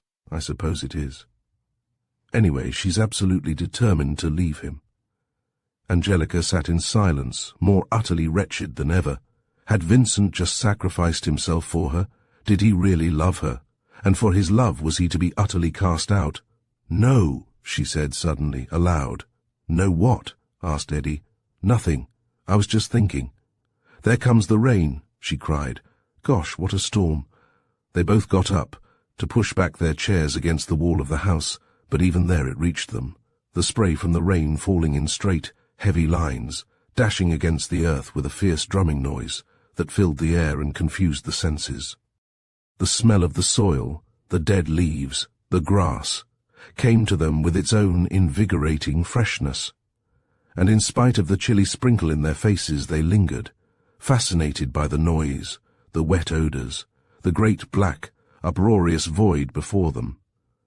They stood close together, their shoulders touching, their backs against the wall. "Angelica," said Eddie's voice in her ear, curiously flat and faint in the surrounding din. "Angelica, can't you? Just think, if I could only know, while I'm away, that you were waiting for me." "Eddie," she replied, "I couldn't. Not now, anyway. Perhaps later. I don't know." "You mean you think someday it's not impossible? You could then. I mean, I'm not repulsive to you." "Dearie boy," she protested, "of course you're not. Do you think you could kiss me?" he asked. "I'm going away tomorrow." She turned, put a hand upon his shoulder and kissed him on the cheek. "There," she said, "now you see." He didn't move, stood there like a statue. "I guess we'd better go in," she said. "We're getting wet and I've got to pack up my things." "To go home," she began for the first time to imagine her home coming, to think of her future. This was all over. She would never get another such job, never again be in a house like this, never again have a chance like this. She began to think of the kitchen, of the factory, of their suppers of tea and bread and margarine, of her mother, listless and hopeless, all of it hopeless, even Vincent. What could he ever do for her, even if he had the inclination? Who was there on earth who cared to do anything for her, who could give her in any way the things she craved? Panic overwhelmed her. "Eddie!" she cried. "I could." He was suddenly galvanized into life. "Could?" he cried. "Could what? If you want, I'll marry you." His arms went around her, pressing her tightly against his coat, A smell of damp tweed and cigar smoke filled her nostrils. She couldn't see or move at all. Her head was so buried in his clumsy embrace. "Oh, my darling," he cried. "Oh, Angelica, to think that I have to go now. But I'll be waiting for you," she said. Chapter 16. She stood on the front steps long after he was out of sight, lost in a painful reverie. The rain was still falling steadily and violently, without wind, from a pale grey sky. She watched it, absently, churning the gravel walk, splashing up again from the puddles. What a desolate and tremendous world that morning. Eddie was really gone. She had said goodbye to that generous and loyal friend, had pressed his hand and tried to smile brightly after him. He hadn't wanted her to go to the railway station with him. "No," he had said, "let's say goodbye here, in the place that's going to be our home." He was in a bad state. He did all he knew to conceal it, but it was none the less apparent to her that he was deeply troubled by the thought of what lay before, that he was most reluctant to go, unhappy, alarmed, and a little puzzled. He was ashamed of all this. He wished to be a man, like Vincent, and he naively believed that a true man was practically devoid of any emotion, except love and anger.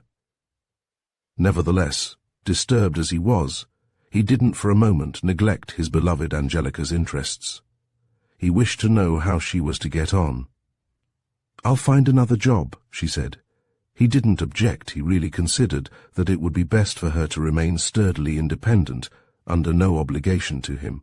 "I've made a will," he said hurriedly, "so that if I don't come back you'll be all right. In the meantime, if you do need anything, here's my lawyer's address. I've told him to give you anything you ask for without question." Mrs. Russell, too, had gone. She had felt so upset by Eddie's departure and Polly's cruel behaviour that she was obliged to take a 10-day motor trip with the doctor and Cortland. She hadn't remembered to bid Angelica goodbye. Polly, however, had been very, very kind. She had given Angelica several little presents, which wasn't her way, and she had spoken to her with a sincere kindliness. "My dear girl," she had said, "this has been a wretched thing for you. I only hope it won't really harm you. You mustn't let it. Try to forget it. Just now, perhaps, there's a sort of glamour, but after you've been gone for a while, I think you'll see it all more clearly." Meaning Vincent all the time, of course. "If only you could find some work that you could put your heart into, Angelica, something you are suited to. What do you think you'd like?" "Well, I guess I'm going to marry Eddie." "Yes," said Polly, who didn't think that would ever come to pass. "But he may be gone for a long time, and meanwhile you'd like to show him, wouldn't you, what you can do?" "I guess I'd like dressmaking and millinery," said Angelica. "Very likely I can find some sort of opening for you. I know quite a number of self-supporting girls. Keep in touch with me, be sure." The house was very quiet. There was nothing to distract her, and Angelica was able to meditate at her leisure. She thought first of herself and her return to her mother, of that going back which was so difficult to this ardent spirit, always eager to go forward. She suffered under a terrible discontent and restlessness. She was ashamed of the past, disgusted with the future. She felt that life, real life, was ended, the adventure finished, the mysterious charm lost. Try as she would, she could not keep her mind from straying to Vincent. He was adventure and charm, life itself for her. She told herself that she was going to forget him. He had treated her very badly, and she was done with him. She was going to marry Eddie and be done with Vincent forever. But she knew that she could not. Wouldn't she see forever in her dreams that big arrogant man with his hawk-like face and his bright hair? He had hurt her, but he had made her happy too. He had come upon her with violence. Everything about his brief love-making had been startling and disturbing. She had often hated him, but she had always loved him. Always, from that moment when she had seen him standing in the doorway of Mrs. Russell's room. Then she gave her attention to Eddie, with a queer soreness of heart. She felt that she was taking advantage of Eddie, that he was too good for her. She was so sorry for him, so full of affection and respect for him, and so disinclined to think about him. She fancied she saw coming the taxi which was to take her to the station, and she ran upstairs to fetch her bag.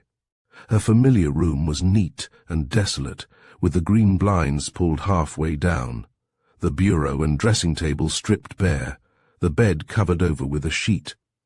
All trace of her was obliterated. It saddened her. She took a last glance at herself in the darkened mirror and went out, closing the door behind her. She almost ran into Annie, who had been on the point of knocking on her door.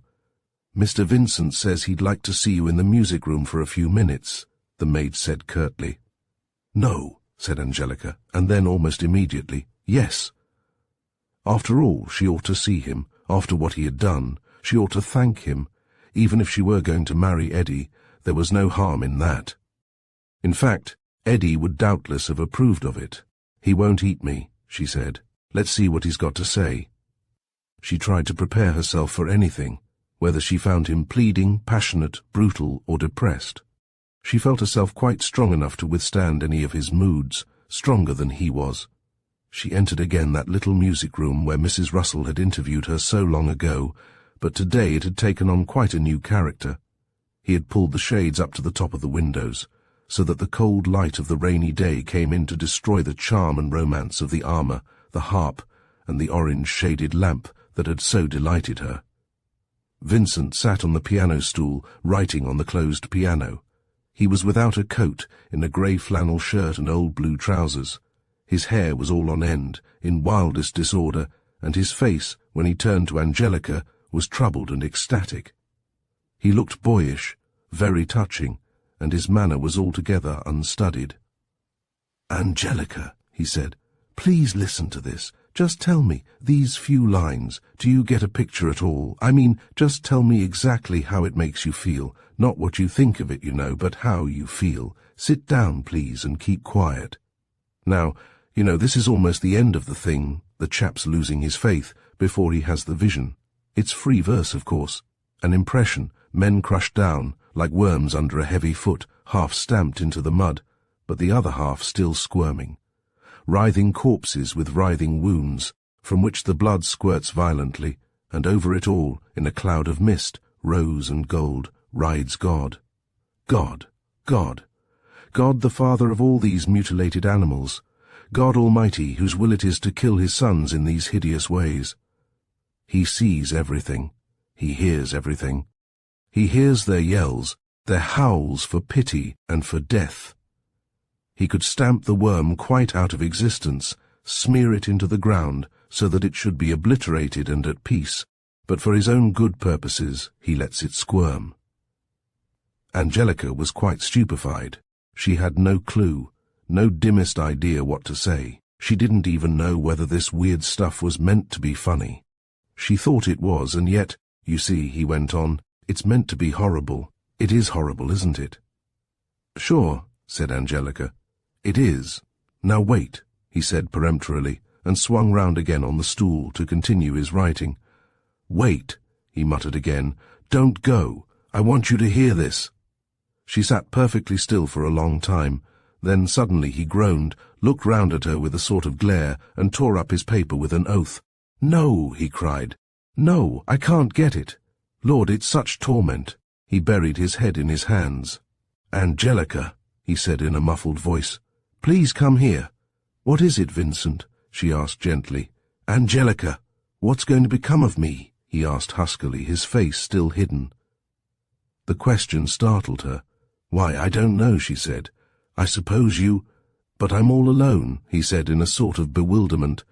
"They've all left me, and you're going too." She didn't dare to touch him, but her voice was a caress. "Vincent, I'm sorry." He looked up and seized her hand. "Oh, my love," he said, "aren't we fools? Even to think of such a thing as parting. You and I, Angelica, to part. It couldn't be. It's got to be, Vincent," she answered, trying to withdraw her hand. "No, it's not. No, Angelica, you shan't leave me." "Vincent," she said, "don't. You've made enough trouble. Don't make any more. It's you who are making the trouble. You're breaking my heart, and your own too. Yes, yours. You can't deny it. Every drop of blood in your body tells you the same thing.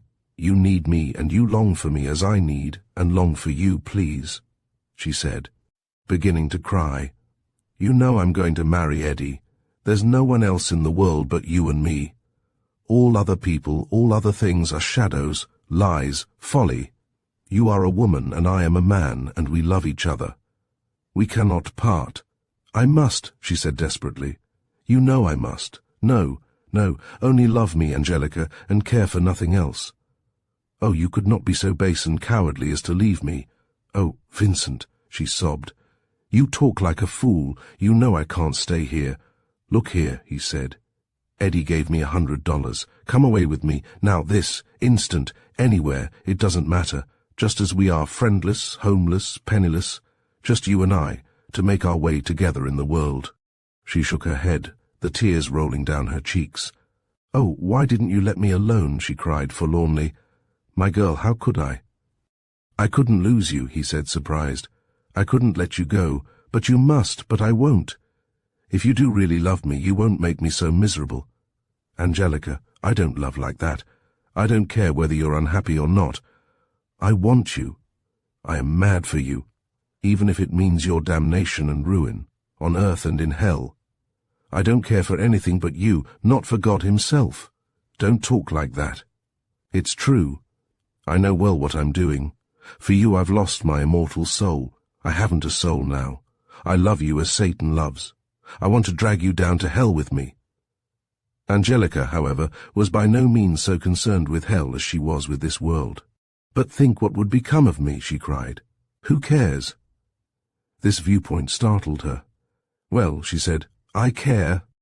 "No, you don't," he answered. "You only care for me." She wished to argue, to defend herself, but it was too late. She was lost. His words so appealed to the recklessness in her own nature, to her devil-may-care heart, that she could not counter them. She loved this man. Her whole heart urged her blindly to follow him, to do what he asked, to hurry gloriously to destruction. She made a half-hearted effort to get away from him, but he only held her closer. He looked down at her and laughed. "No use," he said. "You don't want to go." Suddenly she flung her arms about his neck and clung to him, looking up into his bold eyes. "All right," she cried. "I don't care." Part 2, Chapter 1. Chapter 35. Mrs. Kennedy was very tired that afternoon. She had just finished scrubbing a kitchen for a tenant, crawling laboriously across the greasy soft wood boards with her brush and her pail and her cloth. There had been some foreign sort of fish stew cooking on the stove all the time, and the smell had turned her sick. She had got splinters into her water-softened hands, and her back ached with a ferocious burning ache. She came down the basement stairs carrying the empty pail, slowly, far more slowly than she used to come. "There's not a thing in for my supper," she thought. "Well, I shan't bother to go out and get anything. I'll just lay me down and rest. I'm tired out." The front door was unlatched. She pushed it open with her foot and went along to the kitchen. She wanted a cup of tea, but she couldn't make the effort to get it ready. She couldn't even lie down. She sat on the step-ladder chair, straightening her aching back and supporting it with one hand, while her eyes roved about her neat and dismal little domain, hoping to discover what she very well knew wasn't there, something to eat, prepared and ready. She was beginning to be dulled and blunted by solitude. Her life's incentive was gone. She had no reason for working and living other than an animal reason, to feed herself. Her spirit had no food, and it was perishing. She had a vague distaste for death, which was just sufficiently stronger than her apathy to preserve her existence. She slept in her underground cave, cooked and ate what was essential, kept it and herself respectable and clean, and went dully on working, going wherever she was bidden, doing whatever she was told. She had decided to go out to the corner to buy 2 bananas for her supper, when the door opened and Angelica came in. She was just the same, jaunty, swaggering. It might have been one of those long-past evenings when she came back from work, tired, but restless and hungry. She had the same shabby suit and ungloved hands. "Hello, Mama," she said. Amazing to see the change in that worn face. "Angie, for goodness sake, I never looked for you. Why ever didn't you write, dearie, so's I'd have something in for your supper?" "It don't matter, Mama. I'll go out and get something. I'll get my purse. No, I got some money. Listen, Mama, I'm going to stay home with you a while. Mr. Eddie's gone to the war and Mrs. Geraldine's gone away. Now, for Gord's sake, don't begin to ask a lot of questions. I'm dead tired. I'll go out and get something for us to eat, and we'll go to the movies after. You put on the water for tea now, while I run to the corner. But even after the front door had slammed, it was some time before Mrs. Kennedy got up to put on the kettle. Whatever is she doing home now all of a sudden, like this? She asked herself. I don't see. Oh, I do hope there's nothing wrong. She's so hasty. Angelica came in again with a great paper bag. I got a regular treat, she said. Sardines, rolls, cheese, and a nice big can of cherries. You mustn't waste your money, dearie, said her mother mechanically. They both set to work to open the tins, brew the tea, and lay out the supper. It does taste good, Mrs. Kennedy admitted. Somehow, when I'm alone, I haven't got the heart to buy things and cook them. It's nice to see you again, Angie. I dare say you'll soon be sick of me, said Angelica. Now come along, Mama. Put on your hat and coat. They went out together, the tall, swaggering daughter, the small, decorous mother, along the swarming streets to their favourite moving picture palace. It was exactly the sort of picture Mrs. Kennedy liked, a society one. And, in addition, her daughter bought her a box of caramels. In every way a treat, a notable evening. And yet, all the time, her vague anxiety persisted. She had questions which she felt she must ask.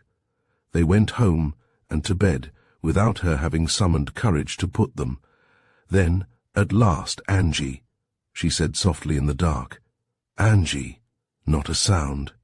Angelica must have fallen asleep as soon as her head touched the pillow. Chapter 36.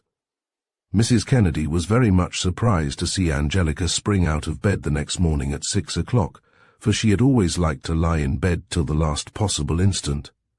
Her mother was still more surprised to hear her say, I'll get the breakfast, Mama. You needn't to, dearie. I guess you want a little rest. Rest, nothing. I'm going out to hunt for a job this morning. But aren't you ever going back there, to Mrs. Russell's? Not much. I'm going back to the factory again. Oh, Angie, I'm sorry. Why? You made enough row about my going to Mrs. Russell's. Only because I didn't think you could get the place, but now that you did, I'd hate to see you go back. I'd like to see you better yourself. Oh, for Gord's sake, that stuff again. No. Let me tell you, Mama, I'm through with all that. I'm all right the way I am. I'm good enough, as good as any of them anyway. She put on her hat and went out, without a kiss, without a goodbye, and Mrs. Kennedy saw no more of her till 6 o'clock, when she came in, pale and scowling. What's the matter with the supper? She said roughly. Why ain't it ready? I just got in myself, said Mrs. Kennedy. I had a hard day. Well, you're not the only one, said Angelica. What you got? I'll have to run to the corner. Now see here, said her child. I won't stand this. I'm not going to wait this way. If you can't have my supper ready when I get home, I won't come home. Do you understand? This was but the first indication of a change, a profound change, in Angelica. Her mother saw it with anguish. She was rougher, coarser, more cruel. She was brusque with her mother in a way quite different from her old careless fashion. She was cold, critical, scornful. She had got back her job in the factory where she had worked before, but she didn't bring her money home now. Her mother was obliged to ask for some when she had nothing left to buy what her child demanded, and then, fiercely reluctant, Angelica would throw down on the table a crumpled dollar bill. Her habits were altogether changed. She spent no more evenings with her mother at home or at the movies. She went about with other factory girls to dance halls and cabarets of the cheapest sort. She bought herself daring blouses, thin as a veil, through which her lean brown shoulders shone. She wore short skirts and had gauzy silk stockings on her long legs. She painted her face with exaggeration. Angie, her mother remonstrated. You don't look decent. I don't want to, she replied. Night after night she stopped out until 1 o'clock. Then her mother would be awakened by voices in the courtyard, a kiss, very likely, a scuffle, a slap. That was Angelica and her escort, saying good night. Then she would come in, jaded, irritable, the paint very brilliant on her pale face, and begin undressing, not in the dark, as she had done formerly, to avoid disturbing her mother. She would come into the room with no effort to be quiet, light the gas, and dawdle about, while the poor anxious woman in bed lay watching her, sometimes asking questions, but timidly, dreading a rebuff. "Bah! I'm so sick of it," Angelica told her one night. "Those cheap dances, those smart Johnnies mauling you round with their sweaty hands, and then a glass of beer and a whole lot of their cheap talk. Cheap, all of it. I'm sick of everything." She had flung herself down, fully dressed on her cot, her soiled white shoes on the clean spread. "Just sick," she repeated, with a break in her voice. Her mother was moved. "Maybe it's because you got used to better sort of people out where you were," she said. Angelica raised herself and looked at her. "Better? Well, maybe they were. I don't know. Only, I don't know. I did get to like having things nice, and hearing nice voices. All this is kind of a sudden change. And the bunch I go out with, Lord, what a bunch." "Then why do you go out so much, dearie? Why don't you stay home?" "Oh, for God's sake, Mama. After working all day, a girl my age can't sit home alone all evening." "Alone?" The poor woman winced. "You could read magazines or get books out of the library." "I don't want to read. There's nothing in books. I want to live. I want to find out if there's anything, anywhere." "What do you mean, dearie? If there's anything anywhere?" "Oh, it don't matter. I'm going to bed. Good night." They went on in this way for weeks. What misery for the mother! She was nothing to her child. She could not even serve her. Angelica had become completely independent. She didn't want to talk to Mrs. Kennedy, to go out with her, to stay at home with her. Moreover, she had grown indifferent to the little niceties about which she had once been so fastidious. Sometimes she would get in earlier than her mother. Then, without waiting, she would get some sort of meal for herself, eaten off the tub-tops, from the saucepan in which it was cooked. She would spend a long time dressing herself in her vivid finery, leaving the dirty pots for her mother to wash. Then again she wouldn't appear until late, long after Mrs. Kennedy had disposed of her meal. "We met some of the fellas," she would say, "and we hung around a while and ate a lot of candy. I don't want any dinner." One evening her mother weakly reproached her for her lateness. "There I had a nice bit of chopped meat fried and ready for you," she said. "You ought to let me know when you're not coming in. It's a trouble to me and a waste of money to buy things and you not to touch them." "Forget it," said her child. "I'm never in any hurry to get home, I can tell you. To this hole. Why should I?" "To see me," cried her mother in desperation. "Been seeing you every day for 19 years. "No, Mama, you can't keep me hanging round you any more. I got to be free." "That don't mean you're not to be kind and loving to—" "Well, I'm not kind and loving. God didn't make me that way." Her mother grew more and more certain that Angelica had met with some disaster in her past situation. She thought over it at night when she lay in bed, in the day while she worked, thought of it with anguish and terror. Her peasant soul forgot its acquired American sophistication, and craved that age-old solace nowhere to be found in her present mode of life. A priest, a pastor, someone in authority to reassure her.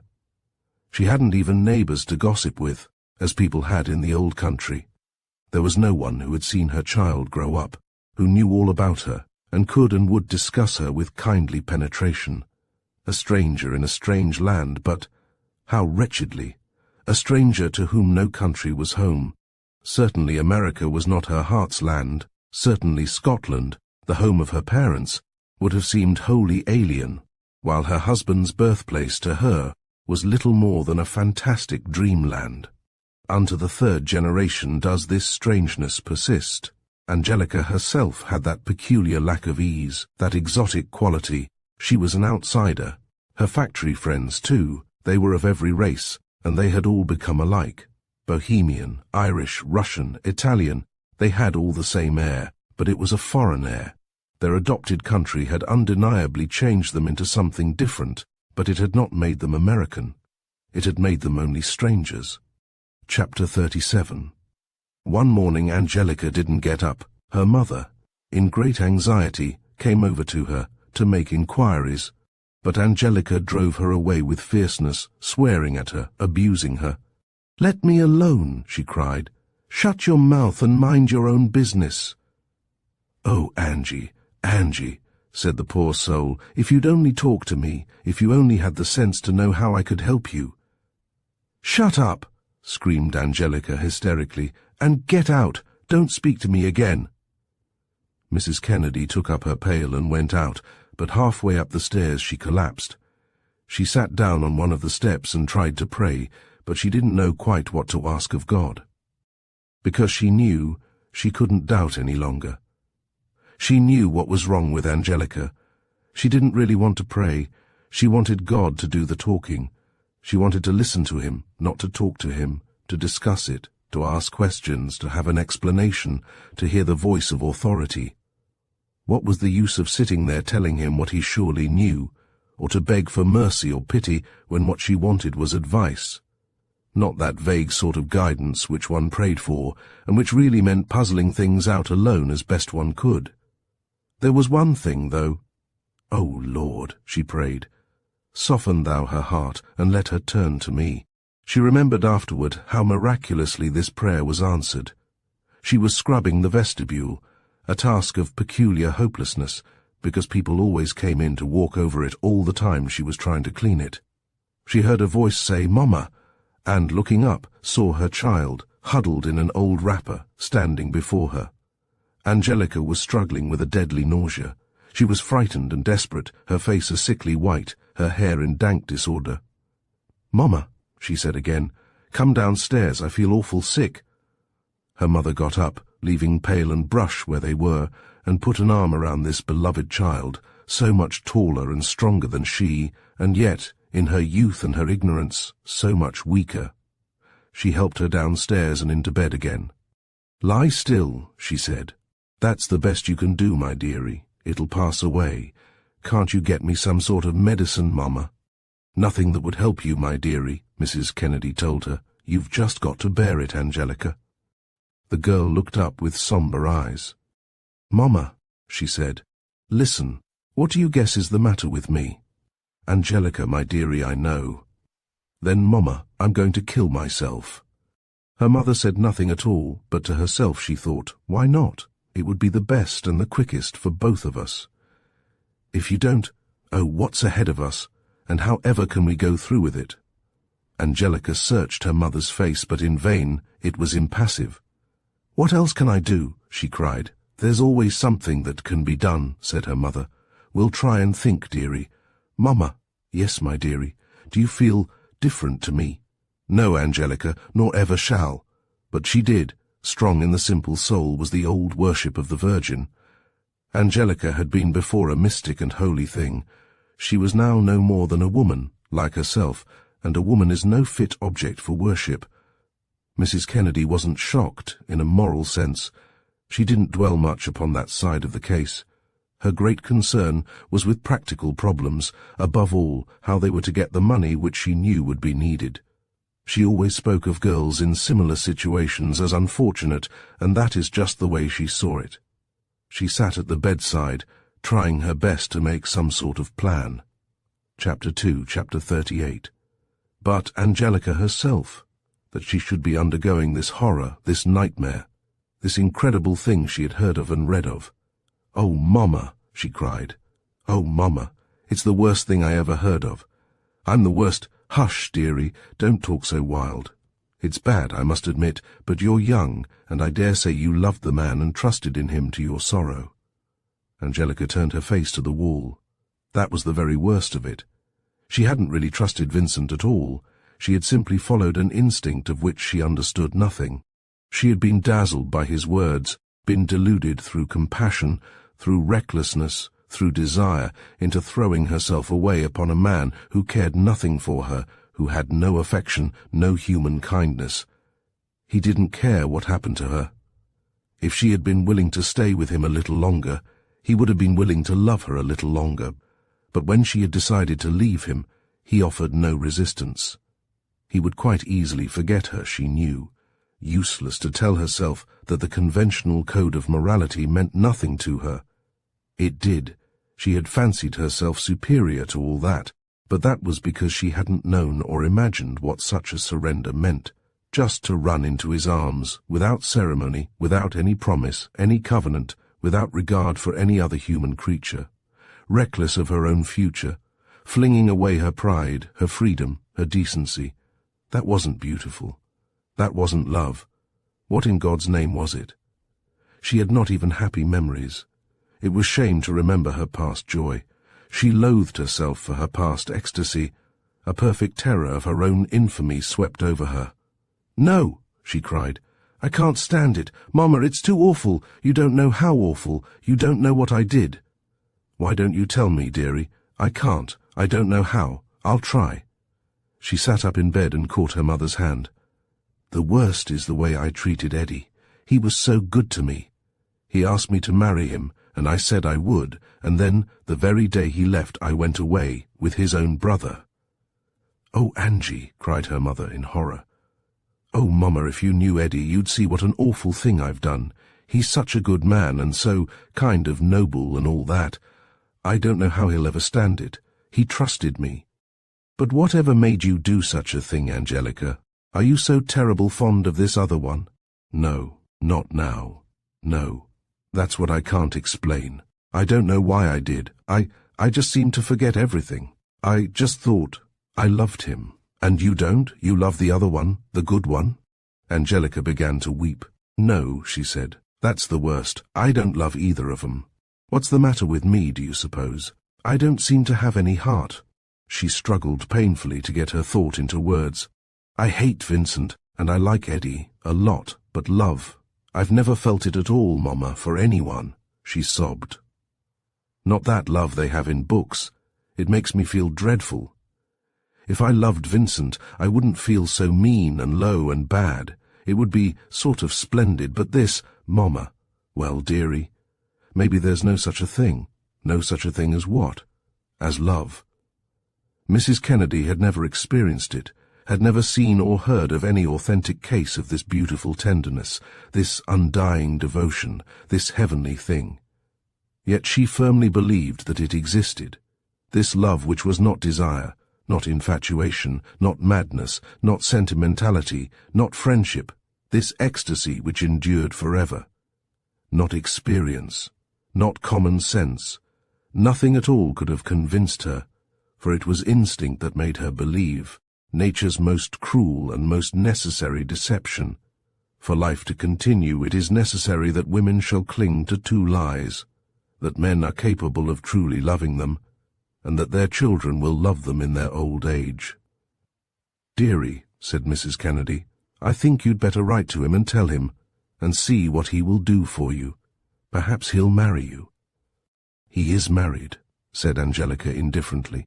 "Yes, Mama, I will write to him, but it's an even chance if he'll come or not. He's queer. You can't ever tell with him. I'll try anyway, and see if I can't get some money out of him." To her mother, the tragedy was somewhat lessened by the fact that Angelica didn't love Vincent. She fancied that the girl would consequently get over it better, not suffer so cruelly, but for Angelica there lay the worst of it, the most intolerable part to bear. It was that made her frantic with shame and remorse. She looked in vain. She could find no trace of magnificence in her downfall. It wasn't a splendid sin done for reckless love. It was a damnable folly, committed through reckless ignorance. Chapter 39. She wrote to Vincent with a sort of naive art. She wished to hide the least sign of anxiety or reproach. She wished him merely to think that she missed him. "Why don't you come? I have been looking for you for ever so long. Come in some evening soon. Angelica." The evening after the letter was mailed, she got up and dressed herself, trembling with weakness, hardly able to stand, but quite self-possessed. She didn't feel the slightest emotion at the prospect of seeing Vincent again, nothing but a dogged resolution to make him give her money. She attempted no attitude, made no plan of what she would say to him, because she knew now how helpless she was in his hands. He would direct the interview. He would give the keynote. It would all depend upon his mood. She couldn't influence him. She didn't even take pains with her appearance. for she knew that it didn't lie with her to move him. It depended upon the condition of his own mysterious soul. She had hardly expected him so soon.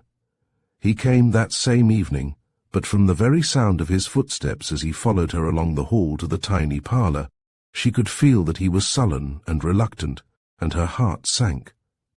Oh, if only I didn't have to bother with him, she thought. If only I didn't have to see him ever again. And I've got to be nice to him and ask him for money. They entered the parlour and sat down in silence. "Angelica," he said abruptly with a frown, "why did you leave me? I wanted to. I was amazed. I was shocked. You behaved—" He hesitated for a moment, then went on severely. "You behaved like a light woman. I thought you were faithful and constant and sincere, and then, after 1 week—" "But what kind of a week was it?" cried Angelica. "I'm not a rich man, but I did the best I could for you. You know what I mean. In that awful little roadhouse, with you shutting yourself up in the bedroom all the time and leaving me there alone for all those men to laugh at. I had to write. You hadn't any business to write. You might have thought a little bit how I'd feel. If you couldn't pay any attention to me, you shouldn't."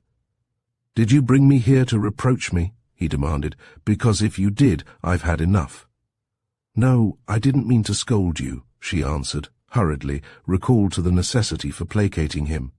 "No, I just wanted to see you." Her face, which had become so pinched, so colourless, was covered with a vivid flush. The conciliatory words almost stuck in her throat, but apparently Vincent didn't observe her emotion. "I'm not disposed to endure much more from you. Upon my word, I'm not," he went on. "The way you went off, simply leaving me a note to say that you thought you'd go home, making a fool of me. I was naive enough to imagine we were to spend our lives together. I thought we'd stay for a month or so in that beautiful little mountain inn, fishing, tramping, reading, talking. You hardly spoke to me all day long. I had to sit downstairs in the dining room with those fishermen. How was I to know that you had no resources? Besides, it was rainy, and we couldn't have gone out anyway. But the very day you left, the weather cleared. I was really disgusted with you, Angelica. You behaved abominably." "Well, Vincent," she said, "you'll have to excuse that, and be a good friend to me, because I need some money." He jumped to his feet. "You're shameless," he said. "I'm shocked. No, listen, there's going to be a baby," she cried, in desperation. He was a little taken aback for a moment. He gave a hasty glance at her poor, desperate young face, and then looked away. "There," he said, taking a leather wallet out of his pocket and throwing it on the table. "Take it. It's all I've got. My God, you can't get the better of a woman. They have it all their own way in this world. They make us pay, and pay dear, for their follies." Angelica stared at him, astounded. "I'm supposed to be the guilty one," he went on. "I'm the one who's held responsible, why the good Lord only knows. I'm the one to pay." "As for me," said Angelica, "it's just a picnic, isn't it? You're fulfilling your natural destiny, at my expense." "Oh," she cried, "I wish to God I could throw the money back in your face, Vincent. But you won't. And now that you've got all that you can out of me, I suppose I can go." But Angelica was weak. She couldn't endure it. "Do you mean that you're not even sorry?" she cried. "Can't you think what this means to me? What's going to become of me? Oh, Vincent, just think what's before me. Just what always was before you. You're bad, my girl, through and through. You couldn't have ended any other way. No decency, no self-restraint. I don't suppose I was the first man—" "Oh, don't!" she cried. "Don't! You can't realize— Oh, Vincent! And as for this, it isn't the first time such a thing has happened in the world. Even a young girl brought up in sheltered luxury like you must have heard of such things. In fact, my dear, you must have known quite as well as I what the consequences of our adventure might be. If you say you didn't, you're lying." She put out one hand in a sort of mute and feeble protest. "But I didn't think you'd change." Her voice faltered. She found it almost impossible to go on. "I thought that you felt like I did." "So I did," he answered. "So I do. Just the same as you. Our impulses, our reasons for going off together, were exactly the same.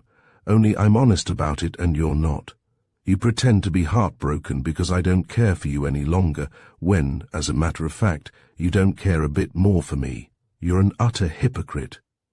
She was confused and crushed by his words. He was taking away from her her very last support, her conviction that she had been misled, wronged, sinned against. Somehow he was putting her in the wrong. She couldn't deny that she had gone away with him of her own free will, and yet she knew that it hadn't been her own free will. She didn't deny her own guilt, but she knew that his was far greater. "I'm not a hypocrite," she said. "Then you're a fool. No, we've done with each other, Angelica. It's over for both of us." "But it isn't over for me," she cried. Her heart was flaming with resentment against the hellish injustice of it, that she should have all the suffering, all the punishment. "Just think of it," she cried. "Can't you realize, Vincent, how dreadful it is for me?" "No, I can't realize. I'm not a woman, and I don't pretend to understand them and their fine feelings. I can't understand or sympathize with this cowardly whining over physical effects which are known to everyone. Did you want anything else from me, except money, Angelica?" "Yes, I do," she answered. "I do want something else, and I'll get it too. I want to make you suffer, and I will too." "Oh, I see. The wronged woman with the baby in her arms. Well, Angelica, go ahead. Do your worst. I don't think you can hurt me very much." He looked down at her with a gay, mocking smile. He put on his hat and was gone. Angelica went back to her mother with the wallet. "Well," she began, "here's—" but she broke down and began to cry wildly. "Oh, Mama, Mama, I can't bear this. I can't be treated like this. Oh, Mama, not me. Not me. It can't be true." Her mother was glad when she wept. She stroked Angelica's head in silence, pleased to see her softened, even humbled, happy to see that ferocious hardness gone, not suspecting that that ferocity and that hardness were the very best of Angelica, the very spirit of her. When she wept like this, she was submerged, perishing, going under. With a frightful effort she saved herself and rose above these bitter waters.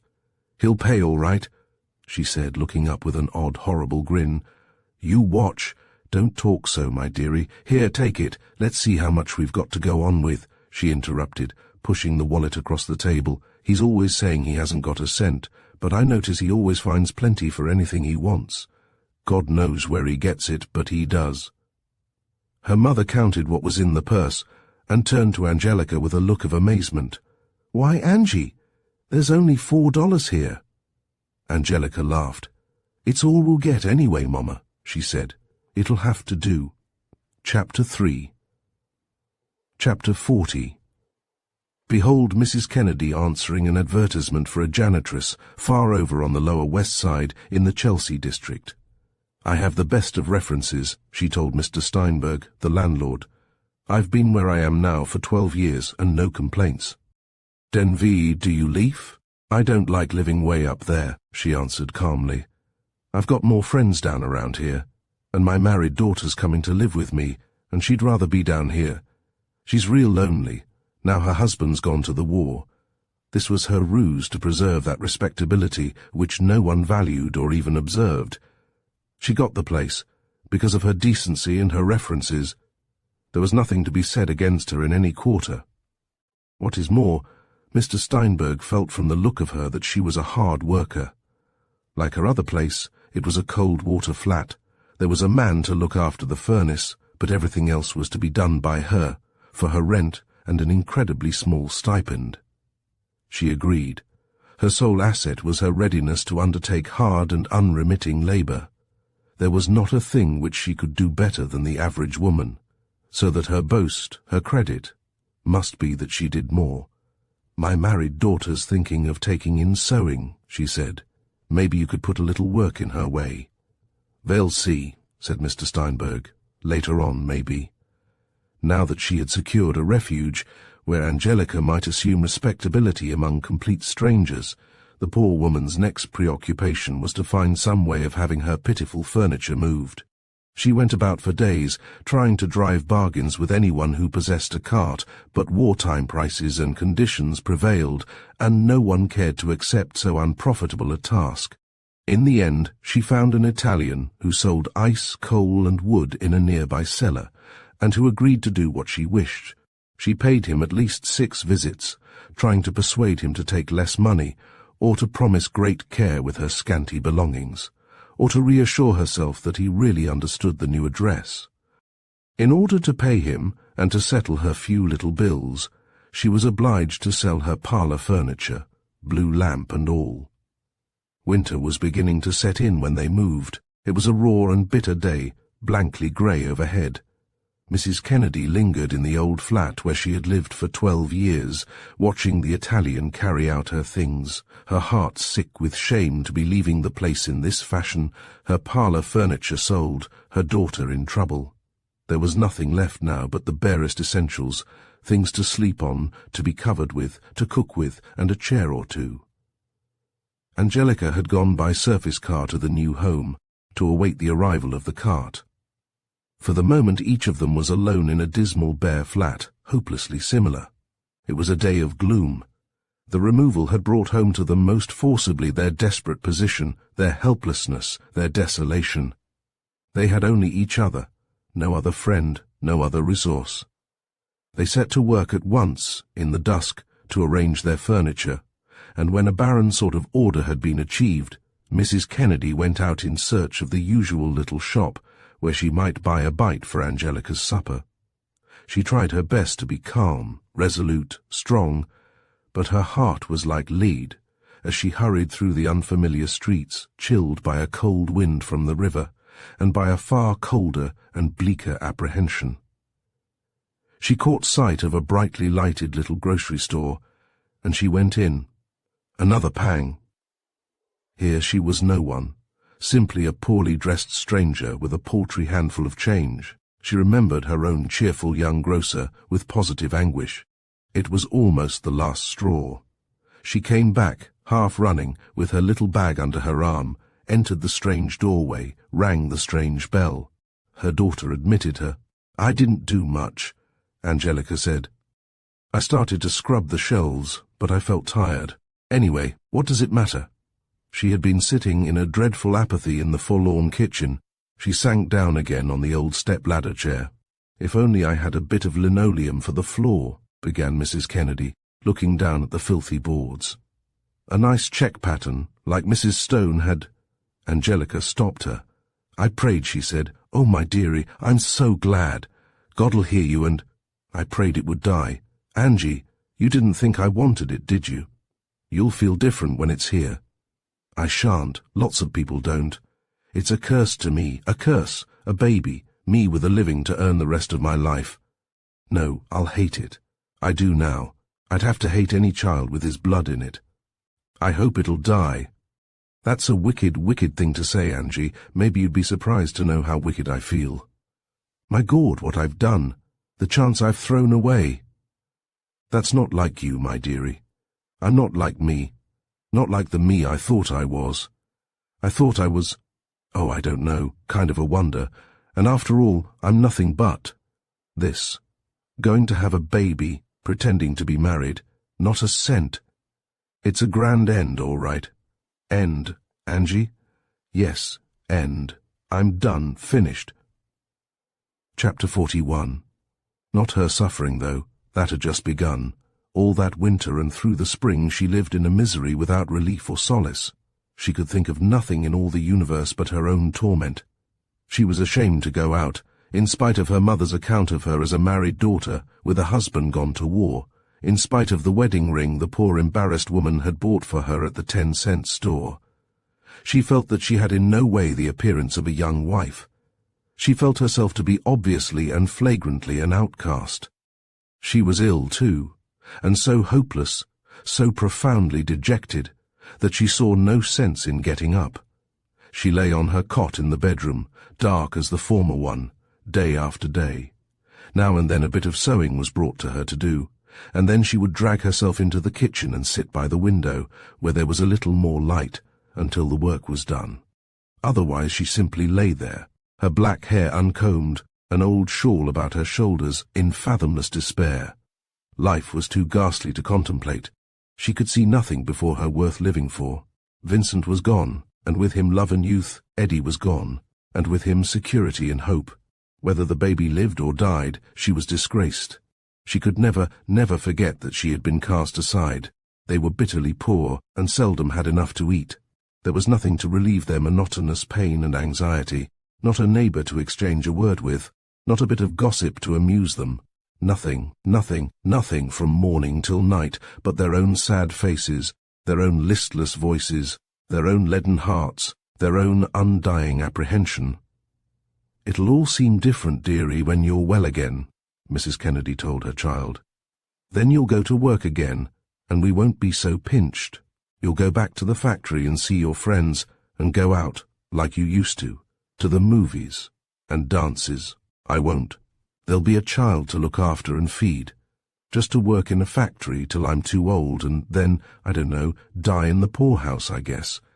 There's lots of things might happen, Angie. Maybe you'll marry. There's men that would be willing to overlook. Well, I don't want 'em. I'm through with men. Then maybe you'll get on fine in some kind of business. No chance of that. I haven't any education. I'm too ignorant. Don't try to make up things to comfort me. I know how it'll be." But still she couldn't want to die, no matter how terrible her future looked. Her strong spirit clung to life, even the most repulsive life. It wasn't that she feared death, but she resented it. It was the complete defeat, the final outrage. As her time drew near, she began greatly to dread dying. She would lie by the hour, thinking of death, in a sort of silent fury. Chapter 42. At last it came upon her, one July morning, that most shocking and insensate of nature's cruelties. Her mother sat by her in fatalistic patience, knowing well that there was no escape, no alleviation. There was a doctor whom Mrs. Kennedy had summoned, not the noble and kindly physician of Angelica's romance, but an indifferent and callous one accustomed to the poor and their profitless agonies. He was very cheerful. He was able to look down upon that young face distorted in brutal anguish and smile. "Nothing to be done now," he said. "I'll look in again in an hour or so." He returned too late. The protesting little spirit had entered the world without him, and lay crying, wrapped in an old flannel nightdress, in Mrs. Kennedy's lap, while the young mother watched it with unfathomable eyes. Chapter 4. Chapter 43. Angelica sat at the kitchen table, her blouse torn rudely open at the neck, wet through with perspiration, haggard and worn almost beyond recognition. "My God," she said, pushing back her hair. "It's hot as hell, Mama." Mrs. Kennedy sighed, without speaking or interrupting her work. She was standing at the ironing board, finishing a big week's washing. It was a night of intolerable and sultry heat, and the kitchen, with the stove lighted for the irons and the gas blazing for light, was a place of torment. The two women were curiously pallid, curiously alert with the terrible activity of exhaustion. They had reached so high a point of suffering, both physical and mental, on that night, that they were no longer aware of their pain. "Listen, Mama," said Angelica. "Here's what I've written." She picked up the sheet of soft paper with blue lines, on which the ink blurred and the pen dug and scratched, and on which she had written, "Vincent, the baby has been sick all the time, and now he is worse. You got to send some money for him. You got to find it somewhere if you have not got it. He is in a terrible bad state. He only weighs 6 pounds, and he is going on for 6 weeks. Angelica." She read it in her hoarse, thrilling voice, and it sounded so vehement, so passionate, so touching, that they both believed the letter to be so in itself. "Now I'll run out and mail it," she said. Just as she was, with dishevelled hair and unfastened blouse, she hurried out into the street. A man spoke to her, and she swore at him. She was back within a few minutes, panting, but her mother was no longer in the kitchen. She had gone into the dark bedroom to quiet the poor little baby. "I'll hold him, Angie," she said. "You can go on ironing." But Angelica flung herself on her knees before the child on her mother's lap. "Gord, little fella, little love. Gord, I wish he'd die and be out of this." Her mother could not rebuke her. Worn out by unending worry, by lack of sleep, by the heat, by intolerable toil for the tiny thing, she too could only wish it dead. It suffered so, it was so weak, so pitiful. Night after night, they had held it in their arms, close to the window, where it might get what air there was. They sang to it, rocked it, bathed its wasted little body to cool it, and all the while it wailed in its feeble voice, a weak, monotonous, heart-rending sound. They tended it by day and by night. From time to time it slept, but fitfully, the beating of its little heart shaking its emaciated body. Angelica would sit beside it, her eyes fixed upon it, scarcely daring to breathe in her terror that it might die as it slept. For though she said and she meant that she wished it to die and be free of its misery for her own sake, she longed for it to live to the utmost limit, no matter if every day and every night were a pain to her, and her whole life went by in its service. She wanted to be holding it in her arms every waking hour. She could not sleep unless it lay within the reach of her hand. Even if she went to the corner on an errand for her mother, she was filled with panic until she had got back to it and had seen it and touched it again. She cared for nothing else whatever. She didn't trouble to dress herself decently. She no longer helped her mother about the flat, barefooted, her heavy hair pinned in a great slovenly coil, her blouse unfastened, with a ragged skirt hanging about her lean hips. She would sit for hours with the little wailing thing in her arms, pressed against her bosom, while she sang to it in her hoarse, touching voice. She learned all she could from the doctor and the visiting nurse, and did just as they had told her. She bathed the child, fed it, tended it, in the most careful and professional way, but she would not let it alone. The doctor told her to leave it in the clothes basket which was its bed, and the nurse assured her it would be cooler and more comfortable there, but she could not restrain herself from snatching it up. She could not help feeling that the passion of her love, the generous warmth of her body, must invigorate and vitalize it. Most cruel of all delusions, that love can save. Chapter 44. He's got to get into the country, said Angelica. That's all there is to it. I'd send him to one of these fresh air places, only I know he'd die without me. He's got to have me. No one else would know his ways. Well, if Mr. Geraldine sends... If he don't, he's got to, that's all. I'll give him just 1 day more, and then... Maybe he's not there. Maybe he's gone to the war. Not a chance. Well, if he's not there, I'll have to find him, and I will. There was no letter the next day. You got to telephone, said Angelica to her mother, and find out if he still lives there at Buena Vista. If he does, I'll write once more. Her mother came in late that afternoon. He's there, she said. Somebody, one of the servants, I dare say, came to the telephone, and I just said, "Is Mr. Vincent Geraldine there?" And she said, "Who is it wants to speak to him?" And I said, "I only wanted to know, was he at home?" "Oh, yes," she says, "he's at home." Poor woman, lugging her eternal bucket. She looked as if she were being pressed down by giant hands which were forcing her exhausted and gallant body to its knees. There was nothing ready for her now, at the end of her bitter day. Nothing in the house which she could cook for supper. Her bed was still unmade. There wasn't even a decent place for her to sit down, for Angelica occupied the only rocking chair drawn up close to the window, where the baby could get what air there was. Mrs. Kennedy looked at them, and for an instant she hated them both.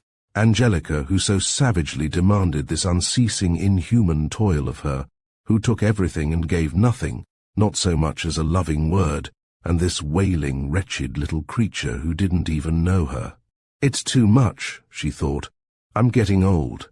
"Take the baby," said Angelica, "while I write another letter." "I'll get some supper first." "No, I've got to write now." "Then put the kettle on so's we can have a cup of tea before long," said her mother, and sat down with the wretched, hot little baby in her arms. "Vincent, this child is going to die. You got to help it. If you do not send me some money for him right away, I will go out after you and get it.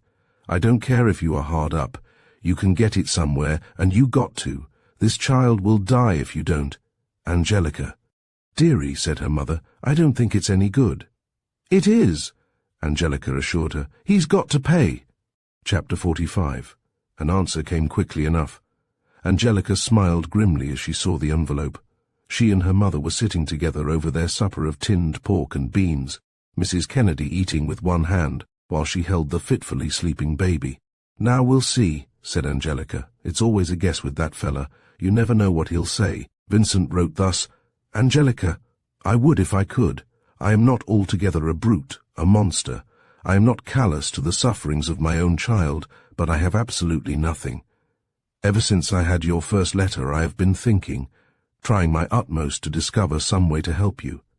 And the only way I can do so is to appeal to Eddie, to tell him the whole story, and to throw ourselves on his mercy. It will be a bitter blow to him, and it is a terrible penance for me to tell him, but for your sake I must bear the pain of telling and he of hearing. He will help us, Angelica. He is a generous and noble soul. He has never yet failed me." She remained stupefied. "Do you mean Eddie doesn't know?" she cried, addressing an invisible Vincent. It was such an amazing idea to her. She had always imagined Eddie as possessed of all the details. She had often thought of him, sitting in his trench in the moonlight, reflecting with grief and bitterness over her infamy. She had looked upon him as utterly lost, beyond her reach. She had believed, as a matter of course, that all those people knew, and despised and hated her, Polly, Mrs. Russell, all the servants. "Why, Mamma," she cried. "Whatever is it, child?" asked Mrs. Kennedy, surprised at the strange look on her daughter's face. Angelica had risen slowly to her feet, and was staring at her mother. A terrible hope was dawning upon her. "Quick, Mamma!" she cried suddenly. "I got to stop him!" She rushed into the bedroom, put on a hat over her disordered hair, pinned together the open bosom of her blouse, and ran down the hall. "Angie! Angie!" cried her mother. "Where are you going?" The door banged. She was gone. Mrs. Kennedy laid the baby on the bed. "Cry if you must," she said. "I can't hold you any more till I've had a cup of tea." Chapter 46. Angelica had gone running up the street to a drugstore on 6th Avenue, where she knew there was a telephone booth. It was a place of doubtful repute. There was always a group there of young Italian-Americans, flashily dressed youths of immense assurance, who were interested in every woman that entered the store, but they didn't care for Angelica in her slatternly dress, with her fierce and haggard face. One of them made a coarse jest about her, which she answered with an oath. Then she went into the booth and pulled the door to behind her. Her heart was beating frantically. She was scarcely able to speak. Her hoarse voice came out with an unfamiliar sound. "I want to speak to Mr. Vincent," she said. "Who is it? Call him quick. It's a message from his brother." A silly ruse, but she was capable of nothing better. Then, after a long pause, she heard his voice. "What is it?" "It's me, Angelica. Vincent. Don't you dare to write to Eddie. Don't you dare ever to let him know. My dear child, I've already done so. I've just put the letter in the box not 10 minutes ago." "No," she cried. "No, you must get it back." He laughed. "When once a letter is posted—" She gave a sort of wail. He was still speaking, but she didn't care what he said. She hung up the receiver and went out into the street again. Somehow this seemed to her the very worst blow that had fallen on her, the greatest cruelty of her destiny. To have got, in the blackness of her despair, this glorious hope, and to have it destroyed almost before it had breathed. It occurred to her that there was one more desperate chance. She went hurrying home again. "Mamma," she said, "where's your money?" "I haven't any money, Angie, as well you know." "You have. Only just the bit that's to last us through the week. Give it to me, quick." She snatched up the flat little purse and rushed out again, pushing her hair up under her hat as she ran. She didn't quite know where to look. She sought in vain along 6th Avenue, then crossed to 5th, and found there what she wanted, and empty taxicab, cruising along Madison Square. "Say," she called. "Taxi!"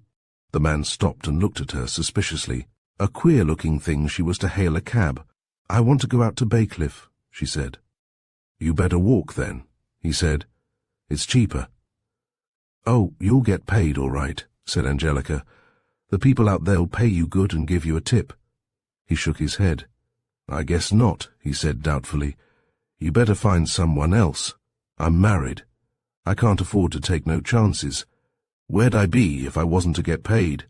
A long run like that, and got to come back empty." Angelica recalled something which had been mentioned in one of Mrs. Russell's long stories. "Look here," she said, "it's the law. You got to take passengers." "Not outside the city limits I haven't," said the man. They were both a little uneasy, as neither of them felt at all sure as to what laws there might or might not be, but Angelica in her desperation was resourceful. "You let me in," she said, "and I'll fix it up with the people out there. See, I'll give you $2 now, but I won't tell them I gave you anything, and they'll pay you and give you a tip too. I'm the waitress out there, and they'll be darn glad to see me back. You didn't ought to worry. You'd ought to know I wouldn't risk getting locked up just for the sake of a ride. No one would take a chance like that." "Well, they do, all the same," said the driver. "It wouldn't do me no good to get you locked up, not if you didn't have no money. It's only people out on a joyride that do that," said she. "Where'd be the sense in me doing that, taking a ride all alone and then getting locked up?" He wavered, and she hurriedly got out the $2, earned by long hours of scrubbing by Mrs. Kennedy, and gave them to the chauffeur. He was now practically won. Her insistence overcame his weak will. Her $2 charmed him. Moreover, he liked her. She was so frank and so much in earnest. "All right," he said. "Get in. Now mind you treat me fair. I'm taking a big risk for you." She was a strange enough figure, sitting there in her dusty clothes, her battered old hat, while the cab sped on, through and out of the city, along dark country roads lined with trees, past fields, past marshes, past desolate buildings, past friendly lighted houses. She was consumed with a fever of haste, burning with anxiety, looking over the driver's shoulders at the road before her, which seemed so endless. Now they were going up the hill to the house, the very house. "You wait a while," she said. "The longer you wait, the more you'll get paid." The front door stood open, with only a screen door across the aperture, and a faint light from the hall shone out on the roadway. There didn't seem to be anyone about. She stood outside, peering through the screen into the hall, listening. Not a sound. She was obliged to ring the bell, and who should open the door but the doctor? He didn't see who it was until he had let her in. Then he was frightened at the unexpectedness of her coming, at the wild disorder of her appearance. "What do you want?" he asked. "I want to speak to Vincent," she answered. "Where is he?" "He may be busy. I'd better—" "Where is he?" she demanded. When the doctor didn't answer, she pushed by him and ran upstairs.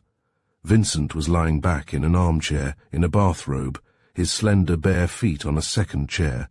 He was eating biscuits and cheese from a plate balanced on his knees, and reading a magazine, in the greatest possible comfort, physical and mental, when without an instant's warning, Angelica entered, wild, savage, relentless as a fury.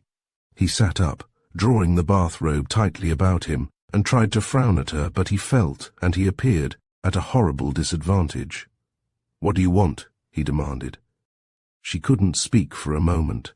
She only looked at him with her fierce black eyes, pressing a hand against her breast, as if to stifle by force the tumult there.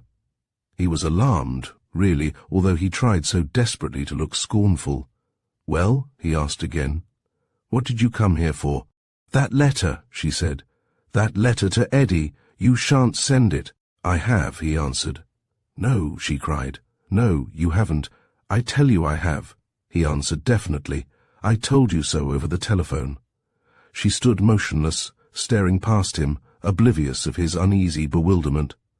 Thoughts were running through her brain like fire through parched grass. She remembered things she had heard, of the English suffragettes pouring acid into mailboxes to destroy their contents. But what did they use, and where to get it? Her vigorous and subtle brain was never quite without resource. She thought and thought, with passionate intensity, and at last, suddenly, an idea came to her. She went out of the room abruptly, so swiftly and silently that Vincent was astonished, and more than ever alarmed. What in heaven's name was that damnable girl up to now? He knew she wouldn't stop at anything. He went on tiptoe to the door and peered cautiously out into the hall. She wasn't there. Where was she?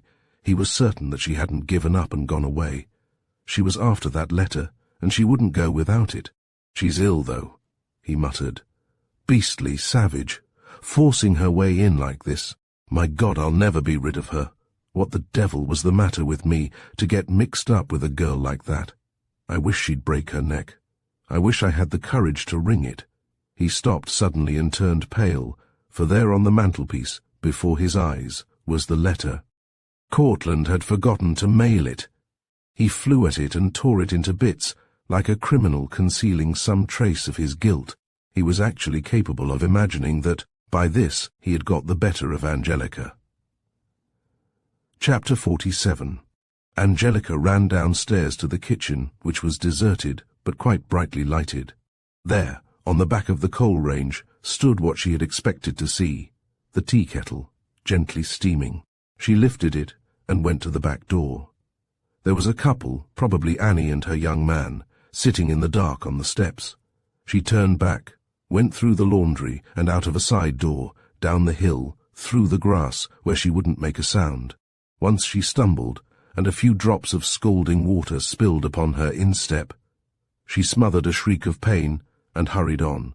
There wasn't a soul in sight. The road was quite empty even of passing motors.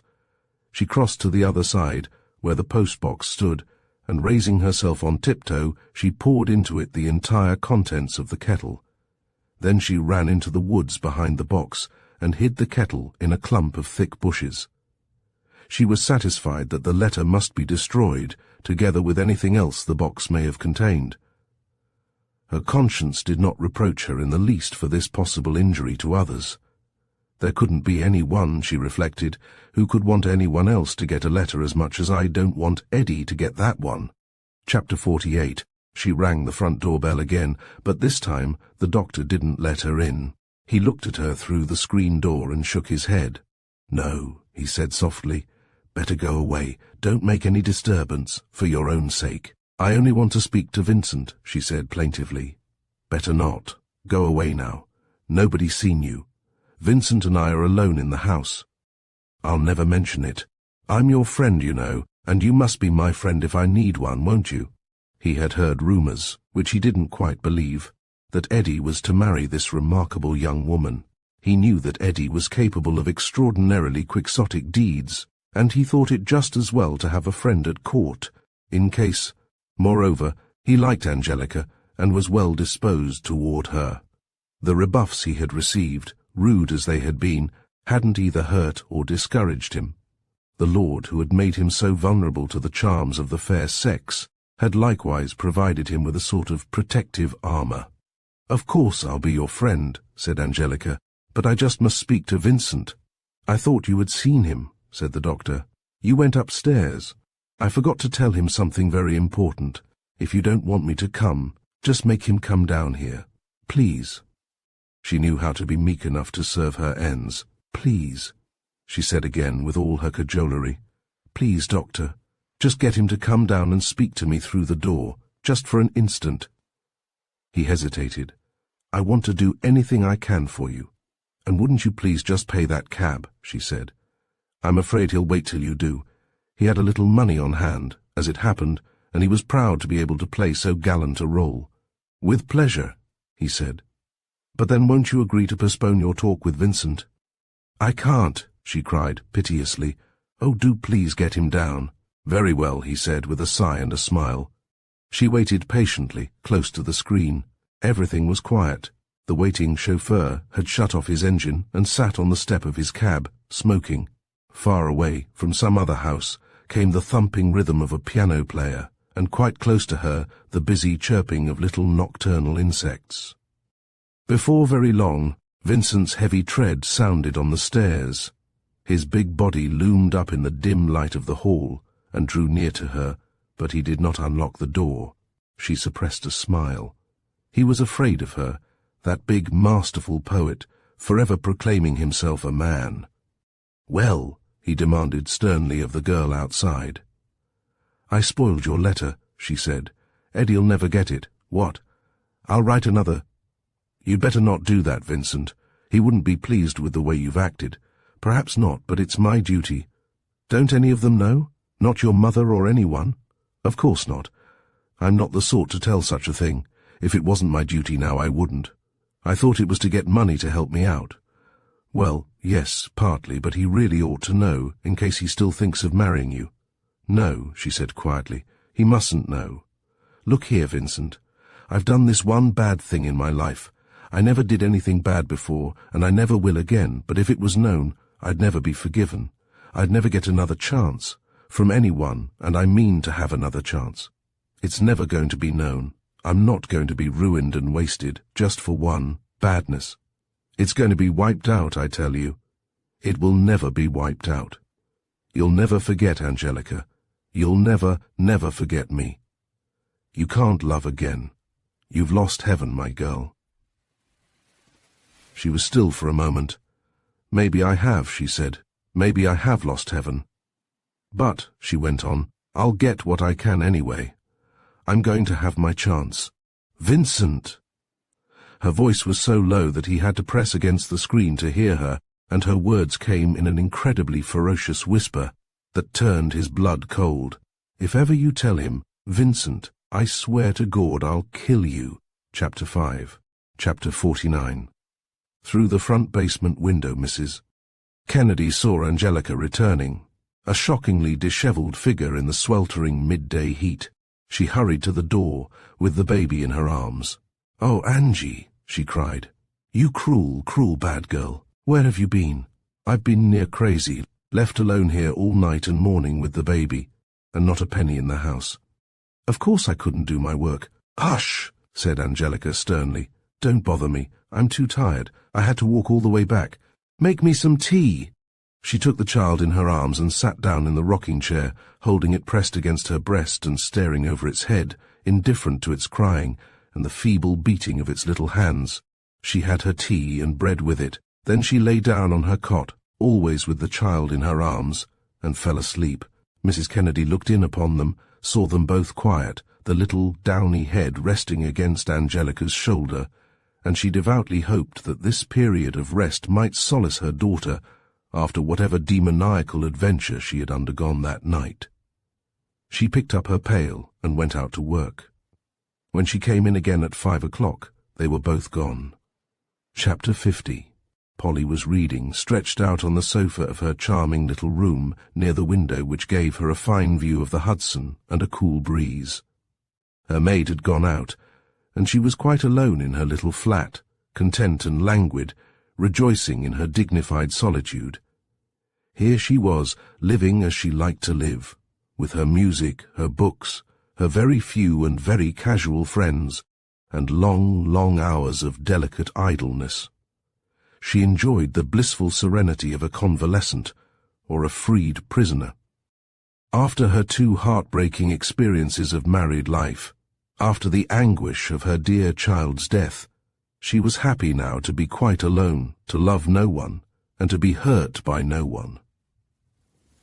She wished to spend the rest of her life alone. Eddie had arranged her affairs so that she once more received her decent little income. She didn't inquire as to how he had done this. She suspected that for the present it must be coming direct from his pocket, but she preferred not to know. She had a vague intention of some day divorcing Vincent, but she was never capable of action without some spur. There wasn't any cause now. She was rid of him, and she had her money again. Her deepest instinct, the instinct of a woman by temperament unfitted to make her own way in the world, caused her to value her money above anything. It meant all that was desirable in life, ease, dignity, and freedom. How happy she was in her loose, fresh white wrapper, looking so much younger, so much more charming, smoking her thin little cigarettes and reading some book which entirely engaged her attention, agreeably conscious, none the less, of a nice little supper left by her devoted servant in the icebox. It was only 5:30, but she was growing hungry, and she was dallying with this idea of supper when the doorbell rang. This was startling, for the boy in the hall downstairs was supposed to stop intruders and to telephone up to her before admitting them, and so loud a ring. Again! She got up and opened the door. She gasped at the spectacle of Angelica with a baby in her arms. "My dear Angelica," she cried, "I never—" "Let me sit down," said Angelica. "I'm dead tired." So she came into Polly's tranquil sitting room, as out of place there as a wild animal, the fierce, rough Angelica with her wailing baby. She sat down on the sofa and held the child up, a wretched, frail little creature with a wizen, troubled face. "See him? 2 months old. He's sweet." "But my dear, I didn't know you were married." "I'm not married." "Listen, Mrs. Geraldine, I got to have a talk with you." "Of course. But my dear, isn't there something you could do for your baby?" "He seems so... he's sick. He's sick all the time, but the doctor says if he gets good care, there's no reason why he shouldn't grow up strong and all right. It does make him kind of an extra trouble now, but after you've had him here a few months, Mrs. Geraldine—" "I've had him here. Listen," cried Angelica in anguish. "Please, please, Mrs. Geraldine, don't say no. Wait till you hear. Wait till you think. Think about that baby you lost. Oh, do for God's sake, Mrs. Geraldine, take this baby." "My dear girl," cried Polly, "you must be mad. What in the world are you talking about? Oh, please, please, please, for God's sake, just think of the poor little fella you lost. Take this one instead." "I can't keep him, Mrs. Geraldine. He'll only die. You're too good and kind to let a little baby die. You got to take him. You'll never have a moment's peace, night or day, if you don't." "But Angelica, it's outrageous. I don't know the words to use. I don't know how to make you." "Oh, Mrs. Geraldine, I can only just beg and pray to you to take him. My dear, I'll help you if I can. I'll be glad to lend you money, or help you in any other way. No, I can't keep him. You see, Mrs. Geraldine, I'm going to marry Eddie, and I can't ever let him know about this." "Angelica!" cried Polly aghast. "I certainly won't help you to deceive Eddie." "I know, but it would be much, much worse to tell him. He's crazy about me, and I can make him happy. This is the only wrong thing I've ever done, ever, and I'm never going to do another. I'm going to be good as gold, Mrs. Geraldine. If Eddie knew, he'd never forgive me. I'd never get a chance to be good. That's why I came to you. On account of Eddie, won't you do it to make him happy?" "I could not deceive Eddie." "Oh, why not? Why, for God's sake, tell the truth and spoil Eddie's life, and be the death of this poor little fella and the ruin of me." "Oh, just take him, she cried, tears running down her cheeks. "You'll love him. You'll be awful glad to feel him next to you in bed, first thing in the morning. You'll love him so. You're the only one I know in the world that I wouldn't mind leaving him with. I know he cries an awful lot, but that's because he's sick, and if you take him, and he has the best of everything, he'll soon be fat and well, and you'll be proud of him." "Oh, say you will." Tears stood in Polly's eyes. "My dear, you mustn't give up your child. I'll help you so that you can keep him." No, I can't. I'm going to marry Eddie. Give up the idea. Go off somewhere and live quietly with your dear little baby." "No, you can't support me and him both. It would just be me and Mama over again. Me going out by the day to keep him alive, and the two of us having nothing. No chances, no nothing. That's if he'd even live. No, the only thing is for you to take him. But Angelica, what in the world would I do with him?" "Get a good nurse. I'll find one if you want from a hospital." "But what would people say?" "Say he's yours. No one would know the difference. Tell Eddie he's yours. Tell Vincent, too. Vincent wouldn't believe it." "Well, he could say so, anyway." "My God, that's little enough to do for the poor little fella." "It's not a little thing, Angelica. It's a great deal to expect Vincent to say he is your child's father." "Well, he is," said Angelica. "I forgot to tell you that." Chapter 6, Chapter 51. "It seems to be my fate," said Polly to herself, "to be always forgiving and benefiting those that despitefully use me. Imagine me taking this child, Vincent's child, and not feeling the least resentment toward Angelica. I'm only sorry for her. She was watching the baby lying on the lap of a lively and capable young nurse whom she had got by telephone. I'm going to adopt this child, she had explained to the young woman. His mother can't keep him. It's a risk, said the nurse.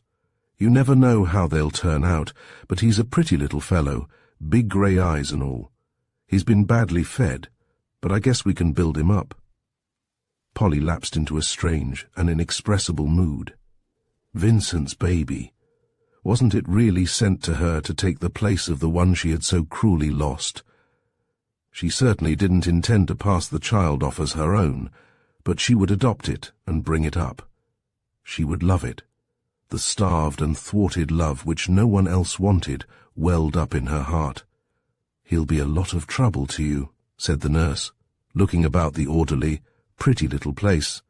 "You certainly are good to take such a burden on yourself." "I lost a little child of my own," said Polly, and a dreadful pity for herself and for Angelica came over her. She might well be sorry for Angelica, going out of the house without that little burden in her arms. This was the supreme hour of Angelica's punishment, the inhuman struggle between her heart and her brain. She did not look upon it as a punishment, however. She looked upon this horrible renunciation of her child as a part of the price she was obliged to pay for a magnificent future. She was bent, resolute, with all the savage resolution of her lawless soul, to marry Eddie and to obtain all that she so desired. If she must sacrifice her child, then she would do so, though it left a wound never to be healed. She didn't seek for happiness. If it had been that she wanted, she would have kept her little baby. She was ready and willing to give up happiness for success. She wished to vindicate herself, to give proof to the world of the power which she knew to be within herself. Oh, to be going home alone, with empty arms. It was too cruel. She longed for the feel of that little body, for the sound of its feeble voice, for its eyes looking up at her in pain and innocence. She walked through the streets with streaming eyes, running against people, indifferent to abuse or remonstrance. "I can't go home without him," she gasped. "Oh, my little fella, I can't go home and see his little clothes, and his empty basket." She stopped short. "No," she said, "I can't do this. I thought I could, but I can't. I got to have him back. I'd rather he died home with me. Oh, I wish we were dead, the two of us, dead and buried, him and me in one grave." She turned and retraced her long road to Polly's house, as far as the door, but she did not go in. "No, him in there with a trained nurse, no. I'll give him his chance, my poor little fella, and I'll give myself a chance too," she added. She started downtown again, but the nearer she got to home, the more unbearable was the idea of entering there, alone. "If only I was over this first night," she moaned. "If I could only just forget him till tomorrow." Chapter 52. Mrs. Kennedy kept on working. She didn't dare to stop, to give herself a moment to think. They were both gone. Very well. She would simply expect them back, resolutely refusing to think where they had gone, what they might be doing. At 5 o'clock in the afternoon she began to clean her flat. Then she cooked a nice little supper and set it in the oven to keep warm. She mixed condensed milk and water in a bottle for the baby. She boiled its dirty clothes. Then, in a desperate search for work to do, she found an old pair of white shoes of Angelica's and began to clean them, singing all the while in a weird, cracked voice, "After the ball is over, after the ball is done." She was trying with all her might to keep out of her head a terrible vision of a young mother standing on a bridge at night, with her baby in her arms. Still humming, she went into the bedroom, undressed, and got into bed, in a waking nightmare, half hypnotizing herself with her monotonous little song. She was too far gone even to feel relieved, when at last she heard Angelica's footsteps in the hall, heard her go into the kitchen and light the gas. Then silence. She lay listening for the baby's cry. There wasn't a sound. What can she be doing in there, she thought, and what makes the baby so quiet? Fear struggled against the lethargy that engulfed her. She got up, went to the kitchen, and stood in the doorway in her long, old-fashioned nightgown, regarding her child. Angelica sat beside the table, with a small box in her lap. "Angie, where's the baby?" cried her mother. "Gone," said Angelica. "I got a lady to take him." "Your own child?" screamed her mother. "Your own little baby? Oh, shame on you. Shut up. You don't understand. Do you think I like to give him away? Then get him back. Get him back, Angie. I'll work for him till I drop. Don't give him up. He's gone, I tell you. Let me alone. Can't you see how I feel?" "Then why did you do it, Angie?" Angelica stared at her somberly. "I don't know," she said. I had to. I thought it would be the best thing for him. The woman that's taken him, she can do a lot for him. She's kind and good. You'd like her." "Who is she?" Angelica did not intend to tell. She was too well aware of the preposterousness of having taken Vincent's child to his wife. "No one you know," she said. Her mother was completely softened by this new idea that Angelica had given up her dearly loved child for its own good. "You poor girl," she said. "I suppose you meant to do what was best for him. But I thought it would help me too," said Angelica. "I couldn't keep him." Mrs. Kennedy was shocked. She opened her mouth to speak again, but Angelica stopped her with a quick gesture. "No more," she said. "I've had enough. Now you better go back to bed." "I don't want to leave you," said her mother. She could imagine how hideous would be Angelica's loneliness. "You better. Why? What are you going to do?" Angelica held up her tiny box. "Heroin," she said. "I got it off a fella I know. I don't want to think about anything tonight." For an instant the small figure in the long night dress wavered. Then, with a pitiful scream, she ran out of the room and cast herself on her bed. "It's too much, God," she cried.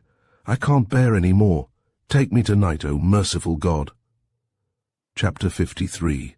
Mrs. Kennedy listened in vain all through the night. From time to time she dozed, to wake with a start of fright. She had no knowledge of drugs, only horrible superstitions. She expected Angelica to be changed in some way beyond recognition. Would she be violent, fight and struggle with her? Would she kill herself, set the house on fire? At dawn she waked from a brief nap, resentful to find herself still alive. Sick with apprehension, weary beyond all measure, she went into the kitchen to see what had become of her child. Angelica was asleep, with her head on the table. Beside her lay her tiny package unopened. She raised her head and looked at her mother with dark and heavy eyes. "All right, Mama," she said. "It's over." "What? What's over?" "All of that. I'm going to start all over again. You can't, Angie. You can't undo what's done." "I have," she said solemnly. "I've just wiped it out. I haven't done any harm to anyone but myself, and I'm going to forget that. All the traces of it are gone. Eddie'll never know, and so he'll be happy. I have undone it, Mama. It's just the same now as if that had never happened." Her mother, shivering, racked by her night's anguish, looked sternly at her. "That's because you don't know," she said.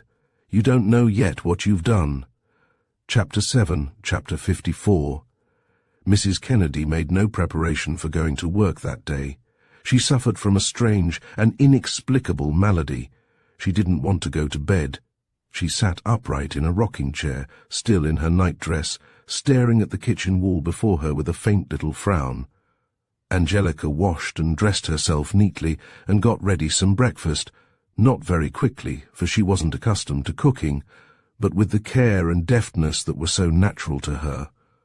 It was, when done, a daintier and better meal than her mother had ever served. "Now, Mama," she said, "come on, sit down. I can't eat, Angelica. You can drink some coffee anyway." And she took her mother by the hand and led her to the table, a poor, frail, barefooted little thing, with her grey hair hanging about her haggard face. "Sit down," said Angelica again. "Now then." Her mother drank a cup of coffee greedily and gave her familiar little sigh. "That was nice," she said. Her daughter succeeded in making her eat a little as well. "Now you got to lie down," she said. "I can't. I've got to clean the halls. I'll do it, Mama." "Nonsense, Angelica. You don't know a thing about it. I guess I can learn. Go on, Mama, lie down." She straightened the bed and patted the thin little pillow. "Now, Mama, tell me, how do you do it? Where do you start?" "Angie, I can't let you. You're tired to death, child. I'm more used to it." But Angelica would not listen to her. She went out, resolutely, with the pail and the cloth and the scrubbing brush, to do for her mother for one day what her mother had done for her for 19 years.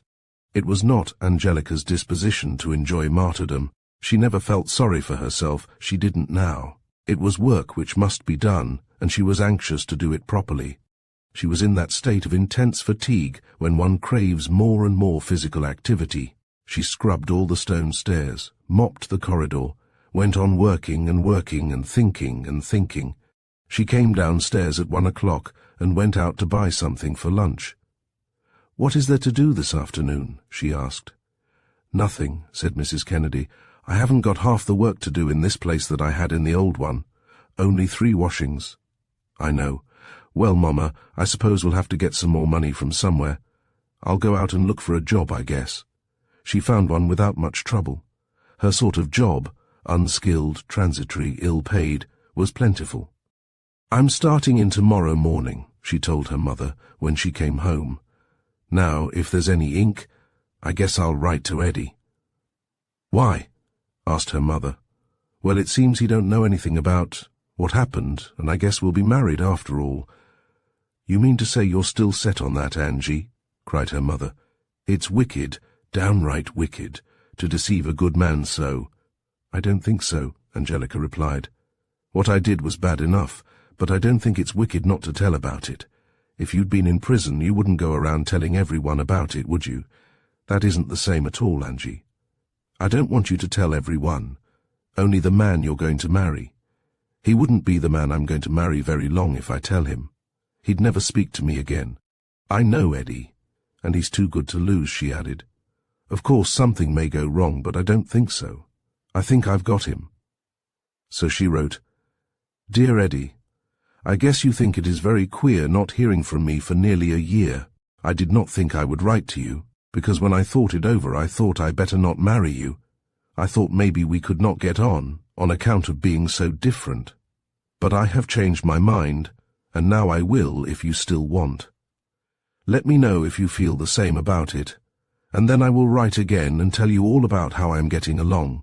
I have not got any letters from you, because we moved away from the old place, and I was sick a long time, and did not go up there to see if there were any letters.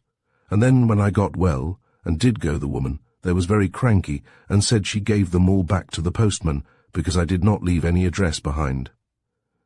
Well, let me hear how you feel about this." "Angelica, now," she said as she dropped it into the box. "Now, if only I can have my chance."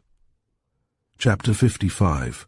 One might imagine that her mother would be pleased with the new and complete change that came over Angelica, her third phase, so to speak, but she wasn't. This cool, quiet resolution seemed to Mrs. Kennedy more profoundly immoral than all her daughter's past wildness. It would be a horrible thing. It would upset all her universe if she were forced to see such guilt as Angelica's going undiscovered and forgotten. Even a sinful life would have seemed to her more hopeful, for it would have presupposed a girl driven to desperation by shame and remorse, but Angelica going off to her work in the morning, neat and alert, her old-time swagger supplanted by a steely self-assurance, was an outrage. She was actually ambitious too. She didn't seem to know that her life was ruined and ended. She studied in the evening, writing exercises, learning things by heart, going at the English tongue, spelling, composition, and literature as the books decreed, fiercely concentrated upon her work. She wouldn't go to the movies, or to take a walk. She wouldn't even talk. She just sat there with her books. Her efforts at self-improvement were not touching, had nothing of stumbling pathos about them. She was too clever, too careful. She learned to dress with quiet precision, without paint, without flamboyant allure. She learned to speak better. She stopped swearing, except under great provocation. She even learned to control her temper to a degree that alarmed her mother. The hot, sudden anger was there. It came as readily as ever, but it was still now. She didn't fly out. And all this disturbed and exasperated Mrs. Kennedy. She had no sympathy for any of it. "Whatever in the world do you expect to do?" she asked irritably, one evening, while Angelica sat reading a paper book on etiquette. "I'm going to be as good as the best of them," said Angelica. "Why shouldn't I be?" "Plenty of reason why you shouldn't," said her mother tartly. But the wicked continued to prosper, until Mrs. Kennedy almost believed that God gave no justice. One day a letter came for Angelica. This startled her mother, for they never got letters. It's from him, she thought. Bad news, maybe. But it was postmarked New York. It couldn't be from Eddie. Now, whoever in the world can be writing to Angie, she thought, alarmed and uneasy, as she always was over the girl's mysterious activities. However she might regard Angelica's moral shortcomings, she loved her only child. She knew that she deserved punishment, but she would have given her own life to save her from it. Directly Angie came in from work, she handed her the letter. "Oh, Gord," she muttered. "Mama, it's from her, the one that's got the baby." Her face was ghastly.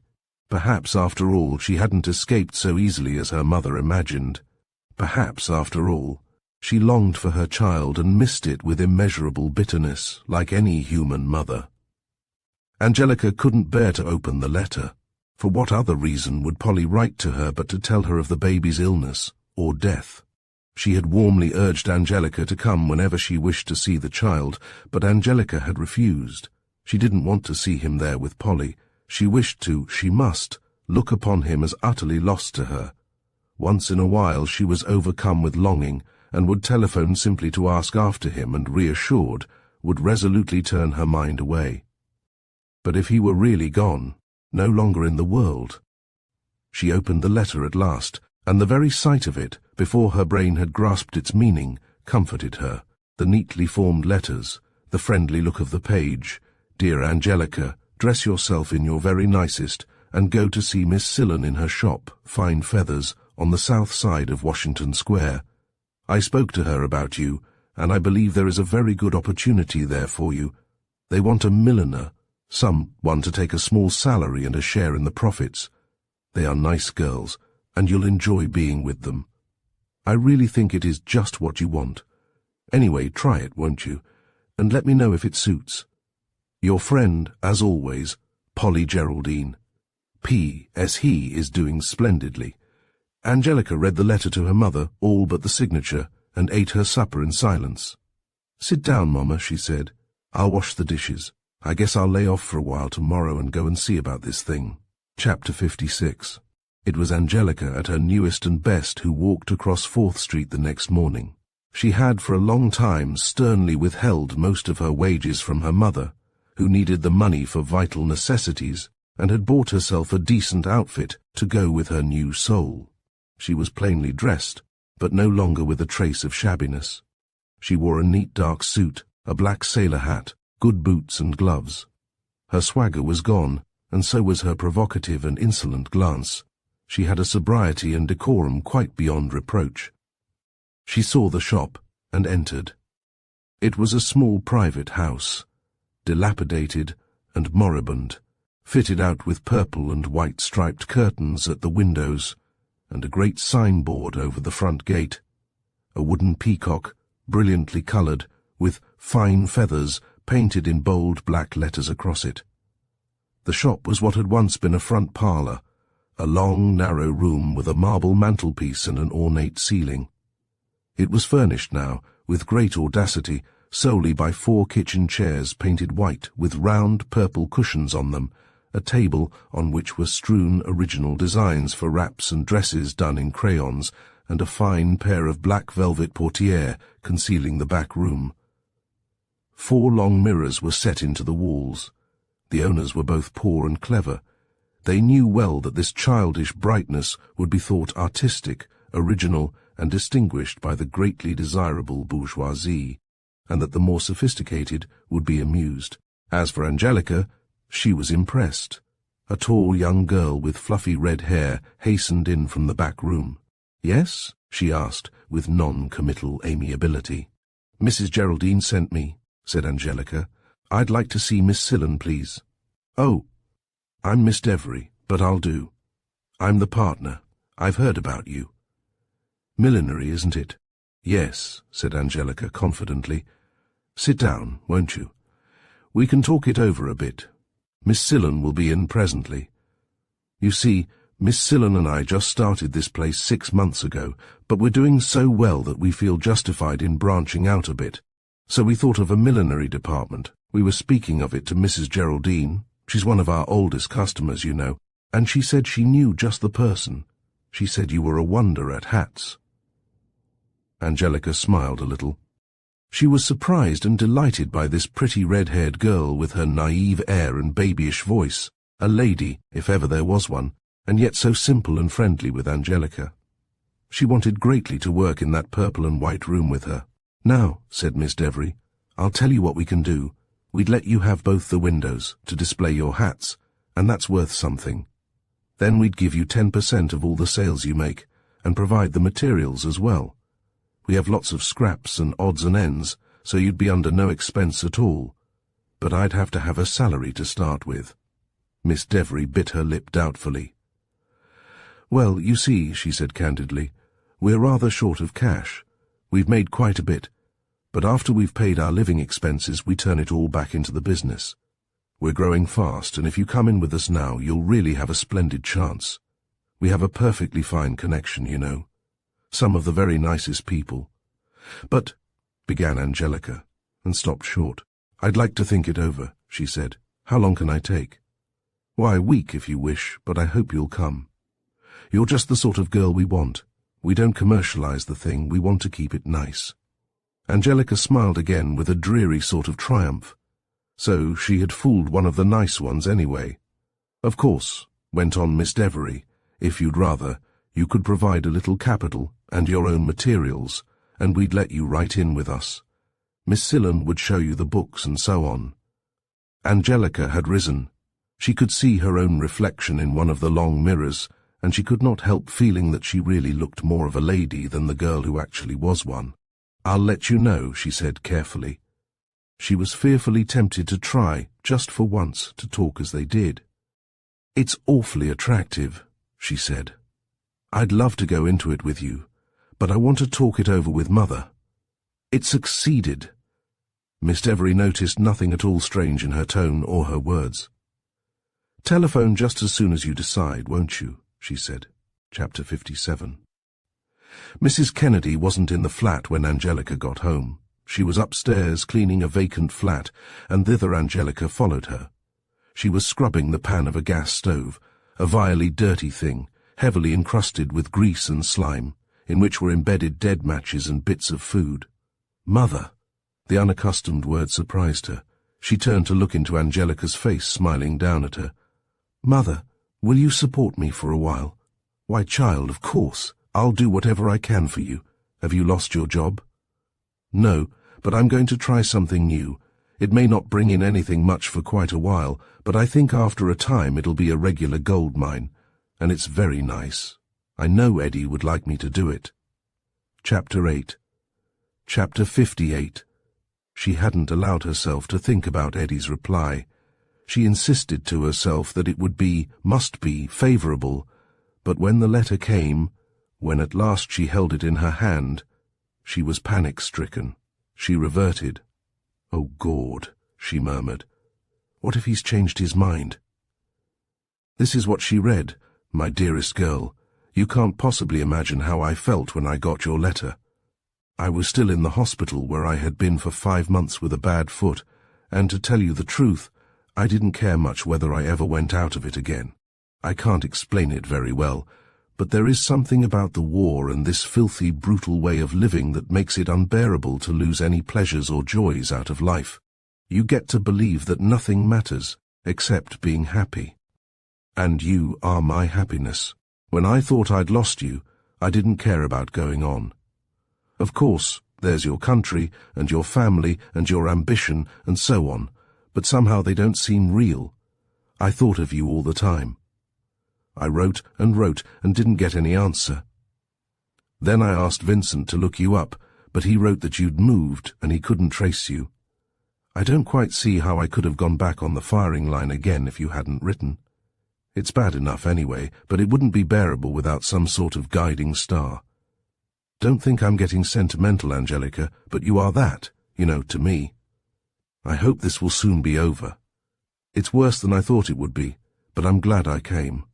I wouldn't like other fellows to be doing this job for me, but when I get home, it seems like a vision of paradise, you waiting for me, and my home, and good food and a nice clean bed and hot water. I don't want you to think that I've deteriorated, that I'm always thinking of physical things, because I'm not. When you're always uncomfortable, you can't help thinking too much about comfort, but I think much more about other things. I think a lot about what is the best way to use a life. I can see lots of things I've done wrong. I look forward awfully to making a fresh start. It will all seem so new, like being born again. Everything will seem remarkable and interesting, all sort of things I didn't used to notice. And to think that there was a time when I used to think quite calmly about being married to you. Of course, my dear, I always did look forward to it as the greatest possible happiness, but I more or less took it for granted. The sort of happiness a fellow always expects. But now, Angelica, it seems as wonderful and beautiful and far off as heaven. I can't even really believe that I'll see you ever again. I've got so used to being a lousy, muddy, hunted animal that I can't believe it will ever end. I don't even long for the end, it seems so impossible. I have a damnable conviction, an obsession I suppose they'd call it, that everyone gets killed in the war. So many of the chaps I knew have gone, often killed beside me, and in the hospital dying so sickeningly.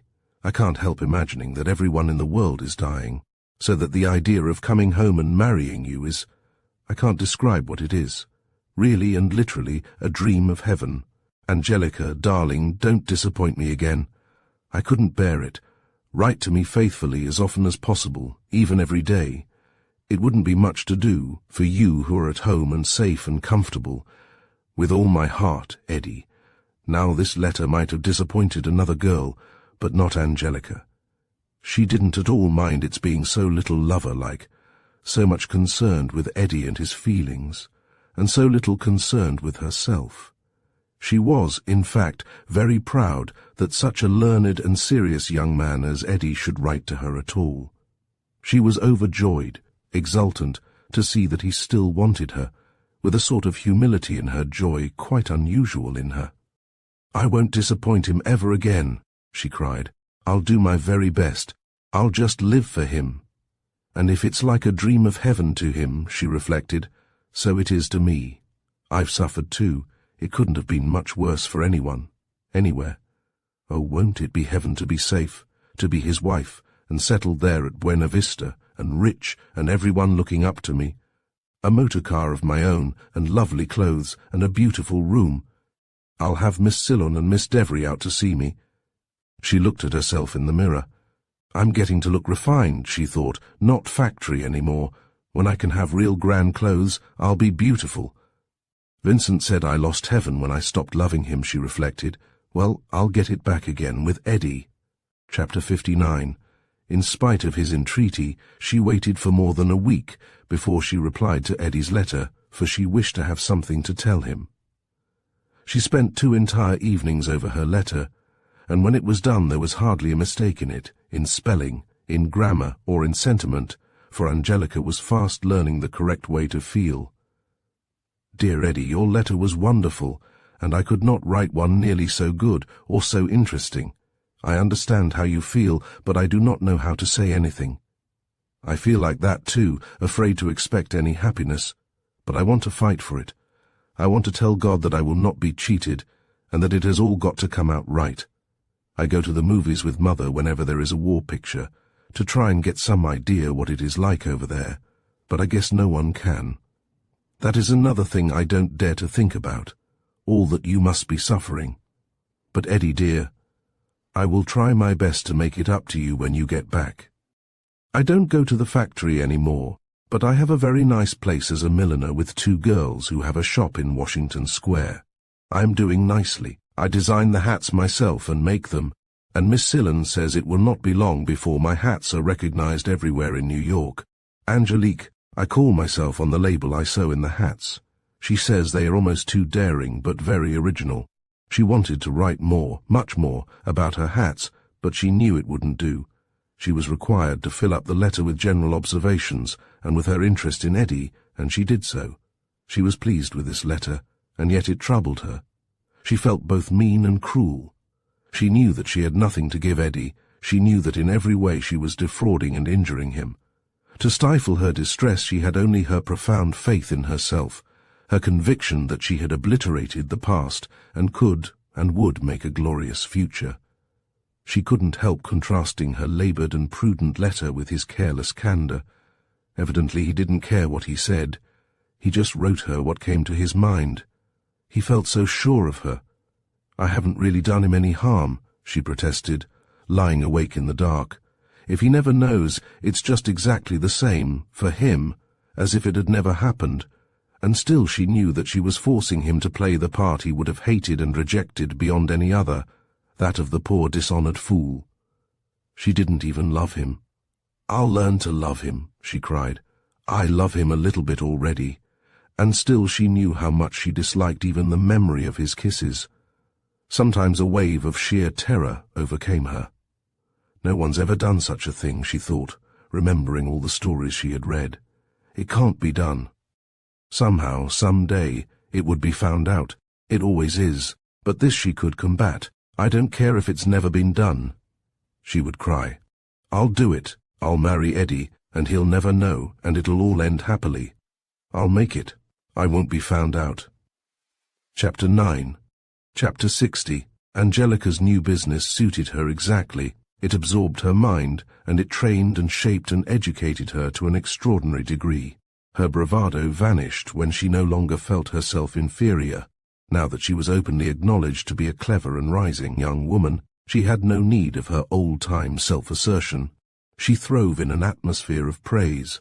Miss Sillen and Miss Devery loved her and her brilliant hats. They lauded her, petted her, and took all possible means to advance her interests, because they liked her, and because her interests and theirs were inseparable. Miss Devery, who was the artistic member of the firm, went outside in a purple linen smock one morning and put a crepe paper hat on the peacock. As often as the rain soaked it, or the wind tore or carried it off, she fastened on another. It was very odd and whimsical, and it suited the unique character of their shop. This unique character was their chief stock in trade, and they both knew very well how to use it to advantage. The awfully chic exclusive thing has really been overdone, Miss Sillen told Angelica. All the people with money are crazy now for anything they imagine is artistic and quaint. They think it shows that they're artistic to like such things. And just now, of course, it's the thing to be artistic. She was a complete contrast to the dimpled, red-haired Miss Devery with her air of polite amusement. She was a short, energetic, very dark little body, lively, talkative, and witty. I'm a perfect dressmaker, she told Angelica. God made me so. Just to look at me makes people turn red with shame and make up their minds on the spot to have something nice and new and trim. Angelica acknowledged that never had she seen a better-dressed woman, or a neater one. I dye my hair and lace as tight as I dare, Miss Sillen continued, but I do it with pride and vainglory. I boldly call it a duty. I tell these silly women it's the most important thing in life to keep oneself looking one's best, and they always agree. Not one of them ever had the sense to inquire what it's done for me. Here I've been looking my best for 40 years, and look at me, still digging away for a living, while these wretched, slovenly little chits with holes in their stockings, and all their buttons off, are settled down with fine husbands and babies, and everything else they want. Look at Devery, sloppy kid. She's never without a man hanging about after her. Devery smiled. They're mostly bad ones, she said. Dishonourable intentions sometimes, but generally no intentions at all. I don't get no forwarder, Silon. But this Angelique, she's the one. She's just made for a millionaire's bride. Miss Sillen turned to stare at her. Devery, she said suddenly. She's not quaint enough. Get to work and make her quaint. That I can't do. She's not built along quaint lines, but I'll make her bizarre. So Miss Devery set to work. She designed and made for Angelica an extraordinary dress of dark red jersey cloth that fitted her like a snake skin, as she said. It was entirely plain and severe, with long sleeves and a skirt reaching to her ankles. It made her look lean, tall, and savage. Then she parted her hair in the middle and knotted it low on her neck, hung big gold earrings in her ears and around her neck, a string of cloudy pale green beads reaching to her knees. When all this was done, she called in Miss Sillen. Now, she said. What, eh? Barbaric, said Miss Sillen, but Lord, how attractive the creature is. Seriously, though, she added, do you think she fits in with our nice little quaintness? She's positively terrible. A new thing in milliners, said Miss Devery. Sillen, I'm proud. She's my masterpiece." "Very well," said Miss Sillen. "We won't touch her. She shall stand as you have made her. But Angelique, my child, how you will have to design to keep up with your appearance." "I can do it," said Angelica firmly. "I've got some fine ideas." For what had she been doing of late but visiting the public library and studying the lives of all of Eddie's magnificent women whom she could remember, and from their portraits gleaning the suggestions upon which she later worked. She was supremely happy at her work. To sit sewing with Miss Devery and Miss Sillen all the morning, listening to their bright and jolly talk, and entering into it, was unfailing delight. They quite frankly admired her brains and her beauty, and treated her exactly as one of themselves. If they saw any difference, anything inferior in her, they concealed it. Angelica felt that they didn't know, that they imagined her to be of the same class as themselves. It didn't occur to her that they didn't care, that so long as she behaved herself with amiability and good sense, and was of value in their business, they were in no way concerned about her grammar or her table manners. She imagined that they were always looking for signs of good breeding, signs of bad breeding, little tricks she hadn't learned yet. She used to read all that sort of thing in the women's magazines, and she often discovered, to her deep distress, that she had been doing horrible things, even in the presence of Devery and Sillen. She had, for instance, put on her gloves in the street. She had said phone and auto, and still they remained friendly. They were a type entirely novel to her. She had not even read of their sort. Well-born and well-educated English women, they had knocked about the world to an amazing extent. There was very little they didn't know, although there was a very great deal they chose to ignore in life. Miss Devery was the youngest in a family of 9, children of a poor clergyman in the south of England. She had begun her career as a governess in a French family. Leaving that, she had drifted about in Paris, studied drawing a little, and given English lessons, always charming and gay, and perfectly at home. Then she had gone to a married brother in Australia, and after a few years of that, helping his wife with her babies on their sheep farm, she had followed the commands of her own sweet and careless heart and gone to America. And here she was, at 26, quite alone in the world, half forgotten by her people at home, who were rather fond of her, but couldn't keep her in mind. Miss Sillen was different. Her father was a doctor who had ruined himself with drink, and she had had monstrous responsibilities and cares upon her shoulders ever since childhood, when her mother had died. God knows what she hadn't tried to earn her honest bread. She had been a children's nurse in London, stewardess on a South American ship, librarian in a Canadian city. She had worked in a newspaper office, and in a bakery. She had taught music in a suburban school. She was also entirely alone on earth, but it didn't trouble her. Both she and Miss Devery would have been able to pick up a living in any part of the civilized world. They were attached to each other, without being quite aware of their affection. They had met one day at a cheap lunchroom, and had rushed together like two morsels of quicksilver. Why not? They were more than harmonious. They were in essence identical. Chapter 61. How bitterly Mrs. Kennedy missed her wayward and troublesome child, who had ordered her about and sworn at her, and so vehemently kissed her. This neat young woman, busy at her books in the kitchen every evening, always up and dressed at the right time in the morning, was a stranger, was in no way hers. She would sit in the rocking chair, after the kitchen was clean and tidy, and take up the newspaper Angelica had brought in, or perhaps a magazine, and pretend to read, but she never could. She had no habit of reading. Her great need was to talk. She would look at her daughter, and rock and sigh, a weary world, where even rest had lost its beauty. There were sometimes evenings when Miss Sillen and Miss Devery invited Angelica to go with them to one of the little Italian restaurants in the neighborhood. In this case, Angelica was always punctilious to telephone to her mother, and she was never out later than 10, so that it didn't occur to her to pity the wretched woman. She didn't imagine how terrible those evenings were to Mrs. Kennedy, how she groped about the kitchen, blinded by tears, setting out her tiny meal, finding relief in loud sobs like hiccoughs. She saw that something was the matter with her mother, but she fancied that it was age, ill health, poverty, years of hardship. It was none of these pains which so grievously afflicted Mrs. Kennedy. It was because she was being left behind. She who had all her life feared and foreseen that she would be obliged to die and leave her beloved child, now saw this child, as she had known her, quite dead and gone, and herself left desolate. Chapter 10, Chapter 62. There was one particular day, a sort of seventh wave in her steady tide of success, that Angelica always remembered.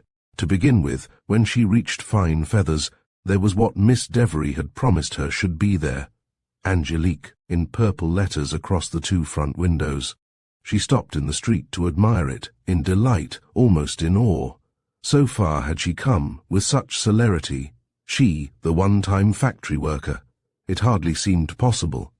She lingered to think of her present magic life, so full of delights and satisfactions, her days filled with this work that she loved, handling the silks, the satins, the velvets, the plumes, the rhinestones, all the rich and vivid things she so adored. The chatter of Devery and Sillon, which never failed to entertain her, the very feeling of being an independent and promising young businesswoman, with an account well started in a savings bank. She thought of the charmed evenings she sometimes spent with her partners, dinner at a nearby table d'hôte, and then a seat in the second balcony, to see some play which they had selected. She thought of those long, quiet evenings of study at home, in the tidy kitchen, with the clock that ticked so loudly on the tin tubs.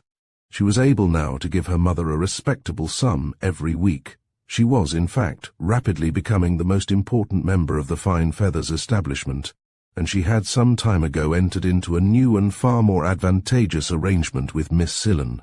Devery and Sillon were clever and good workwomen, and they had built up a nice little business for themselves.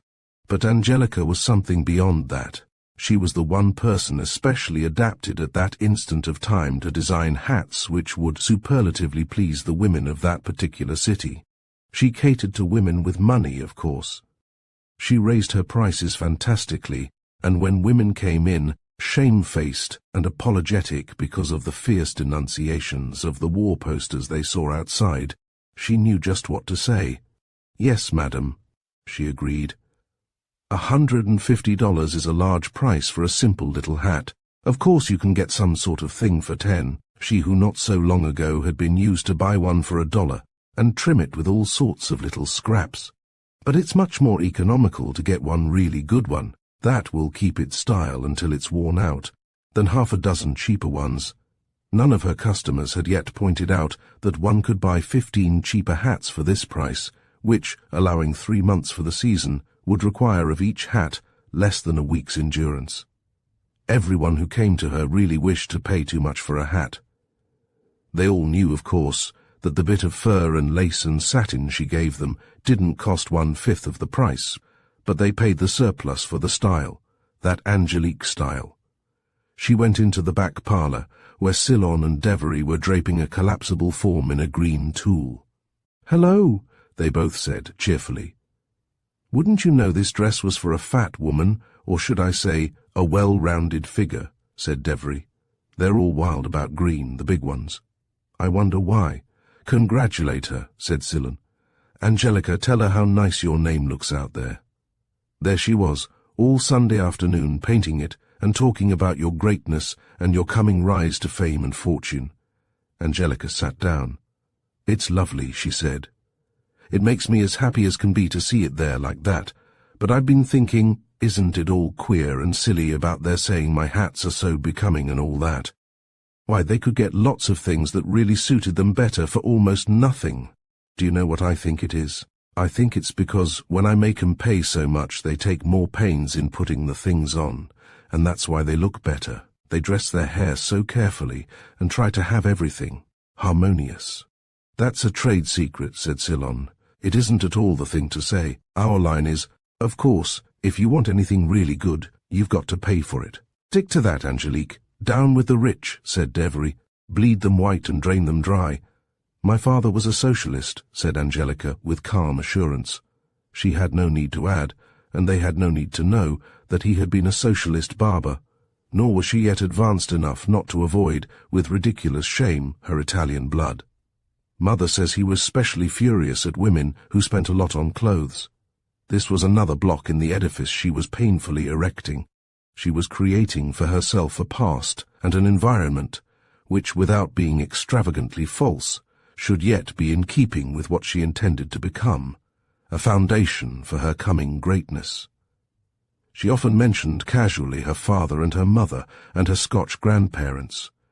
She admitted that she and her mother were poor, but she suggested an admirable and distinguished poorness.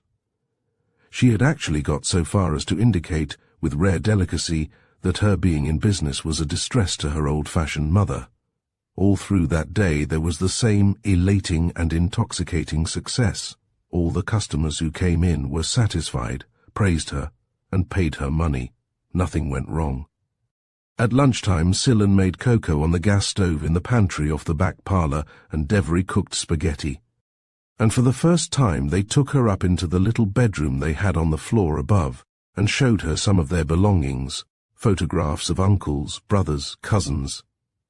Cillin had a stuffed cobra and a thrilling tale about it, and Devery some studies she had made in her Paris days. Then they all went into the street to look again at the Angelique, lingering in the October brightness, the wind blowing their skirts, their hair, making them frolicsome and gay. "I hate work," said Devery, stretching up her thin arms, while her purple smock whipped about her lean, straight torso in classic folds. "What would you like to do?" asked Angelica. "Just live, like cats, without any aim. I'd never accomplish anything. Just as soon as you do accomplish anything, you see that it wasn't worth doing. What is?" "Devery, you're morbid and hypocritical," said Cillin. "You don't mean that. Besides, cats don't feel like that, my child. When they've caught a mouse, they feel that it was very much worth doing." "Oh, well, so do I. I think it's worthwhile to catch my meals somehow." "Angelica, what an industrious soul you are. I don't believe you'd enjoy being idle." "I'd be miserable if I didn't think I was getting forward." "How did we get such a paragon?" asked Cillin. "Suppose we go out to dinner," suggested Devery suddenly. "Early, and then to the movies." "I'll telephone to Mother first," said Angelica, "to see if it will be all right if I don't go home." A punctilious and Eddie-like form, and nothing more. "Mother," she began, "I won't be home for dinner." "Angie," came the very tremulous voice of Mrs. Kennedy, always distressed at the telephone. "Better come home as early as you can. There's a lady here to see you, Mrs. Russell." Angelica was shocked, terrified. Something's happened to Eddie, she thought at first. And then came an idea that turned her cold with fright. "They've found out. She knows. She's come to tell me what she thinks of me." Chapter 63. Nothing of the sort, however.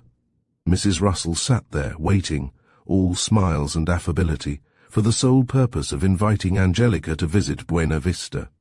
She had had a letter from Eddie, in which he had rather severely requested her to show all due civility to his future wife.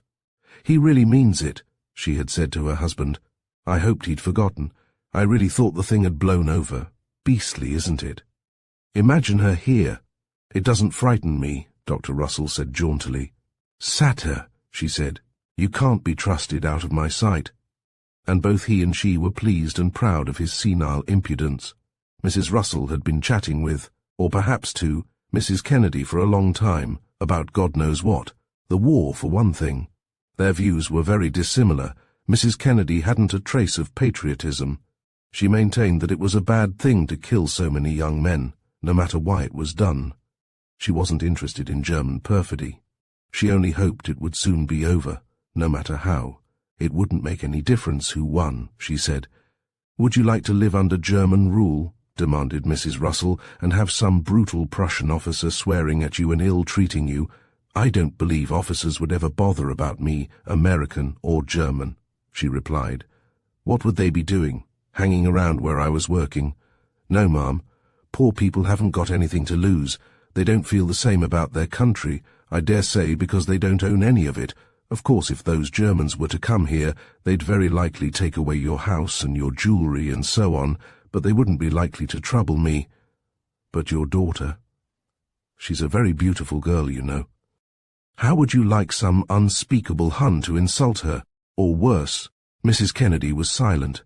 She felt in her heart that nothing much worse than what had happened could ever happen to her child. She simply listened to her visitors' accounts of outrages with decent, womanly interest. She was included in Mrs. Russell's invitation to Angelica to spend a weekend at Buena Vista, but she refused, as she was obviously intended to do.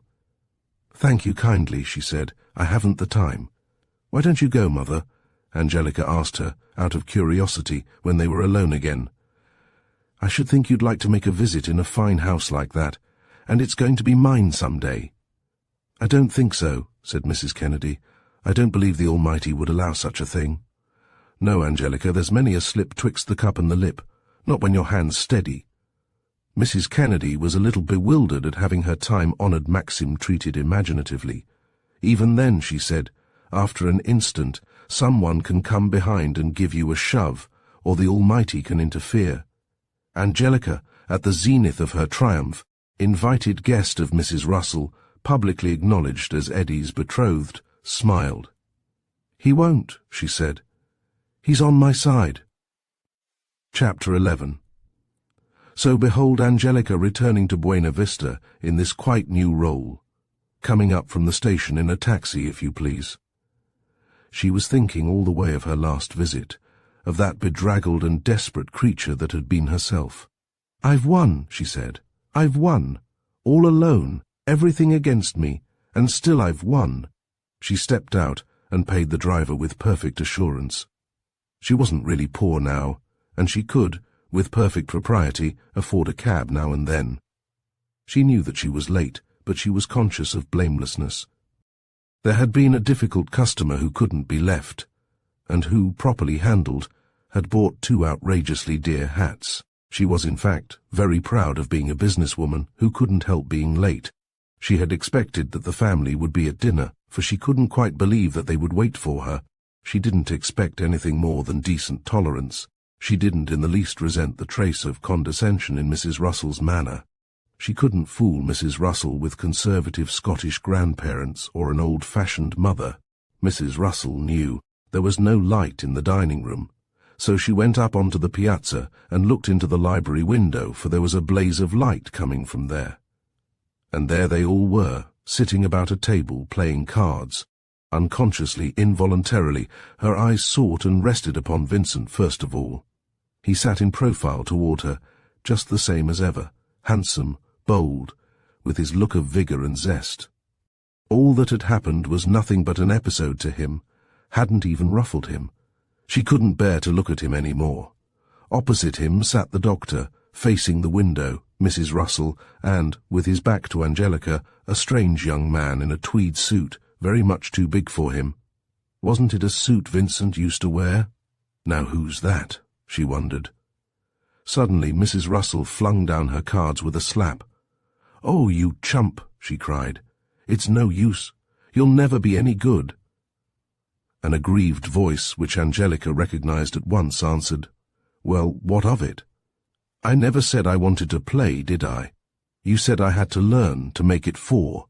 Well then, I can't, and that's all there is to it." Cortland in there, playing cards with them, thought Angelica. What would Eddie say? The doctor got up and stretched. "What of dinner, Marion?" he asked his wife airily. "I'll see," she said, and went briskly out of the room. Angelica rang the bell, and Cortland came to admit her. "Hello," he said. "What do you want?" She repressed the too-ready answer that was at the tip of her tongue, and said, with dignity, "Mrs. Russell expects me." "Well, she's in the kitchen," said Cortland, in conversational tone. "She helps Annie now while—" "All right," said Angelica. "I'll go down." She had reached the dark passage at the foot of the kitchen stairs when a hand on her shoulder arrested her. "Angelica," said Vincent's voice. "What are you doing here? Go away. I'll send you money, I swear I will. Only go away. You won't get anything out of me by hounding me this way." "I didn't come here to get money out of you. I don't expect anything more from you." He couldn't see her face, but her voice was steady and quiet. He grew yet more alarmed. "What did you come here for? What do you want?" "It's none of your business," she said slowly.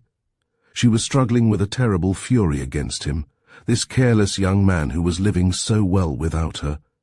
She longed to let herself go, to turn on him with a torrent of abuse, to swear at him, shriek at him, but she must not. She dared not antagonize him. He too had a temper, and if he lost it, God only knew what irreparable harm he might do her. She had now, and always, either to propitiate him or to frighten him, by some means to make him hold his tongue. Vincent's arm tightened on Angelica's shoulder.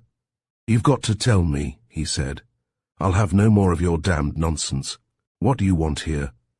She made no answer, but stood motionless in the dark. "Tell me," he said fiercely. "What do you expect to get here?" Still she was silent. "You answer me," he hissed, "or I'll—" She laughed. "You'll what?" she asked contemptuously. "Throw me down the stairs? Choke me?" He released her. "You damnable woman," he said. "You've some outrageous scheme, I know, but you'll get nothing out of me. Nothing. Not a penny." "I don't suppose I will," she said, half to herself, as she turned away and went on into the kitchen. There, on a high stool before the table, sat Mrs. Russell, wearing an apron and, unaccountably, a little housemaid's cap. Her great feet were twisted about the stool, and she was bent forward intently over the salad she was mixing. Annie was at the stove, stirring, tasting, lifting covers, peering into the oven, and listening, with an air of complete incredulity, to her mistress. "My dear," cried Mrs. Russell, catching sight of Angelica. "How nice!" She had, to tell the truth, quite forgotten that she had invited her. "I'm sorry I'm late," Angelica began. "It doesn't matter. We're late too," she answered. "I help Annie every evening now. We haven't any cook, only Annie and that nice little Molly, and a woman who comes in by the day. War economy, but I really rather like it, and Annie has taught me so much." She looked at Annie with an ingratiating smile, of which Annie took not the slightest notice. "After all," she went on, "I suppose we really ought to know how to cook, all of us women, shouldn't we? The men do their part so nobly, going off to fight and—" She stopped, suddenly bored with her subject. "So you see," she said inanely, smiling again. Angelica looked about the enormous kitchen, so spotless, so brightly lit, so marvelously equipped. "It's a nice place to work in," she said. "See here, won't you teach me? I'd like to learn." Annie stood looking at her with a highly displeased expression. She didn't understand this return of Angelica, and Mrs. Russell's great friendliness toward her, and no one explained anything. "Of course we will, my dear. You ought to learn. Let's see. What can she do, Annie?" "Nothing, ma'am," said Annie firmly. "It's all done and ready to serve." "Nonsense." "It isn't. I know it isn't. Let's see. My dear, I'll show you how to do a spinach puree. It's delicious, and frightfully good for the blood. We're all eating spinach almost every night now. Watch me." Angelica was hungry and weary, but she profited to the full by this novel lesson in her great course of preparation. She watched, she questioned, she tried her own hand at it. Mrs. Russell praised her. "You're very quick," she said. "Now we'll help Annie to put the dishes on the dumb waiter, then we've just half a minute to wash and brush up." She led the way to her room, lively, cheerful, almost affectionate, and although Angelica knew how very uncertain and shallow this good humour was, nevertheless it helped her. She had decided upon a step which dismayed her. She had decided to talk to Vincent, to reason with him, to threaten or to cajole him. He was the one danger, the one person she had to dread. No matter how carefully she went, he could in an instant destroy all that she had built up. He could really ruin her. She had been trying for a long time to devise some method for ensuring his silence, for gaining a little security. She had begun and torn up more than one letter. Now that they were once more under the same roof, she felt it a unique opportunity which she was too brave to shirk. She couldn't go on, never feeling sure, never knowing what he would do, what he had done. She was startled to find Cortland sitting at the dinner table, but as the others took him as a matter of course, she showed no surprise, although she was not at all pleased to be seated next to him. The doctor had an evening paper. "The news," he said, "isn't good. Not in Eddie's section. He's going to be just in the centre of the line to oppose the next big drive." "Fiddlesticks," said his wife. You don't know where he is or where the next drive is coming. Only the stuff you read in the papers. I use my brains and I put two and two together. He doesn't know himself where he is, said Vincent. Most of the chaps don't. They're like driven sheep. Of course they know, said Mrs. Russell. You don't suppose they're blindfolded, do you? A loud and violent discussion followed, all three of them talking at once, under cover of which Angelica addressed her neighbour. What are you doing up here? Just what you're doing, replied Cortland, eating my dinner.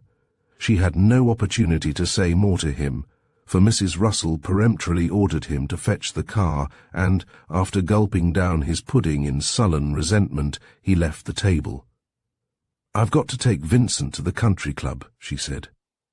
He's going to sing Samba et Muse at an entertainment there. My dear, you should hear him. Of course we're all supposed to be strictly neutral, and all that, but up there, at the club, the pretense is frightfully thin. All really decent people, you know. We have a dear little wounded Belgian officer who's going to speak, but I've heard him simply hundreds of times, so I won't wait. I'll be home in half an hour. Make yourself at home, won't you? Angelica reassured her light-hearted hostess that she would be altogether happy and comfortable until her return, and, after the motor car had gone, wandered back into the library, looking for a book. But she couldn't read. She began to contemplate her coming interview with Vincent. She could not trust him for an instant. She never knew when he would be moved to tell the entire story to Eddie, or to his mother, or to anyone else. If he were attacked by one of his fits of remorse, he would be almost certain to do so.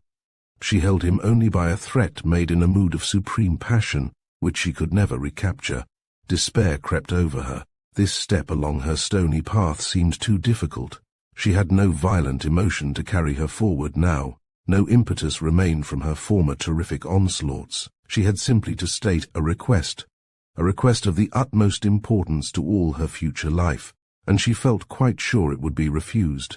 Her very unpleasant reverie was broken into by the entrance of the doctor.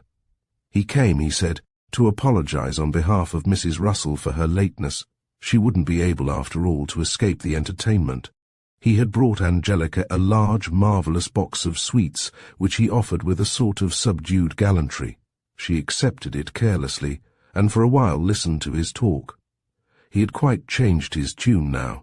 He couldn't keep an irrepressible jauntiness or a sort of airy flattery from his conversation with so pretty a girl, but he was deferential and decorous. He and his wife were both entirely resigned to the idea of Angelica as Eddie's wife. If Eddie had to be married, one woman was as good as another, and Angelica was perhaps a little better than a possible alternative. At least they knew her, and they had, in a way, a sort of advantage with her. "I guess I'll go to bed," said Angelica, who had been politely waiting for a pause in the doctor's war talk. "I'm tired." She went up to the room she had occupied before, prepared to go to bed at once, but she found the room just as she had left it, all that long, long time ago. Bare, dismal, the bed covered with a sheet, the rugs taken up, leaving the floor bare, the curtains gone, dark shades pulled down. An angry flush spread over her face. At first she believed that she saw here a deliberate insult, but with reflection she became satisfied that it was not intentional. It was simply another evidence of Mrs. Russell's magnificent indifference. She sat down in that same little chair by the window, where she used to sit a year ago. A year ago! She had plenty to think of there until Mrs. Russell came back. Mrs. Russell at once began to blame Annie for having forgotten to attend to the room, but in a subdued voice, because she didn't dare to let Annie hear this wickedly unjust censure. The maid hadn't forgotten to get the room ready. It hadn't been mentioned to her. She was summoned. "Annie," said Mrs. Russell, as if to share the blame, "here's Miss Kennedy's room not ready. I'll help you with it." All she really contributed was her curious ability to create an atmosphere of bustle and cheerful confusion, the quality which had won her so much praise for her war work. When at last the room was ready, she had become frightfully bored with it, and with Angelica, and was in a reckless hurry to be off. "Good night," she cried cheerfully. "Ring, if we've forgotten anything." And she vanished, leaving Angelica alone with Annie, who was just shaking a final pillow into its embroidered linen case. She set it straight on the bed and turned, grim as death. "Well," she said, "I never expected to see you back here, that I didn't." She couldn't resist saying that, although she knew it to be improper. She was too deeply affronted by the presence of this creature here, and by the necessity for waiting upon her. Angelica wasn't offended. "No," she said, "I dare say you didn't, but you'll be still more surprised when I tell you I'm going to marry Mr. Eddie." "Oh, are you?" said Annie politely, with raised eyebrows. "And coming back here to live?" Angelica went on, with a rather pitiful effort to win some sort of friendly interest. "I shan't be here long myself. I'm going to be married too." "That's nice. When? Tell me about it. It wouldn't interest you." "Yes, it would." "Is he the same one?" "Of course he is. I'm not one to be chopping and changing. Once I've given my word, I stand by it." This, very obscurely, was intended as a reproach to Angelica. And Angelica, though not conscious of any breach of faith in such a connection, felt none the less guilty before the righteous Annie. "I know," she said. "Well, I hope you'll be happy, Annie. I dare say I will. It can't be too soon for me, the way things have changed here. I never saw the like." "How have they changed?" Angelica inquired. "There's that Cortland sitting upstairs at the table with them, and me expected to wait on him. Her war secretary, she calls him. He's no more a secretary than I am. Secretaries write your letters for you, but Cortland, he couldn't write letters for anyone. He's ignorant, and him to be set up above me like this. And my young man's a sergeant already. Why isn't Cortland in the army like his betters? Well," she added piously, "they may be exalted above me now, but the time will come when they'll all be cast down so far below me I can't even so much as see them." And this meant Angelica too. She was among the black sheep, the unworthy and the wicked, temporarily set above the righteous, only to be hurled down and utterly destroyed. Annie bade her good night with dour relish, in the sure and certain hope of a glorious triumph. She knew how it would be with this Angelica. Chapter 12, Chapter 64. "Then why did you come here?" asked Vincent. "Because your mother asked me," said Angelica. Vincent shook his head. "I don't believe you," he said. "You've got something up your sleeve. I know you. All your moves are calculated." He turned away from her and began to walk up and down the piazza, where they had encountered each other quite alone that early Sunday morning. "No," he insisted, "it's something to do with me. One of your damned Italian schemes." "It's nothing to do with you," said Angelica steadily. "Nothing at all. I don't bother myself about you any more." He stopped directly in front of her and looked into her face with the vicious, sneering laugh she had once so dreaded, but now it troubled her not at all. She regarded him as a trained nurse might look at a troublesome patient, perfectly self-possessed and assured in her white linen frock and her trim hair. It filled him with rage and hatred to see her so. He felt an uncontrollable wish to insult her, to talk to her outrageously, to force her to abandon this calmness, this superiority. "You'd better bother about me," he said. "You'd better remember that it's only through my pity for you that you're here. With half a word I could have you turned out of the house." She was imperturbable. "I don't think so," she said. "I wanted to talk to you about this anyway, and it might as well be now. I don't think Eddie would believe you if you told him." He laughed. "My dearest girl, there's a living proof." "No," she said, looking steadily at him. "There isn't. What have you done? Murdered your baby, or sold it? That would suit your thrifty soul better. You do love money, don't you, Angelica, better than an inconvenient baby?" "What baby?" she inquired. "My God!" he cried, staring at her. "The impudence of the hussy. So that's the tack. You're going to lie out of it, going to deny you ever had a child. And how do you know I did? You never saw it, did you? How do you know it wasn't just a trick to get money out of you?" That astounded him. "Do you mean you dared to try that game on me? You little gutter-bred liar." Suddenly he began to laugh. "But you didn't get much, did you?" he said. Angelica smiled grimly. "Now then," she said, "let's have it out. I'll own up that I don't want you to tell that to anyone, and especially to Eddie. It would give me a lot of trouble, but it wouldn't spoil things. I have 2 good reasons for not worrying about being found out. In the first place, I'd deny it all, and I'm just as likely to be believed as you. You haven't got a name for being so awfully truthful, you know. I'd say you were making it up out of spite, because I wouldn't have you. And then I don't think you'd run the risk of telling Eddie. You're too fond of yourself. You know what would happen if he didn't believe you. He'd kick you out for telling such lies about me, and if he did believe you, he'd never forgive you. You'd never get anything more from him. No, it wouldn't suit you a bit to get Eddie down on you. So you think you're going to manage me like a marionette? You think you can make any sort of fool out of me? You've made a fool of yourself," she said. She wanted to stop there, but she could not resist the terrible temptation to hurt, in her turn, this man who had hurt her so brutally.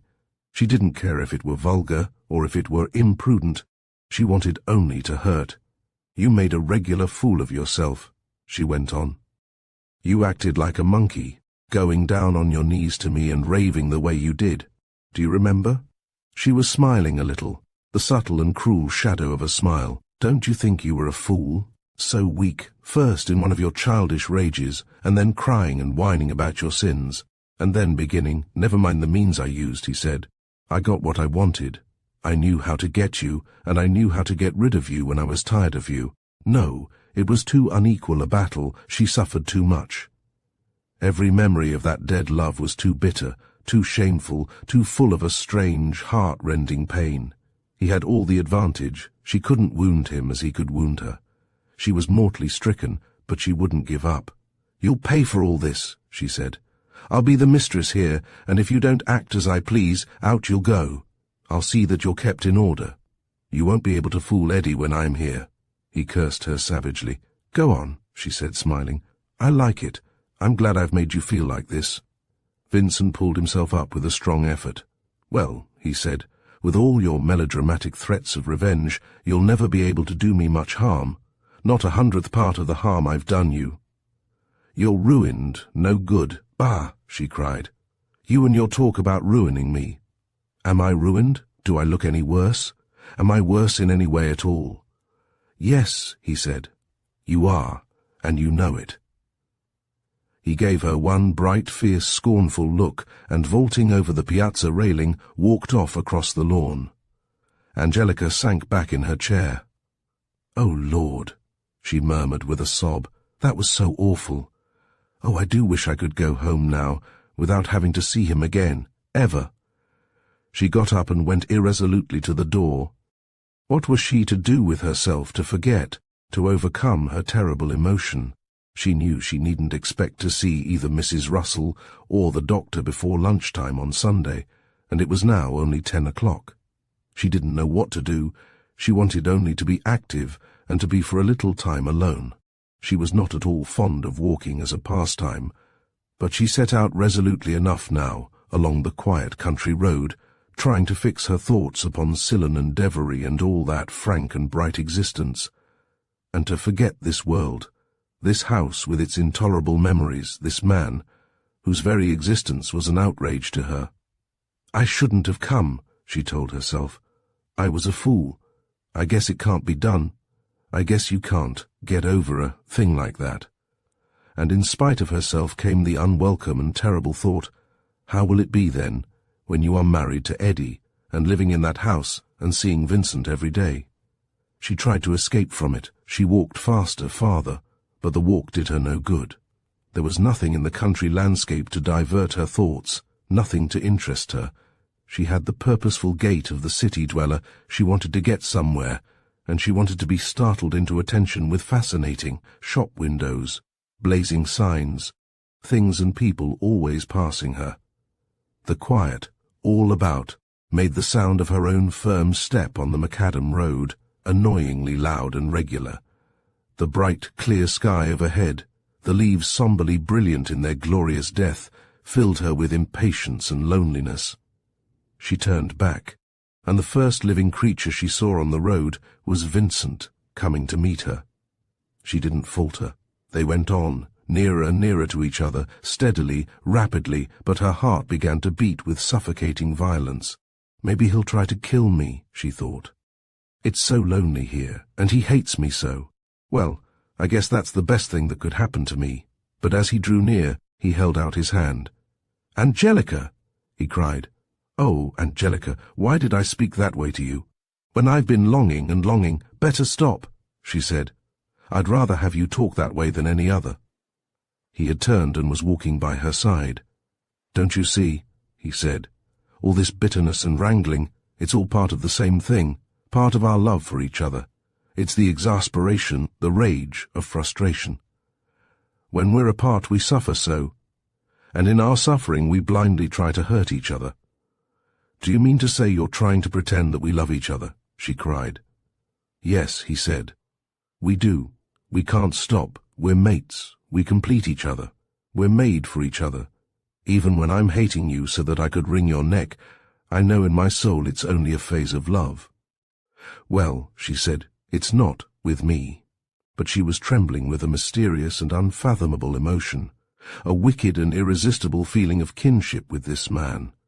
Not love, not tenderness, not any feeling that she could name, only this conviction that they were bound up together, that they could never be strangers, that it was against nature that they should part. "Marry Eddie, if you like," he went on. "I don't care. You're mine. You can be his wife, it won't matter. You won't love him. You'll love me. I'll be your lover." Her face flamed. "Oh," she cried. "Oh, you're the wickedest man that ever lived." "I'm not wicked," he protested with earnestness. "The wickedness lies in your going to Eddie after you've loved me, in your faithlessness." "My faithlessness," she cried. "It was you who left me," he reminded her. She was amazed at this very characteristic turn which he had given to their talk, that he should pose as the injured one, but her pride forbade her to mention her wrongs. "It's no use talking," she said. "It's all over now. The less we see of each other, the better satisfied I'll be." They had reached the gates of Buena Vista, and Vincent appeared unwilling to be seen with Angelica. "I'm going farther," he said. "But Angelica, I won't let you go." Chapter 65. The visit was altogether a disappointment.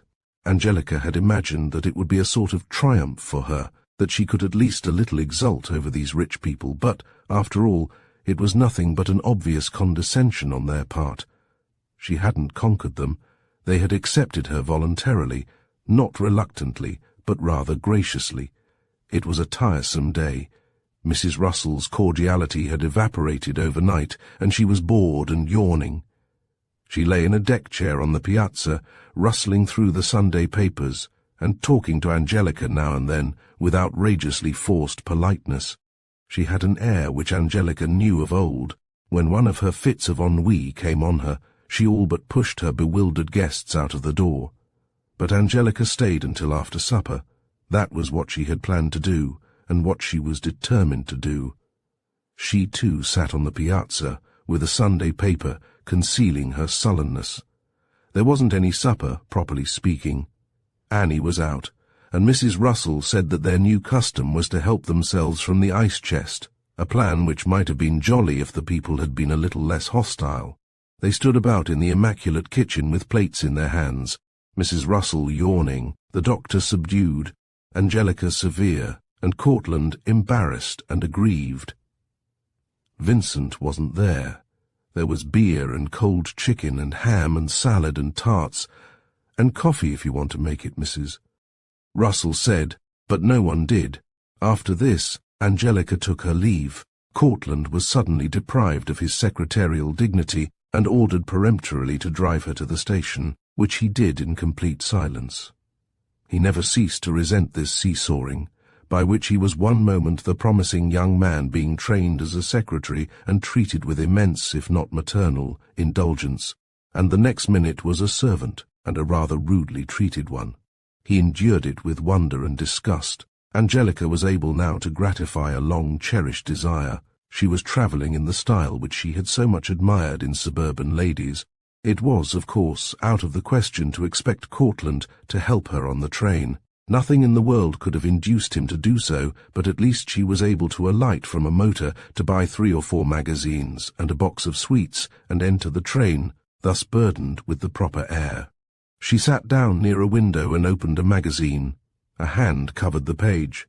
"Angie!" said a voice, and she looked up into Vincent's laughing face. She couldn't repress a smile herself.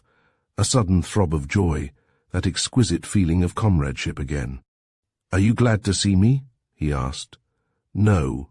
Why should I be? You can spare this one little evening for me," he said. "No matter what wonderfully upright sort of future you're planning, it won't hurt anyone. I'll be irreproachable. I won't make any demands, any requests. I won't evoke old memories. Before we say goodbye, let me have a few hours with the old Angelica. My beloved, reckless, adorable Angelica. Just to make a memory. No, we better not," she said. It might well, she thought, make a memory which would last far, far too long. "Why not, Angelica?" "I don't want to, Vincent. That's all." He didn't urge her. He sat quietly beside her, suddenly dejected. The train ran on past dark woods, wide fields, lighted houses, stopped at lively little stations with their lines of motors, that world of bourgeois smartness which Angelica so admired. It turned her thoughts again to Eddie, and to all that she would gain through Eddie. She would be coming home to one of these little stations, met by her own motor, to be whirled off to her own lovely home, with servants to wait on her, with dignity, security, peace. And a sudden disarming pity for Vincent rushed over her, poor Vincent who had nothing to give. She glanced cautiously at his face, gloomy, perplexed, his eyes clouded with a sort of hungry dissatisfaction. He couldn't help but look bold all the time, but even that boldness was pitiful to her who knew his weakness, his faults, his vices, his follies. She had never felt so sorry for anyone else. "Walk home with me, if you like," she said. They came out into the bewildering brilliance of 42nd Street side by side, and began walking east slowly, in that astonishing hurly-burly of crowds, of glittering signs winking, flashing, pouring out into the night sky a flood of radiance, of hurrying taxis, immense motor cars, trolleys, strings of fiercely lighted little shops, the windows filled with inane and shamelessly overpriced trinkets and souvenirs, noise, blinding light, crowds and crowds of people. "Let's turn down Madison Avenue," suggested Vincent. "That's out of my way." "But you're in no hurry." "Please." She consented. She had no particular reason for not doing so. He took her arm as they turned into the darker, quieter street, and went on with her so, like a young lover, his head turned toward her, listening eagerly, watching her face. "Now tell me about it," he said. "Tell me what it is that's made you change so." She didn't answer. It was you, and all the dreadful pain you caused me, she thought, but without bitterness, with only immeasurable sadness and regret that it should have been so. "I've been working with 2 very nice girls," she said aloud. "They've helped me, and I've learned a lot from them." He asked her a great many questions. He was really interested in it all, and in the effect of this commercial adventure upon her crude soul. It was the first time anyone had shown a real interest in her heart and her mind. He didn't care so much about what she did as what she felt. She could not help talking freely, with a sense of great relief. All the observation of her shrewd and intelligent mind, so friendless and so little understood, came to her lips now. Not the naive egoism of a young girl in love, but the wit, the vigor, the soundness of a woman of character. They turned into 5th Avenue at 23rd Street and went on downtown, for Angelica had promised to show Vincent her millinery shop. "There," she said with pride.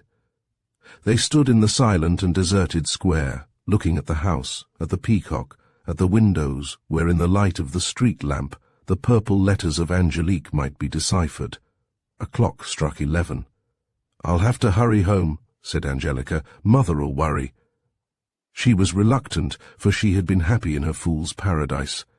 Of course it couldn't last, this friendly communion with the man she found above all other people in the world, supremely interesting, supremely attractive. She knew all about him. She didn't trust him. but it was something just to be with him, so happily, for this one last time. All the old magic came flowing back into her heart, there in the tiny park, with the dead leaves blowing down the paths, and a sharp white moon to be seen now and then as the wispy clouds drew across it. That yearning for his sympathy, for his love, positively tormented her. She longed and longed to draw near to him, to feel his arm about her. As always, his instinct warned him of his moment. His hold on her arm tightened. "Don't go." He said, "Let's have just this hour, Angelica. Imagine if we had a little room here, some little place all to ourselves, and I'd wait at home for you, and write and dream about you, and long for you all day, while you sat there in your shop, bending your dear dark head over your work. You'd work for me, until I grew famous, and then I'd make a queen, an empress of you, my beloved woman." "Don't begin that," she entreated. "We've had such a nice time. But think of it. Think of sitting together in the dark, in our poor little room, our arms about each other, weary, harassed, finding our joy and consolation only in those hours together, living just for that. Oh, Angelica, Angelica, hasn't this long, weary parting been just an interlude? Can't we begin again? Take me back. Forgive me and love me and make me over. Make me what you wish. Come back to me. Come back to me. I need you so terribly. Don't," she begged again, profoundly troubled. "I don't know how to tell you, how to make you see how useless it is. I can't. I don't feel as I used to. All that is dead. I'll never care that way for anyone again. For me you can." She shook her head dumbly. "Vincent, you've done me enough harm. For God's sake, let me alone. Now, just when I'm struggling up out of the mud, you come and try to pull me down. Right here, before this very house." She stopped, unable to explain, even to suggest to him all that fine feathers meant to her, how it was her honor, her dignity, friendship, self-respect, ambition. "You see how I've changed," she said, "and how I've improved. Why don't you try to help me?" "Changed?" he said, stooping to look into her face. "Not a bit of it, Angelica. You're nothing but my Angelica, my beloved girl, the mother of my child." "Oh, stop!" she cried. "Oh, it's too horrible. It's too horrible that you should repudiate me. Angelica, let us take back our child and start again, a decent, honest life. You talk of improving yourself. Why don't you think of improving me, of helping your poor little child? Let's help each other. You wouldn't do it. You know you wouldn't," she cried. The tears were rolling down her cheeks unnoticed. "You've never even seen the poor little thing, or asked about him. But I've thought of him. I've been haunted by that little son, yours and mine. Oh, Angelica, don't for God's sake turn away from me. Polly will set me free, and I'll marry you, and we will have our child again." She felt as if she were sinking in a whirlpool. An intolerable pity for this man confused her, overwhelmed her. Her troubled glance, leaving his beloved face, fell upon the ridiculous peacock with its jaunty little paper hat, fit image for her nightmare, and a little trickle of cold, sane daylight began to filter into her darkened and suffering mind. "Angelica, let us begin again, you and I, and our little son." "No!" she cried in a ringing voice. "No!" His face fell. He looked at her, startled. "No," she said again. "I'd never believe you, not a word you said. I won't forget. I'll never forget, and I'll never forgive what you've done. You're a liar. You're a beast. I hate you." Chapter 13. Chapter 66. Angelica was working in the back parlour the next afternoon with Cylon when Devery brought her in a letter. She smiled ironically and tucked it into her blouse, for she knew the writing. "I wonder how he'll be this time," she reflected. "You can never tell. Maybe in an awful rage, or sad, or making love. Well, it doesn't matter to me now. I've finished with him, but I was really nearly gone last night." She had stopped short in her work and sat looking vacantly before her. "I don't know why I'm such a fool about that man. I don't know what it is about him." Chapter 67. She didn't trouble to open his letter until she was ready to go home. Then, alone for a minute, she pulled it out and opened it, half sadly. "No," she cried suddenly. "No, I don't believe it. What is it?" Devery called out from the next room. "Nothing," said Angelica with stiff lips. She hid the letter in her blouse in terror at the idea of its being seen. Then she was forced to bring it out again, to read it, to make sure. Wanton, without a heart, you thing from the gutter, willing to give your body to any man, while you keep your cold and poisonous heart to yourself for your own sordid aims. I swear to you, I will never let you destroy Eddie as you have me. It would be an outrage to call you sister, to permit you to bear our name. I would rather die, and I shall die. I have enlisted in the army. I shall soon be sent to France, and I shall find Eddie there and tell him your little history. Then I shall die. Nothing on earth can stop me. It will be the supreme moment of my life when I tell Eddie, when I see his face and know that your shameless ends are frustrated, when I know that you are really ruined. He won't do it, she tried to reassure herself. He's always making threats. He wouldn't really do anything that might harm himself. But she knew that Vincent didn't always act from self-interest. His passions were very apt to overwhelm him, and malice was one of the strongest of his passions. He would enjoy exquisitely telling the wretched tale to Eddie. For 3 months she didn't draw a free breath. She tried to dismiss her terror from her mind. She said to herself resolutely, "Don't borrow trouble. Don't worry about what may never happen. Don't cross your bridges before you come to them," and all sorts of tags from her mother's store. She faced Devery and Sillon every morning with the same hardy good humour. She was dutiful and severe at home, as had become her custom, and to no living soul did she give the smallest hint of what she was enduring. Every time a letter came from Eddie, or if a mail were missed, she expected the blow to fall. All her laboriously made plans to be destroyed, her pride and dignity trampled underfoot, all her life wrecked. She was utterly in the dark. She had no idea what was going on, or what had already happened, and she could take no steps to gain information. She could do nothing but wait. Then came another letter from Vincent. "I am home on leave. That means that we shall very soon be going over. Goodbye, Angelica. I have a hard, bitterly hard task before me. I must hurt Eddie, and I must hurt you. As for me, there is nothing before me but death. Deserted and ruined as I am, I long for death. Your love was all that pleased me in life. With that gone, there is nothing but a waste, bleak beyond endurance. I shall only beg Eddie to forgive my vile treachery, as I beg you to forgive my sins against you. Forget your presumptuous and wicked dream of marrying that good man. That can never be. He will forgive you, as he will forgive me, but he will never forget. Goodbye, Angelica. I give you to God." Vincent, asleep and awake. That picture haunted her. A vision of Eddie, mud-stained, horribly pale, sitting on a box, with a candle flickering on the ground beside him, in a dugout with mud walls and great puddles of filthy water, the sort of thing she had seen in the cinema, ghastly desolate, with an incessant play of rockets and bursting shells overhead, and Vincent standing before him in one of his fine attitudes, so handsome, so strong, so noble, telling him.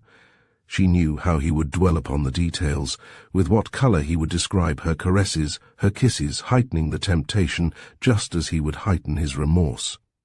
It didn't occur to her that Vincent might encounter some obstacles to a prompt meeting with his brother, with all the different services and all the vast battlefield to be considered. She fancied him being at once directed to Eddie's dugout like a stranger in a village. She lived in a long nightmare. She didn't know how the blow would fall, whether she would come home to find a letter from Eddie casting her off, whether Mrs. Russell would be there to tell her, whether she would have a letter from some stranger, a friend of Eddie's, a lawyer, perhaps. But what she most feared was the idea of coming to Fine Feathers some morning and seeing Sillon and Devery suddenly turned hostile. She felt that she could not bear that. It would do for her. But weeks went by, and nothing at all happened. One day, while she was in the back parlour, she heard Mrs. Russell's voice in the front room, but the very tone of it reassured her. She wanted to buy a hat, and she wanted Angelica to let her have it cheap, so she was extraordinarily agreeable. She had, moreover, some sort of idea that it would help Angelica in the eyes of her partners to be seen in friendly converse with a lady like herself. "I wish you'd come and see me," she said. "I'm so lonely.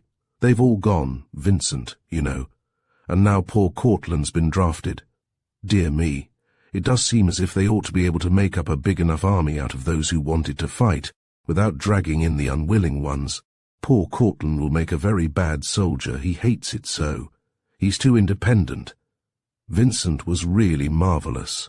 If you could have seen him in his uniform, and he told me to be sure, if I saw you, to tell you not to forget him. He even went to Polly and begged her to be reconciled to him before he left, perhaps never to return. I went to see her too, to see if I could influence her, but what do you think? She's adopted a baby, and she's wrapped up in it. She says it fills her life, and she doesn't want anyone else. She's very hard on Vincent. Those frightfully maternal women always are dreadfully hard on men, don't you think? I'm not surprised at her adopting a child. She was so absorbed in the one she lost. I couldn't do a thing with her. She said she had done with Vincent. Poor boy. She's narrow, provincial, awfully selfish, don't you think? I don't know, said Angelica. I suppose she can't help how she feels.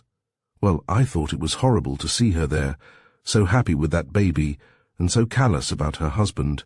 Not even her own baby. Some little waif she's picked up. It's a wretched, puny little thing, too. She has to give it the most unceasing care. I shouldn't be surprised to hear any day that she's lost it. Oh, my dear. What's that heavenly mass of purple? That's a negligee I'm making, said Deavery, thus addressed. Could I possibly wear purple? Inquired Mrs. Russell earnestly. Do please let me see it. Oh, how marvellous. Could I possibly slip it on? Am I hideous? She asked Angelica anxiously, when she had got the purple garment on and stood before the long mirror. It's not quite your style, said Angelica with great seriousness. I think, but Miss Devery will give you suggestions. A dark green, said Devery, with dull blackish blue overtones. Not a floating thing like this, Mrs. Russell. You're slender enough to stand a straight, narrow garment. Not exactly a negligee. I never advise them, there's so little use in them, but what I call a boudoir gown. How much would it cost? Asked Mrs. Russell. $100, said Devery. Mrs. Russell looked at her, then at Angelica. They both had their professional manners, polite, deeply interested, but firm. There was no mercy to be had from them. She ordered the gown, then she bought a sports hat of Angelica for a staggering sum, and prepared to take her leave. But now Miss Sillen came in, pleasant and businesslike. I'd be very pleased to make you a 10% discount, madam, she said, or for anyone personally introduced by our Miss Kennedy. Oh, Sillen, said Angelica when she had gone. Wasn't that nice of you? You can't imagine how anything like that pleases her. Angelique, my child, we'd do more than that for you, said Sillen. Chapter 68. Telephone, Mille Angelique, cried Devery. Would you mind asking who? I've just got this thing pinned. It's Mrs. Geraldine, Devery called. Can't you come? Angelica's heart stood still. This is it. She thought, now it's come. She went with leaden feet to the telephone in the back room and sat down before it. She stared at the instrument for an instant in horror. What was it about to reveal? She took up the receiver. Yes, she said. Is this you, Mrs. Geraldine? Can you come to see me? Said that well-known voice. There's something. Why? She cried. What is it? Is anything wrong? The baby's quite well, but there's a piece of news you ought to know. Oh, she gasped. Oh, tell me. What? Don't lose your head, Angelica, but come when you can. I'll be in all the afternoon. And don't worry. It's only that I think you ought to know before all the others. She didn't wait to hear the rest. She left the telephone and turned to her friends a distracted and blanched face. I've got to go, she said. Is anything wrong? Asked Sillen kindly, alarmed by her look. Yes, I've got to go. Can't I go with you? No, no, no. Angelica was pinning on her hat, without even a glance in the mirror, and was starting out when Devery stopped her. Your bag, she said. Or are you coming back today? Never, she cried, never. They stood together watching her go. Poor kid, said Devery. It must be something very wrong. Angelica was out of sight, hurrying along the street, trembling with eagerness to embrace this anguish, to get it over, to be done with her torment. She rang Polly's bell, and Polly herself admitted her visitor. She looked ill and haggard, with eyes heavy and dull and reddened with sleeplessness, or was it with tears? "Come in," she said pleasantly. "Sit down, Angelica. Will you have a cup of tea?" "Oh, no," she cried. "Hurry up and tell me. They all know it. Eddie's written. Oh, Mrs. Geraldine, I knew right away. Eddie's written to say that Vincent's told him. Oh, my God. He said he would, and he has. That's what he went for. Oh, my God. All my life ruined. Oh, Mrs. Geraldine." "My dear, try to calm yourself," said Polly. "There, sit down. You're making yourself ill. Vincent hasn't told anyone. He never will, Angelica. He said he would. He never will. He's dead." Her voice broke in a faint sob. "Dead?"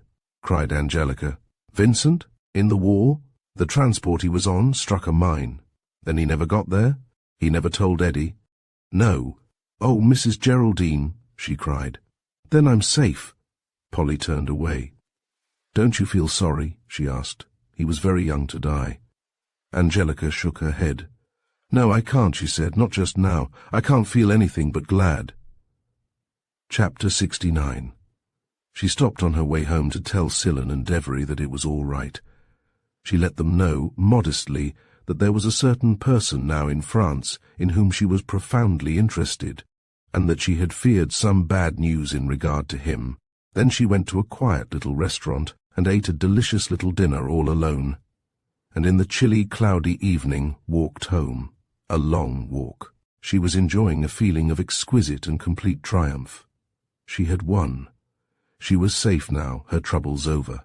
Certainly God had helped her. She was young, beautiful, beloved. She was about to be rich. She had made a gallant fight against great odds, and she had conquered. She greeted her mother with unusual affection and was willing to talk with her for quite a time, about her business, about the shortcomings of the tenants, about everything in the world except what had happened. That she didn't mention. She began slowly to undress while her mother was still in the kitchen, ironing a collar for her to wear the next day. She looked at herself in the mirror, in her dainty camisole, a beautiful woman, with her delicate bare arms, her slender shoulders, her curious, glowing black eyes in her pale and lovely face, and suddenly, almost as if she saw it in the glass beside her own, another face, fierce, hawk-like, rigid and white, with bright hair spread out and floating as if in the sea. Her dead lover. Chapter 14. Chapter 70. The parlour now rejoiced in a new and pretty little set, put in there only the week before in order to receive the visits of Eddie. On one of the chairs sat Mrs. Kennedy, dressed in silk, her hair skilfully fluffed by her daughter, her hands manicured, her feet in soft new boots. She was well aware that she had never looked so common, so perfectly the janitress and scrubwoman. Her strained, haggard face, her faded eyes, her blunted and withered hands belied her fine attire. They could have belonged only to a woman who had worked brutally and hopelessly. She was years younger than Mrs. Russell, but she might have passed for her mother. Her patient hands were folded in her silken lap. She had nothing to do, and very little to think about. The blasphemous triumph was accomplished. She was about to see sin crowned and rewarded, innocence betrayed and abandoned. In other words, Angelica married to Eddie. She was disgusted with life, thoroughly disappointed with her God. She took no pleasure in these preparations, or in any of the comforts and enjoyments before her. Nothing sustained her but a vague sort of hope that her just God would retrieve himself by stopping this wedding in some way, with thunderbolts or the flaming swords of archangels. And she was well aware that one couldn't really count upon anything of that sort. Out in the kitchen, she could hear the servant, she, the charwoman, servant of servants, sitting in the parlour while another woman drudged for her. In half an hour, an automobile was coming to take them to the church, and then they were going off to Buena Vista, going to leave all this poverty and humiliation behind forever. She had been given to understand that she wasn't to live with her child, only to visit until a suitable home could be found for her. She was to have an apartment and a servant all of her own. She was to furnish the place as she wished, and she was to be provided with a new wardrobe. And start a new life, Angelica told her. "I'll need to," said Mrs. Kennedy. "This one is about done." And although a great deal of this was paid for by Angie herself, out of the money she had saved, her mother had never expressed gratitude. She didn't feel any. She had never at any moment of her life been so utterly dissatisfied. She glanced at the new clock. "Angie," she called. "What are you doing?" "Dressing," called back a too gay voice. "He'll be here in half an hour. I'll be ready." Chapter 71. She was standing before the mirror in the bedroom, adjusting her hat, very delicately touching her hair under its net, tilting her head from side to side, frowning thoughtfully, trying to foresee the effect she would produce upon Sillon and Devery, Mrs. Russell and Polly, who would be in the church. She pictured herself and Eddie walking up the aisle, Eddie still in uniform, tall, severe, impressive, and beside him his beautiful young bride. She was wearing a plain dark brown broadcloth suit, a big black hat, and a magnificent set of silver fox furs Eddie had given her. She looked like a princess. They couldn't, any of them, find a flaw in her appearance or in her bearing. None of those born ladies could approach her. She looked what she was determined actually to be, the equal of any one of them. There was a position ready for her, and she was competent to fill it. Eddie had been so delighted with the change in her. She hadn't seen much of him since his return at the end of the war, but all his hours with her had been a perpetual service of praise. He had hurried to her his first free minute. He had wanted to give her anything, everything, extravagantly and ridiculously. He had been tactful and kindly with the rather contemptuous Mrs. Kennedy. He had been to see Devery and Sillon, and had won their hearts. He had been quite perfect. And all these thoughts were merely flitting across her mind like birds flying above a frozen pond. Under the ice were horrors beyond naming. She did her utmost to ignore them, to think of those things as dead and buried and forever gone from her world, but she could not. All that night she had been dreaming of her drowned lover, floating, horribly, in the sea, and with him, directly beside him, her baby, their baby, its little body extended like his, its tiny white face upturned.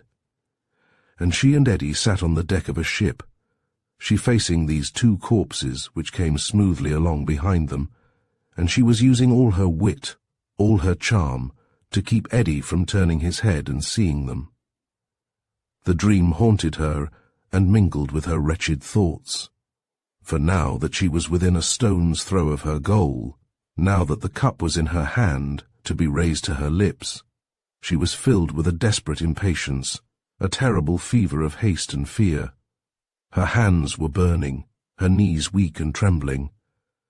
"Oh, just this one more hour," she murmured. "If only nothing will happen." She looked past the moment to the haven of happy years beyond, as a man sailing a perilous channel might look ahead to the wide and quiet sea beyond. "Something will happen," she told herself. "At the last minute someone will tell him, scream it out in the church, stop the wedding. Oh God, just help me now. Let me get safely married to Eddie, and I'll try my best to be good." She was conscious of being a little too pallid, too worn, and she rubbed on her smooth cheeks a little rouge. It looked horrible, and she wiped it off frantically. "No, it must be my eyes that look so queer. I wonder if Eddie'll notice and think I look queer. It might make him suspicious." She forced herself to smile. "Of course I'm nervous," she said. "Everyone is. It's nothing. Nothing at all." She suppressed a scream when the doorbell rang. She listened behind her half-closed door until she heard Eddie's voice talking quite in his usual tone to her mother. No one called her. Nothing had happened. She stood still in a sort of daze, getting no further forward in her dressing until her mother entered the room. "He's going to take me down and put me in the auto," said Mrs. Kennedy. "Then he's coming back after you. You'd better hurry. It's late and I don't see any use for you to be keeping all those people waiting. That's not a very good way to begin." "All right," said her daughter hurriedly. "Go on, Mother." She set to work in haste to add the finishing touches to her dress, fastening the little bar pin with diamonds given her by Mrs. Russell, drawing on her white kid gloves. She heard him coming. She heard him stop at the kitchen door and tell the woman working in the kitchen that she might go.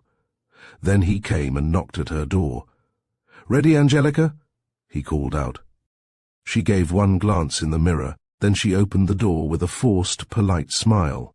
There stood the poor soldier who wished to give her all he had, poor ardent Eddie, longing so to take her back to his beloved home and give it into her keeping.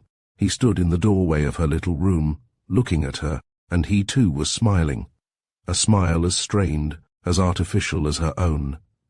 "Angelica," he said softly. He had grown quite pallid, as he did when deeply moved, and his hands clenched and unclenched nervously. His face, his expression, had changed. He was struggling his utmost to look and to be tender and respectful, but his heart was beating with an emotion neither tender nor respectful. He wiped his damp forehead and came a step nearer, always smiling, but with eyes strangely brilliant and fixed. "No," said Angelica sharply. She knew how he felt. She knew too well how he felt. It sickened and shamed her. "My darling girl," said Eddie. "My Angelica." "Don't," she said. "Don't say that. I'm not. But you will be, very soon." We ought to go, Eddie. It's late. Then kiss me, just once." She shook her head with a ghastly affectation of coquetry. "No," she said. "You'll have to wait." "Just as you like, Angelica," said the poor fellow. "You know, don't you, dear girl, that my chief wish in life is to make you happy? I wouldn't for—" "Then do come on, or I'll think you don't want to marry me at all." He turned instantly, and she followed him, just to the door of her room, but no farther. He looked back. "Aren't you ready?" he asked. "Eddie!" she cried in a high, dreadful voice. "Eddie, I can't do it." "Can't do what?" he asked, startled. "I can't do it. I can't marry you, not unless I tell you." He stared at her for an instant, his quick and clear mind at work upon this. "What is there to tell me?" he asked. "Let's have it." He was alert and suspicious now. "Come on, let's have it," he repeated. "Eddie!" she began, but a great horror at her own folly assailed her. She felt impelled toward this abyss, while she struggled madly to turn aside, aghast at the destruction before her. Perhaps even now it wasn't too late. Perhaps she could disarm the suspicion that she had aroused, could stop and not tell him any more. Thank God it wasn't too late. She hadn't told him. She felt like a person cutting his own throat. The knife had only pricked. He is still alive, and in a mad exultation of thankfulness. She smiled. I got engaged to another fellow," she said, "but it's all over now."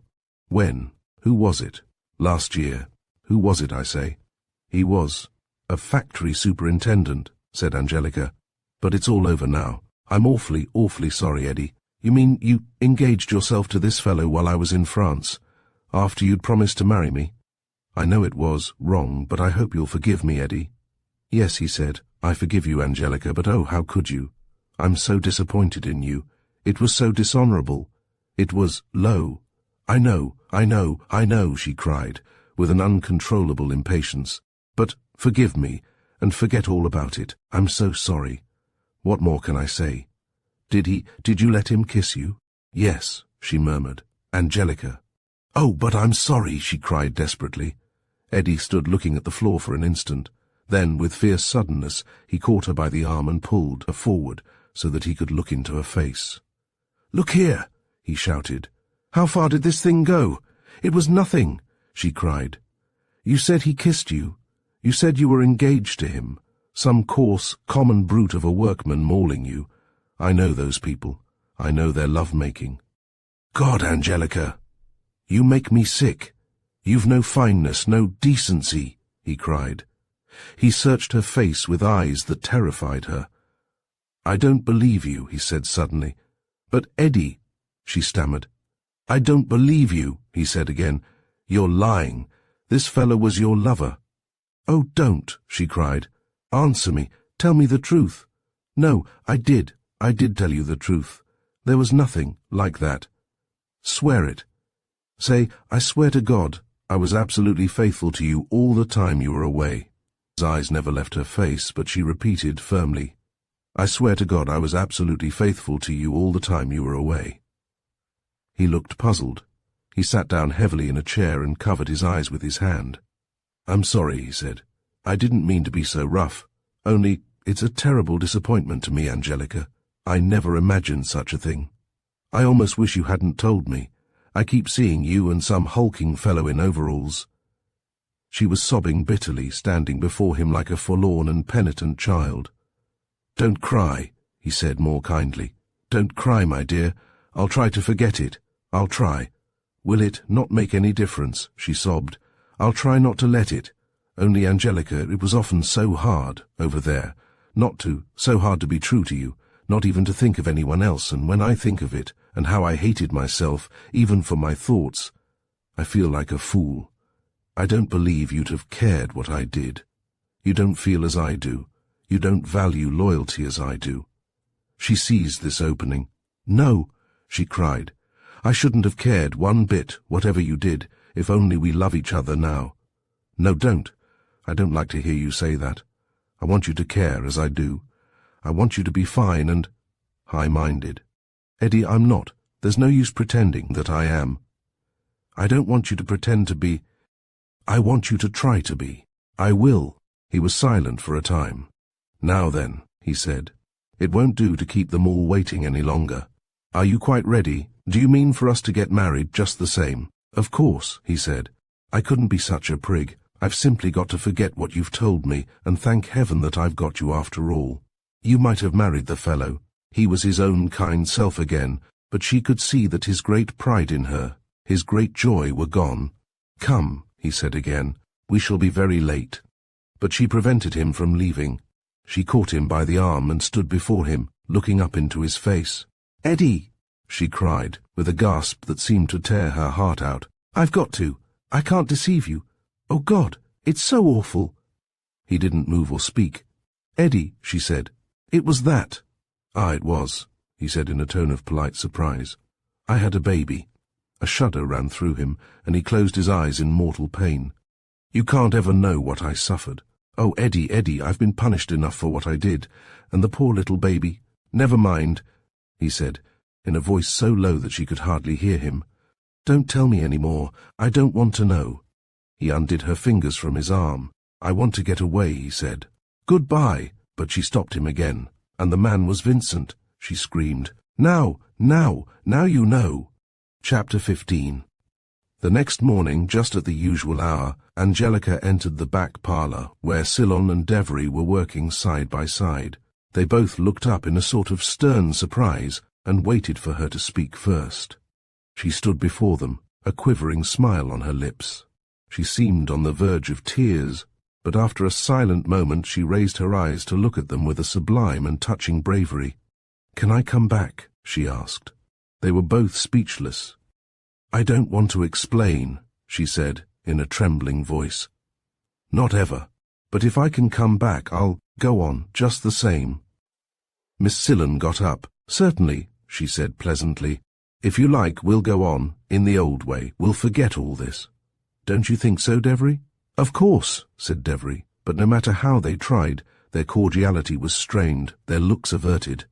They knew, all three of them, that it would be a long time before this thing could be forgotten. Half of the letters of Angelique had gone from the windows, and how much more had gone as well, but at least their friendship endured. They neither questioned her nor blamed her. They simply took her back as wholeheartedly as was possible to them. Whatever incredible and discreditable occurrence may have interrupted that dazzling wedding, they would not repudiate her. She went to her cupboard, took out the box in which she had kept her odds and ends, and sitting down at her old table, spread out the glittering gay scraps before her. "I'm going to stick to business now," she said, with a sob. We have reached the conclusion of Angelica, by Elisabeth Sanxay Holding, a story that lingers with its quiet power and keen observations of human nature. Through Angelica's journey, Holding reminds us of the resilience found in ordinary lives and the strength that emerges in unexpected moments.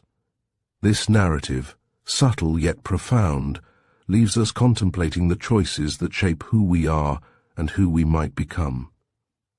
Thank you for listening with us today, and may this tale continue to resonate in your thoughts long after the final words have faded.